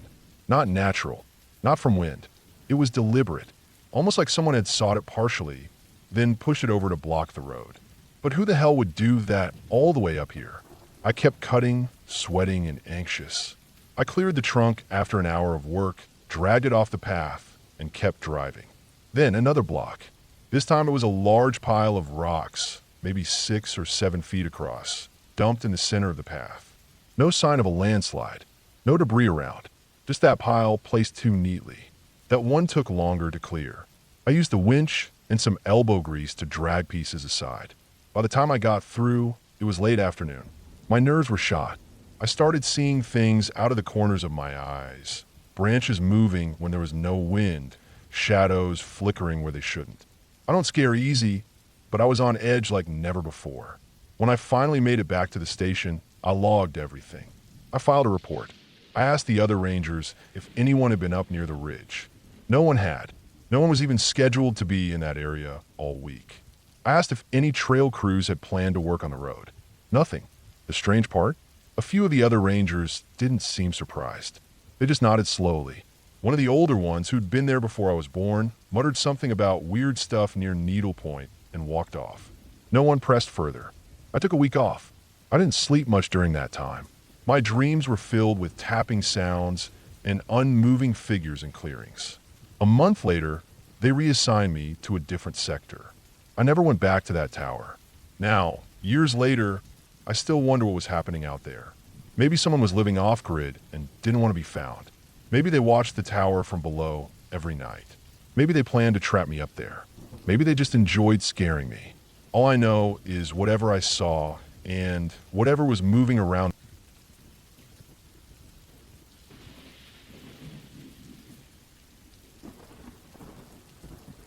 I've worked as a park ranger for nearly 15 years, mostly in the western part of the country.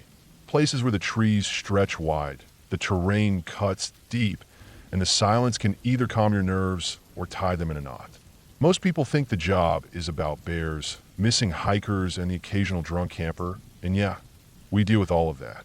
But the thing I always remember most are the quiet things, the small details. And one trip in late October, a few years back, reminded me just how much those quiet things can turn into something big and dangerous before you even realize what's happening. This happened in a national forest out in northern Idaho. I won't name it, just because I still file reports there now and then, and there's no need to bring more attention than necessary. It was a lesser used section of the forest, more remote than what tourists ever saw. That time of year, foot traffic was close to zero. The weather was already turning, and once the first few cold snaps came in, people stuck to the paved trails near the highway, or didn't come out at all. I've been assigned a 2-week solo patrol through a backcountry loop known for elk migrations. It's something we do every year. The trails need to be checked, signs updated, bridges inspected, and sometimes cameras swapped out for the wildlife biologists. It's long, slow work with about 50 miles of trail to cover on foot. Most nights, I'd make camp wherever I could find dry ground, heat up some canned food, and write out notes by flashlight. I liked the isolation, honestly. It was quiet, my head stayed clear, and I felt useful. Nothing out there ever felt wrong to me. Until this time. The first couple of days were normal. Cold mornings, misty hills, elk prints in the frost, owls calling late into the night. I came across a couple old hunting camps that looked like they'd been used and left behind earlier in the month. Nothing strange, just the usual beer cans, scorched logs, sometimes some gear left behind. I documented them, cleaned up what I could, marked the spots, and moved on. On the third day, I started noticing something that stuck in the back of my head. It was small at first, just little things. A tree carved with marks that didn't look like initials. Not even like letters. Just lines. Scratches. Like someone had taken a knife and dragged it across the bark again and again, but with no clear purpose. That wasn't uncommon in itself. People do dumb things, but this was a solid 30 minutes hike off the main trail. No side route. No camps. No trash. Just a carved up tree that looked angry, like someone had done it in a rush. I noted the GPS point, took a photo, and figured maybe some hunter had gotten bored. Still, it stuck with me. The next night, around 11, I heard something while I was in my sleeping bag. I had a small fire going, just enough to stay warm, and was half dozing when I heard a short, quick snapping of twigs from up the hill behind me. Not heavy, no thud, no crunch of big feet, just a rapid, sharp crack like someone stepping fast and low, trying not to be heard but still not quite careful enough. I sat up, grabbed my flashlight, and listened. The forest was dead quiet after that. No wind, no rustling. I scanned the trees, but saw nothing. It could have been a deer, maybe a coyote. The thing is, animals tend to make more noise than you'd think. They crash through brush without worrying. That snapping sound felt too precise, too careful. I didn't sleep much that night. The next day, I came across something that changed the whole mood of the trip. I got about 12 miles deeper into the loop and came across a crude shelter. Not a ranger-made cabin, not even a hunter's blind. Just a kind of lean-to made of dead logs, pine boughs, and an old blue tarp that had been shredded and tied down with braided strips of cloth. It wasn't abandoned, either. There was a small pit in front of it with the remains of a fire no more than a day or two old. There was no trash, no food, no gear, just the fire, the tarp, and a wooden stool made from a thick stump. That's it. No signs of who had built it. No trail leading away, no footprints I could make out. Just a place. What bothered me most was the stool. It looked freshly cut, not chainsawed, not store-bought. It had been split and carved by hand. It was smooth, too, almost too smooth. Someone had spent a lot of time on it. I left it alone and moved on. I had about 4 more days before I was due to start circling back. I kept telling myself there was no reason to feel off. Maybe some trapper, maybe someone squatting. Could be a survivalist type living out here illegally, or just some bushcrafter who liked being off-grid. Either way, they didn't leave any signs of aggression. No notes, no warnings. Still, I marked the location and kept walking. The 4th night, it rained. Cold, steady rain. I made a small camp under a natural rock ledge and waited it out. Everything smelled like wet pine and moss. Around midnight, I heard something again. This time it wasn't twigs. It was a scraping sound, long and steady, like a stone being dragged across another rock. It started, paused, then started again a few feet from my camp. No voices, no animal sounds, just that scraping, slow and rough. I sat there with my flashlight off and my knife in my hand, barely breathing. It went on for maybe 5 minutes, then stopped completely. I waited. Then I turned on the light and checked. Nothing. No marks. No person. No gear. Just wet leaves and dripping trees. I started walking at first light. By day 6, I was trying to move faster than I should. My legs were tired. My food was running low. My nerves were shot. I had that constant feeling of being watched. I know how that sounds, but it's real. You can feel it. Something in the air changes. Like a pressure. You start turning your head more, scanning the trees, checking behind you every few minutes. I started finding more of those scratched trees. Not clustered together. Not even along a straight line. Just one every few miles. Always in a quiet spot. Always deep in the woods. Sometimes near the trail. Sometimes far off. On the 7th day, I woke up and found something at the edge of my camp. It was a stone, flat, palm-sized, and set upright in the dirt about 10 feet from where I'd slept. It had scratches on it. Not deep, but enough to look intentional. I hadn't seen it the night before. I would have. It was right where I walked to pee before bed. That's when I stopped trying to explain things. Someone was out here. They were watching me. They were leaving things. Marking things. I didn't know if it was a warning or just a game to them, but it was working. I wanted out. I radioed back to base. Told them I'd be cutting my route short due to weather and possible squatter signs. They confirmed and told me to check in every 6 hours on my way back. I packed light and started heading out the long way.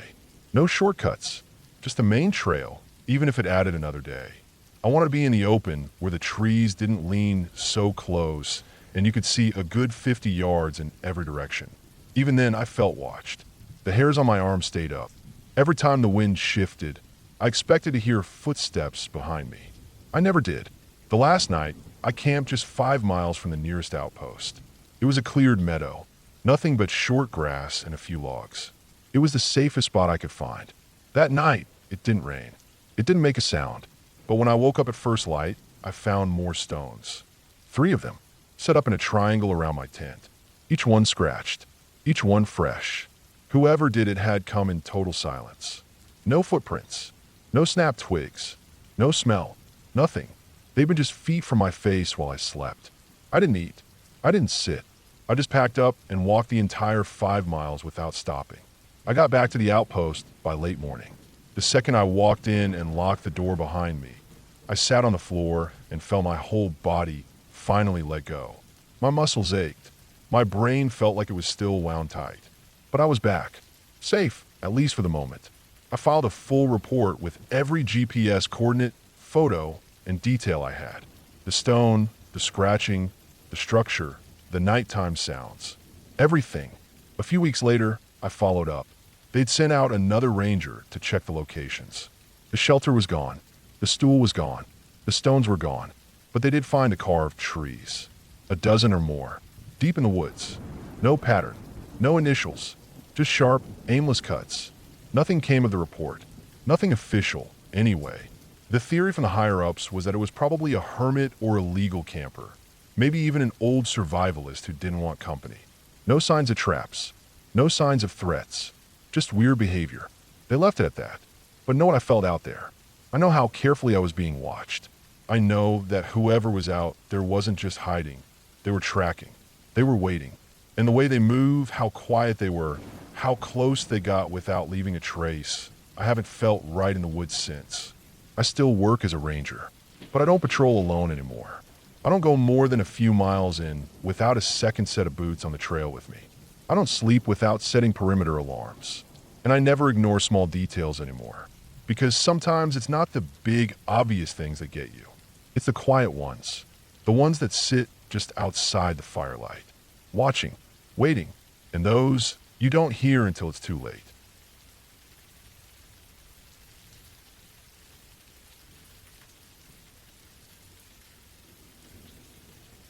I took the job in early spring, just before the snow melted for good. I worked other parks before, Yellowstone for a couple years, then a couple smaller ones in Idaho. But this was the first time I'd been assigned to a lesser-known part of Montana near the Bitterroot Range. We didn't get too many visitors out there, which suited me fine. I liked the quiet. Some of the other rangers I worked with liked the crowds, the hikers and photographers, but not me. I liked waking up early with the fog, doing my checks, and not hearing another voice all day. Out there, the loudest thing was your own footsteps. They stationed me at a cabin about 8 miles off the highway, accessible by a dirt road that twisted uphill, barely wide enough for a single truck. The cabin had no electricity, just propane for the stove and a diesel generator I ran for a couple hours each night to keep the fridge cool. My radio was the only real connection to the outside world. The nearest ranger station was 22 miles to the north. The landscape was wild, thick pine forests, jagged ridgelines, steep draws. A few trails ran through the area, but some hadn't been maintained in years. That was part of my job, clearing trails, checking trail cams, watching for signs of poaching or fires. I had a schedule, printed out weekly and delivered by another ranger who stopped by every Friday with supplies. For the most part, I stuck to it. Nothing ever seemed urgent. But about 3 weeks into the job, I started seeing things I didn't have answers for. It began with a trail cam. I hiked out to collect the SD card from 3 cameras set up along what we called the Wallace Ridge Trail, which hadn't been used much in recent years. Just game traffic, maybe the occasional hunter, even though it was out of season. The first 2 cams showed the usual: deer, some elk, a bear around dusk. But the third camera, one tucked back in a draw with barely any open space, had been smashed. Not cleanly either. The housing was cracked like it had been hit with a rock or something heavy. It was mounted on a tree trunk about 6 feet up, and the bracket had been bent down. The SD card was still inside, so I popped it out and kept it in my vest pocket. Back at the cabin that night, I reviewed the footage on my laptop. Most of it was what I expected. Some raccoons sniffing around. Then, late one night, maybe 2 o'clock or 3 a.m., the cam picked up movement. Something big. At first, I thought it was just a bear. It was hard to tell because it stayed mostly behind the trees, but it was tall. I paused the frame. The shape didn't quite look right. It had arms. Not legs like a bear's front legs, but long arms like a man's. And the body posture wasn't right for a bear. It stood too upright. Still, it wasn't clear enough to say for sure. The next few frames showed the thing moving closer to the camera. Then the footage jumped. Suddenly it was just static, and the cam must have gone out right after. The timestamp showed the attack happened about 2 minutes after the last clear frame. That camera was 26 minutes from my cabin. I didn't sleep well that night. I kept thinking about what it could have been. A poacher in some kind of heavy gear? A bear acting weird? I tried to forget about it the next morning and went on with my checks. But a few days later, I found something else. It was a fire pit. That wouldn't normally be unusual. Campers sometimes made them even in no camping zones. But this one wasn't right. It was deep in a thicket, off any main trail, and the rocks had been stacked like a crude oven, not just scattered in a ring. Burned bones were inside. Small ones, maybe from a deer or raccoon. Hard to say, but what bothered me most were the markings around the site. Somebody had scratched into the tree trunks nearby. Not words, just crude shapes, maybe symbols if you could call them that. Circles with slashes through them. Triangles stacked on each other. Dozens of them. Like someone had gone to each tree around the clearing and just carved nonsense into the bark. I counted 17 trees with markings like that. I radioed it in, logged the coordinates, and took some photos. I figured maybe it was some oddball survivalist or a group of squatters messing around. But when I asked the ranger who came to resupply me on Friday if anyone had gone missing lately, he said no, nothing out of the ordinary. And nobody had reported fires or strange symbols either. He laughed it off and said it was probably just bored kids hiking off trail. But no kids came up this far. This wasn't the kind of park you stumbled into by accident. I started hiking armed after that. I always carried a sidearm, but I added a rifle to my day pack just in case. Didn't like the idea of some unhinged person wandering the woods, carving trees and burning bones. The next strange thing happened about a week later. There was a trail called Basin Loop, mostly used in the fall by hunters, though not recently. I was doing a maintenance hike, clearing branches and marking fallen logs for removal. About 4 miles in, I found a tarp. It was green, old, half buried under pine needles and brush. I pulled it up and found a stash underneath. Plastic containers, an old ammo can, and a rolled up sleeping bag that smelled like mold and dried blood. Inside the ammo were tools. Not normal tools either. A pair of pliers black with rust. A bone saw with dried tissue still on the blade. A hatchet, sharpened recently. There were also 2 glass jars, one with some kind of animal fat or grease, and another with what looked like dried organs floating in alcohol. I didn't open either. The sleeping bag had a tear near the top and a dark brown stain across most of the fabric. I didn't want to think about where that came from. I took photos of everything, recorded coordinates, then buried it back just like I found it. I knew better than to disturb a site like that without backup. That night, I filed a full report over the radio. I asked for someone to come out and take a look in person. They said it would take a few days, short-staffed, same as always. I didn't go back to Basin Loop. Instead, I stayed near the cabin. For the next 2 days, I double-checked the area, cleaned my rifle, kept the generator running longer than usual just so I'd have some light. I didn't sleep much. The sounds outside at night got worse. Branches cracking, things moving just out of sight, more than usual. Every time I stepped outside to check, I saw nothing. Then on the 3rd night, I woke up around 3 a.m. I hadn't heard anything, but something felt off. I stepped outside with my flashlight and walked around the cabin slowly, scanning the tree line. That's when I saw it. A shape standing just beyond the beam of my light, between 2 trees. It was tall, too tall for a person. 8 feet, maybe more. Its shoulders were broad, and its arms hung low. It didn't move, didn't flinch when my light passed over it. Just stood there like it was watching. I froze. My hand went to my sidearm, but I didn't draw. After maybe 10 seconds, it turned and walked back into the trees, silent.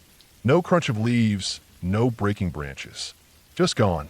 I stayed outside until sunrise. When I checked the tree line in the morning, I found a footprint. Just one, in a patch of soft earth near the trees. It was deep, wide, with 5 toes, but longer than any human foot. No tread pattern, no boot prints. I marked the spot and flagged it, but I didn't radio it in. I don't know why. Maybe I didn't want to sound crazy. The next week passed without incident. I stuck close to the cabin and did only the minimum required hikes. Still, I kept hearing things. A low humming sound some nights. Movement near the cabin, always just out of sight. A few times, I found new scratches on the trees close by. Fresh ones, not made by animals. More of those triangle and circle shapes. The final straw came one afternoon when I went to check on the diesel tank behind the cabin. I found a dead fox lying next to it. Its body had been cut open. Not chewed cut. Clean, like with a knife. Its guts were missing, but nothing else had been touched. No drag marks. No signs of struggle. That night, I packed my bags. I stayed inside with the generator on full blast and the lights blazing. I left before dawn, hiked the 8 miles to my truck, and drove out without looking back. Didn't wait for Friday resupply. I left a note and dropped off my keys at the North Station. I never went back. Later, I heard they shut down that part of the park, officially due to maintenance and wildlife hazard concerns. I don't know if anyone else saw what I did. They never contacted me again, and I never offered to explain. I still think about it sometimes, mostly at night when things get quiet. Whatever was out, there wasn't a ghost or a monster. It was something real. Maybe a man, maybe not, but it was smart. It watched. It stayed hidden, and it didn't want me there. I got the message, loud and clear.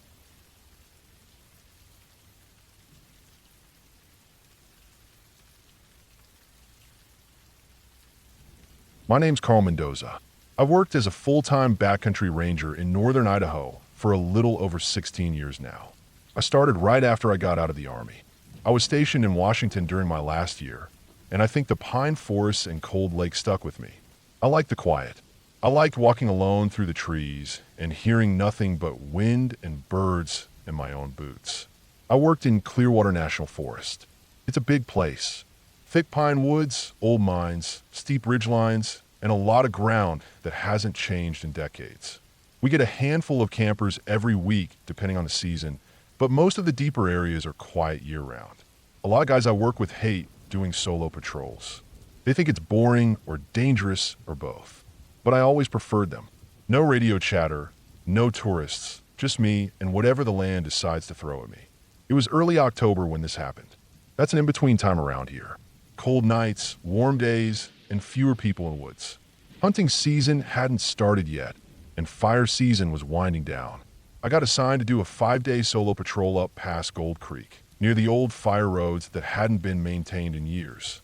That area had once been active in the logging days, but hadn't seen much action since the 80s. I had my usual gear, pack, sidearm, satellite radio, food, GPS, topo maps, and enough water purification tablets to drink from a swamp if I had to.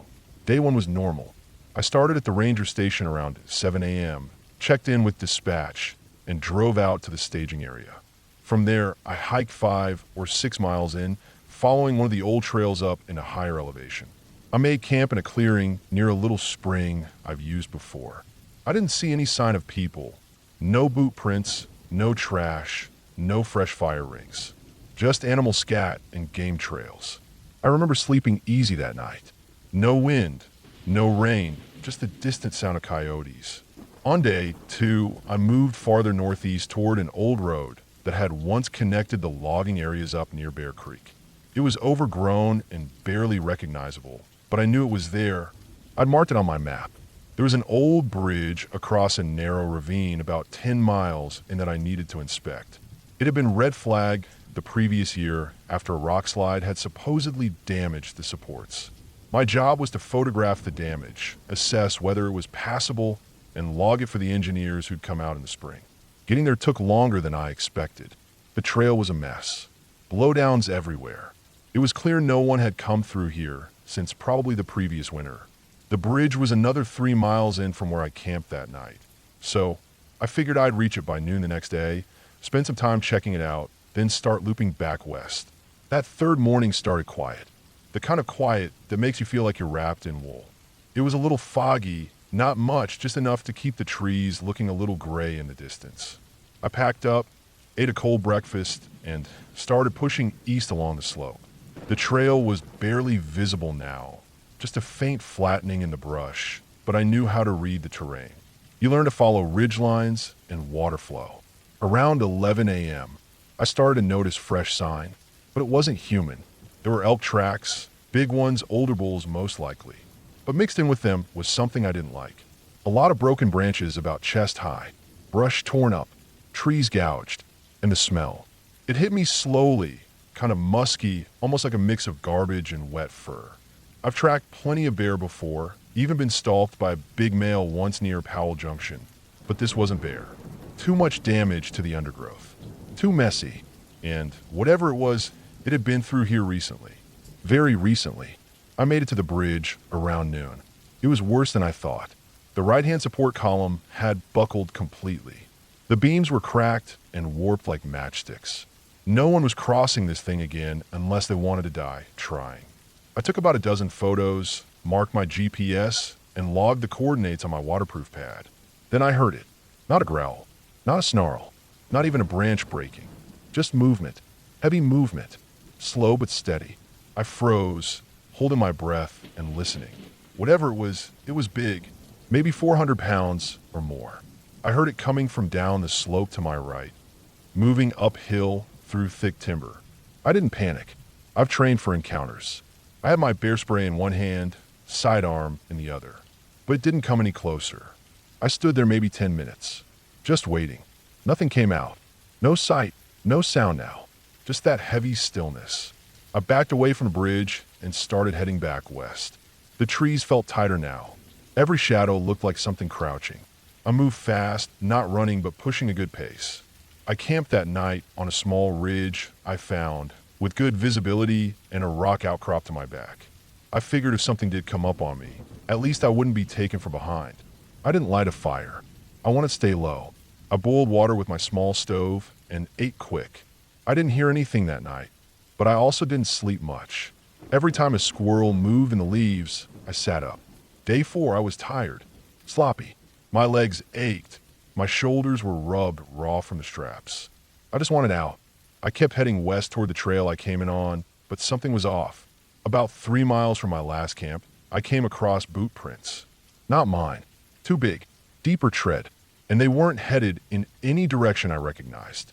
Just wandering almost. Circling. Sometimes overlapping. I found other things too, bits of cloth in the trees. A sleeve maybe, stuck on a branch 7 feet off the ground. Didn't make sense. A few minutes later, I came across what looked like a fire pit. Old, long dead. But next to it was something that made my stomach turn. A pile of bones. Clean bones. Too clean. Not scattered like a predator would do. They'd been stacked. Arranged even. I counted 6 deer skulls, maybe a dozen leg bones. And the ground was disturbed, like someone had been pacing there. I didn't eat that day. Just drank water and kept moving. Around 3 p.m., I heard the movement again. This time behind me. Closer. I stopped and stood still. Didn't even breathe. It stopped when I stopped. I took 2 steps. Heard 2 behind me. I spun and nothing was there. Just woods. But I knew I was being followed. I pushed hard the rest of the day. Hiked until after dark. Used my headlamp. That's a big no-no out here. Light draws attention. But I didn't care anymore. I wanted out. I finally found a flat spot near an old service marker and dropped camp. I didn't even pitch the tent. Just unrolled my bag and sat against a tree with my back to it. I kept my flashlight and pistol on my chest. I must have drifted off for an hour, maybe 2. When I woke up, my flashlight was gone. Just gone. I had clipped it to my chest strap. It was the kind with a locking carabiner. Not something you just lose in your sleep. I checked everywhere. My bag, the ground, 10 feet in every direction. It was gone. My GPS too. I started hiking before sunrise the next morning. No food, just water. Every part of me ached. I had blisters on both heels. My calves were cramping, but I pushed through. I finally made it back to the original trailhead by early afternoon. My truck was still there, untouched. I sat in the cab for 20 minutes before I could even start the engine. When I got back to the ranger station, I filed my report. I left out some of it. Left out the bones, the footsteps, the missing gear. Just said the bridge was unstable and the area showed signs of recent animal activity. That's all. I went back out there 6 months later, this time with a partner and a full crew. We were doing routine trail maintenance. When we passed near that old fire pit, it was gone. No bones. No stacked skulls. But something else was there, deep scratches on the tree trunks. Too high for a bear. Too long, like someone dragging a blade. Or claws. I never figured out what was following me. Could have been a man. Could have been something worse. But it wasn't a ghost. It wasn't a story. It was something real. Something watching. Maybe someone living wild. Maybe someone who didn't want to be found. I transferred stations the next year. Still in the Forest Service, still love the work, but I stay out of the deep zones now. I stick to trails, campsites, visitor centers. I don't go looking for the old roads anymore. And I never camp without a second flashlight. Ever. Whatever was out there wasn't finished. It was just letting me leave. And I did. Barely.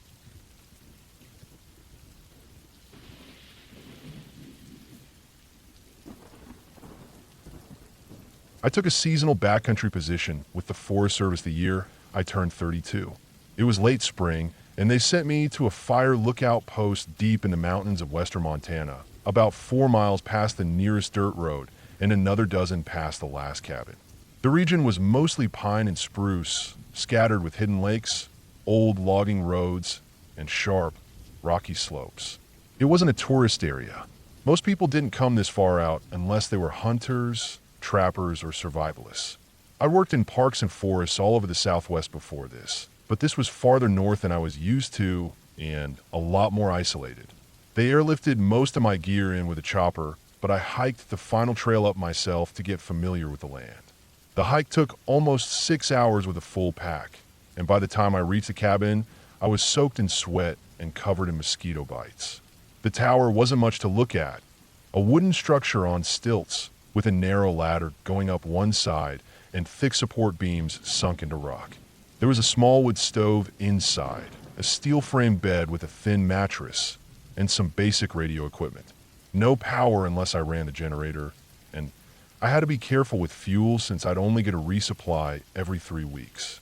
Water came from a stream half a mile downhill, and there was a composting toilet in a shed maybe 30 yards away from the base of the tower.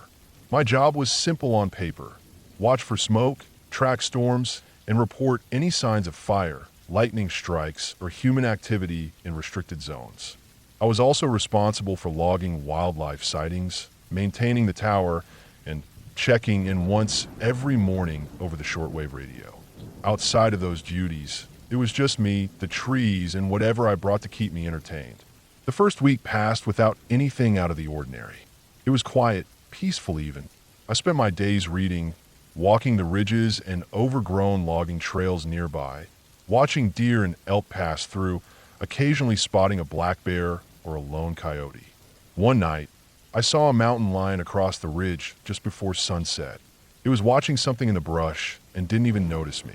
It reminded me how alone I was up there. No cell service, no real backup. If I got hurt or something went wrong, I had to hike at least 12 miles to get help. About 10 days in, I started picking up strange noises at night. At first, I thought it was just animals. You hear weird things in the woods sometimes: branches cracking, owls screeching, the occasional distant howl or bark echoing off the hills. But this was different. Around 2 o'clock or 3 o'clock in the morning, I'd hear this sharp, high-pitched yelp like a fox or maybe even a small child. It would come from the tree line just below the ridge, maybe a few hundred yards out. It would yelp, then go quiet. A few minutes later, it would happen again, farther off, like it was moving. The first few nights, I just ignored it. Animals make weird sounds all the time. But then I started noticing that it only happened on still nights. No wind, no rain, nothing moving in the brush. And it never happened at dusk or dawn, just in the dead of night. It sounded too deliberate, like it was calling out, waiting, then moving and calling again. One night, I got up and looked out the window toward the tree line. It was pitch dark, no moon, but I could hear it, that short, sharp scream, just outside the dark canopy of pine. I grabbed my flashlight and shined it in that direction, but I couldn't see anything except trees. After that, I started keeping my pistol on the nightstand. A few days later, during my morning hike, I decided to check that section of forest. I followed the ridge down to where the sound had been coming from and started scanning the ground. The pine needles were thick and it was hard to see tracks, but I did find something strange. There was a patch of moss and dirt that looked scraped, like something heavy had been dragged a few feet. Not far from it, I found a chunk of fur snagged on a low branch. It was coarse and gray, maybe elk or deer, but something about it seemed off, too long and wiry for deer, too light for a bear. I took it back with me and logged it. That night, I heard the scream again. Same spot, same time. I didn't sleep much. A few days passed without much activity. I got more cautious on my hikes, stayed closer to the tower, kept checking the ground for signs, tracks, scat, claw marks, anything to explain the noise. But nothing ever turned up. No signs of predators, no blood, no fresh kills. Just the scream every few nights, always in the same place, always when it was dead still outside. Then, one evening I saw something. It was about an hour before sunset. I was coming back from the stream with 2 jugs of water when I saw movement through the trees to the east. I froze. It wasn't a deer. The shape was all wrong. It stood upright, tall, and moved smooth but heavy, like a man walking through thick brush. But it was silent. I ducked behind a tree and waited, watching the spot. The thing moved again, maybe 30 yards out. Just a shadow between trunks. Then it stopped. I couldn't see its face, but I could tell it was facing me. Just standing there, watching. After what felt like forever, it turned and walked uphill into the dense pines. I didn't move until it was completely out of sight. I didn't sleep that night. I kept replaying it in my head. The way it moved, the silence, the stillness of the air. It hadn't made a sound.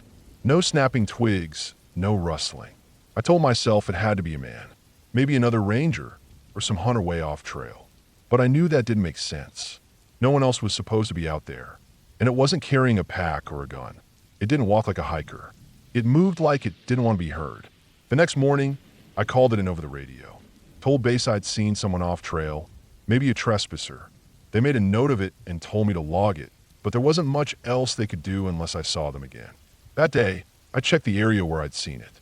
I found a faint path, Not a trail exactly, more like a game path leading deeper into the woods. I followed it for about half a mile until I came across something that made my stomach turn. It was a campsite, but old. Torn canvas half buried under moss, rusted cans, and a collapsed fire ring. Whatever had been here was abandoned years ago. But what disturbed me was the bones.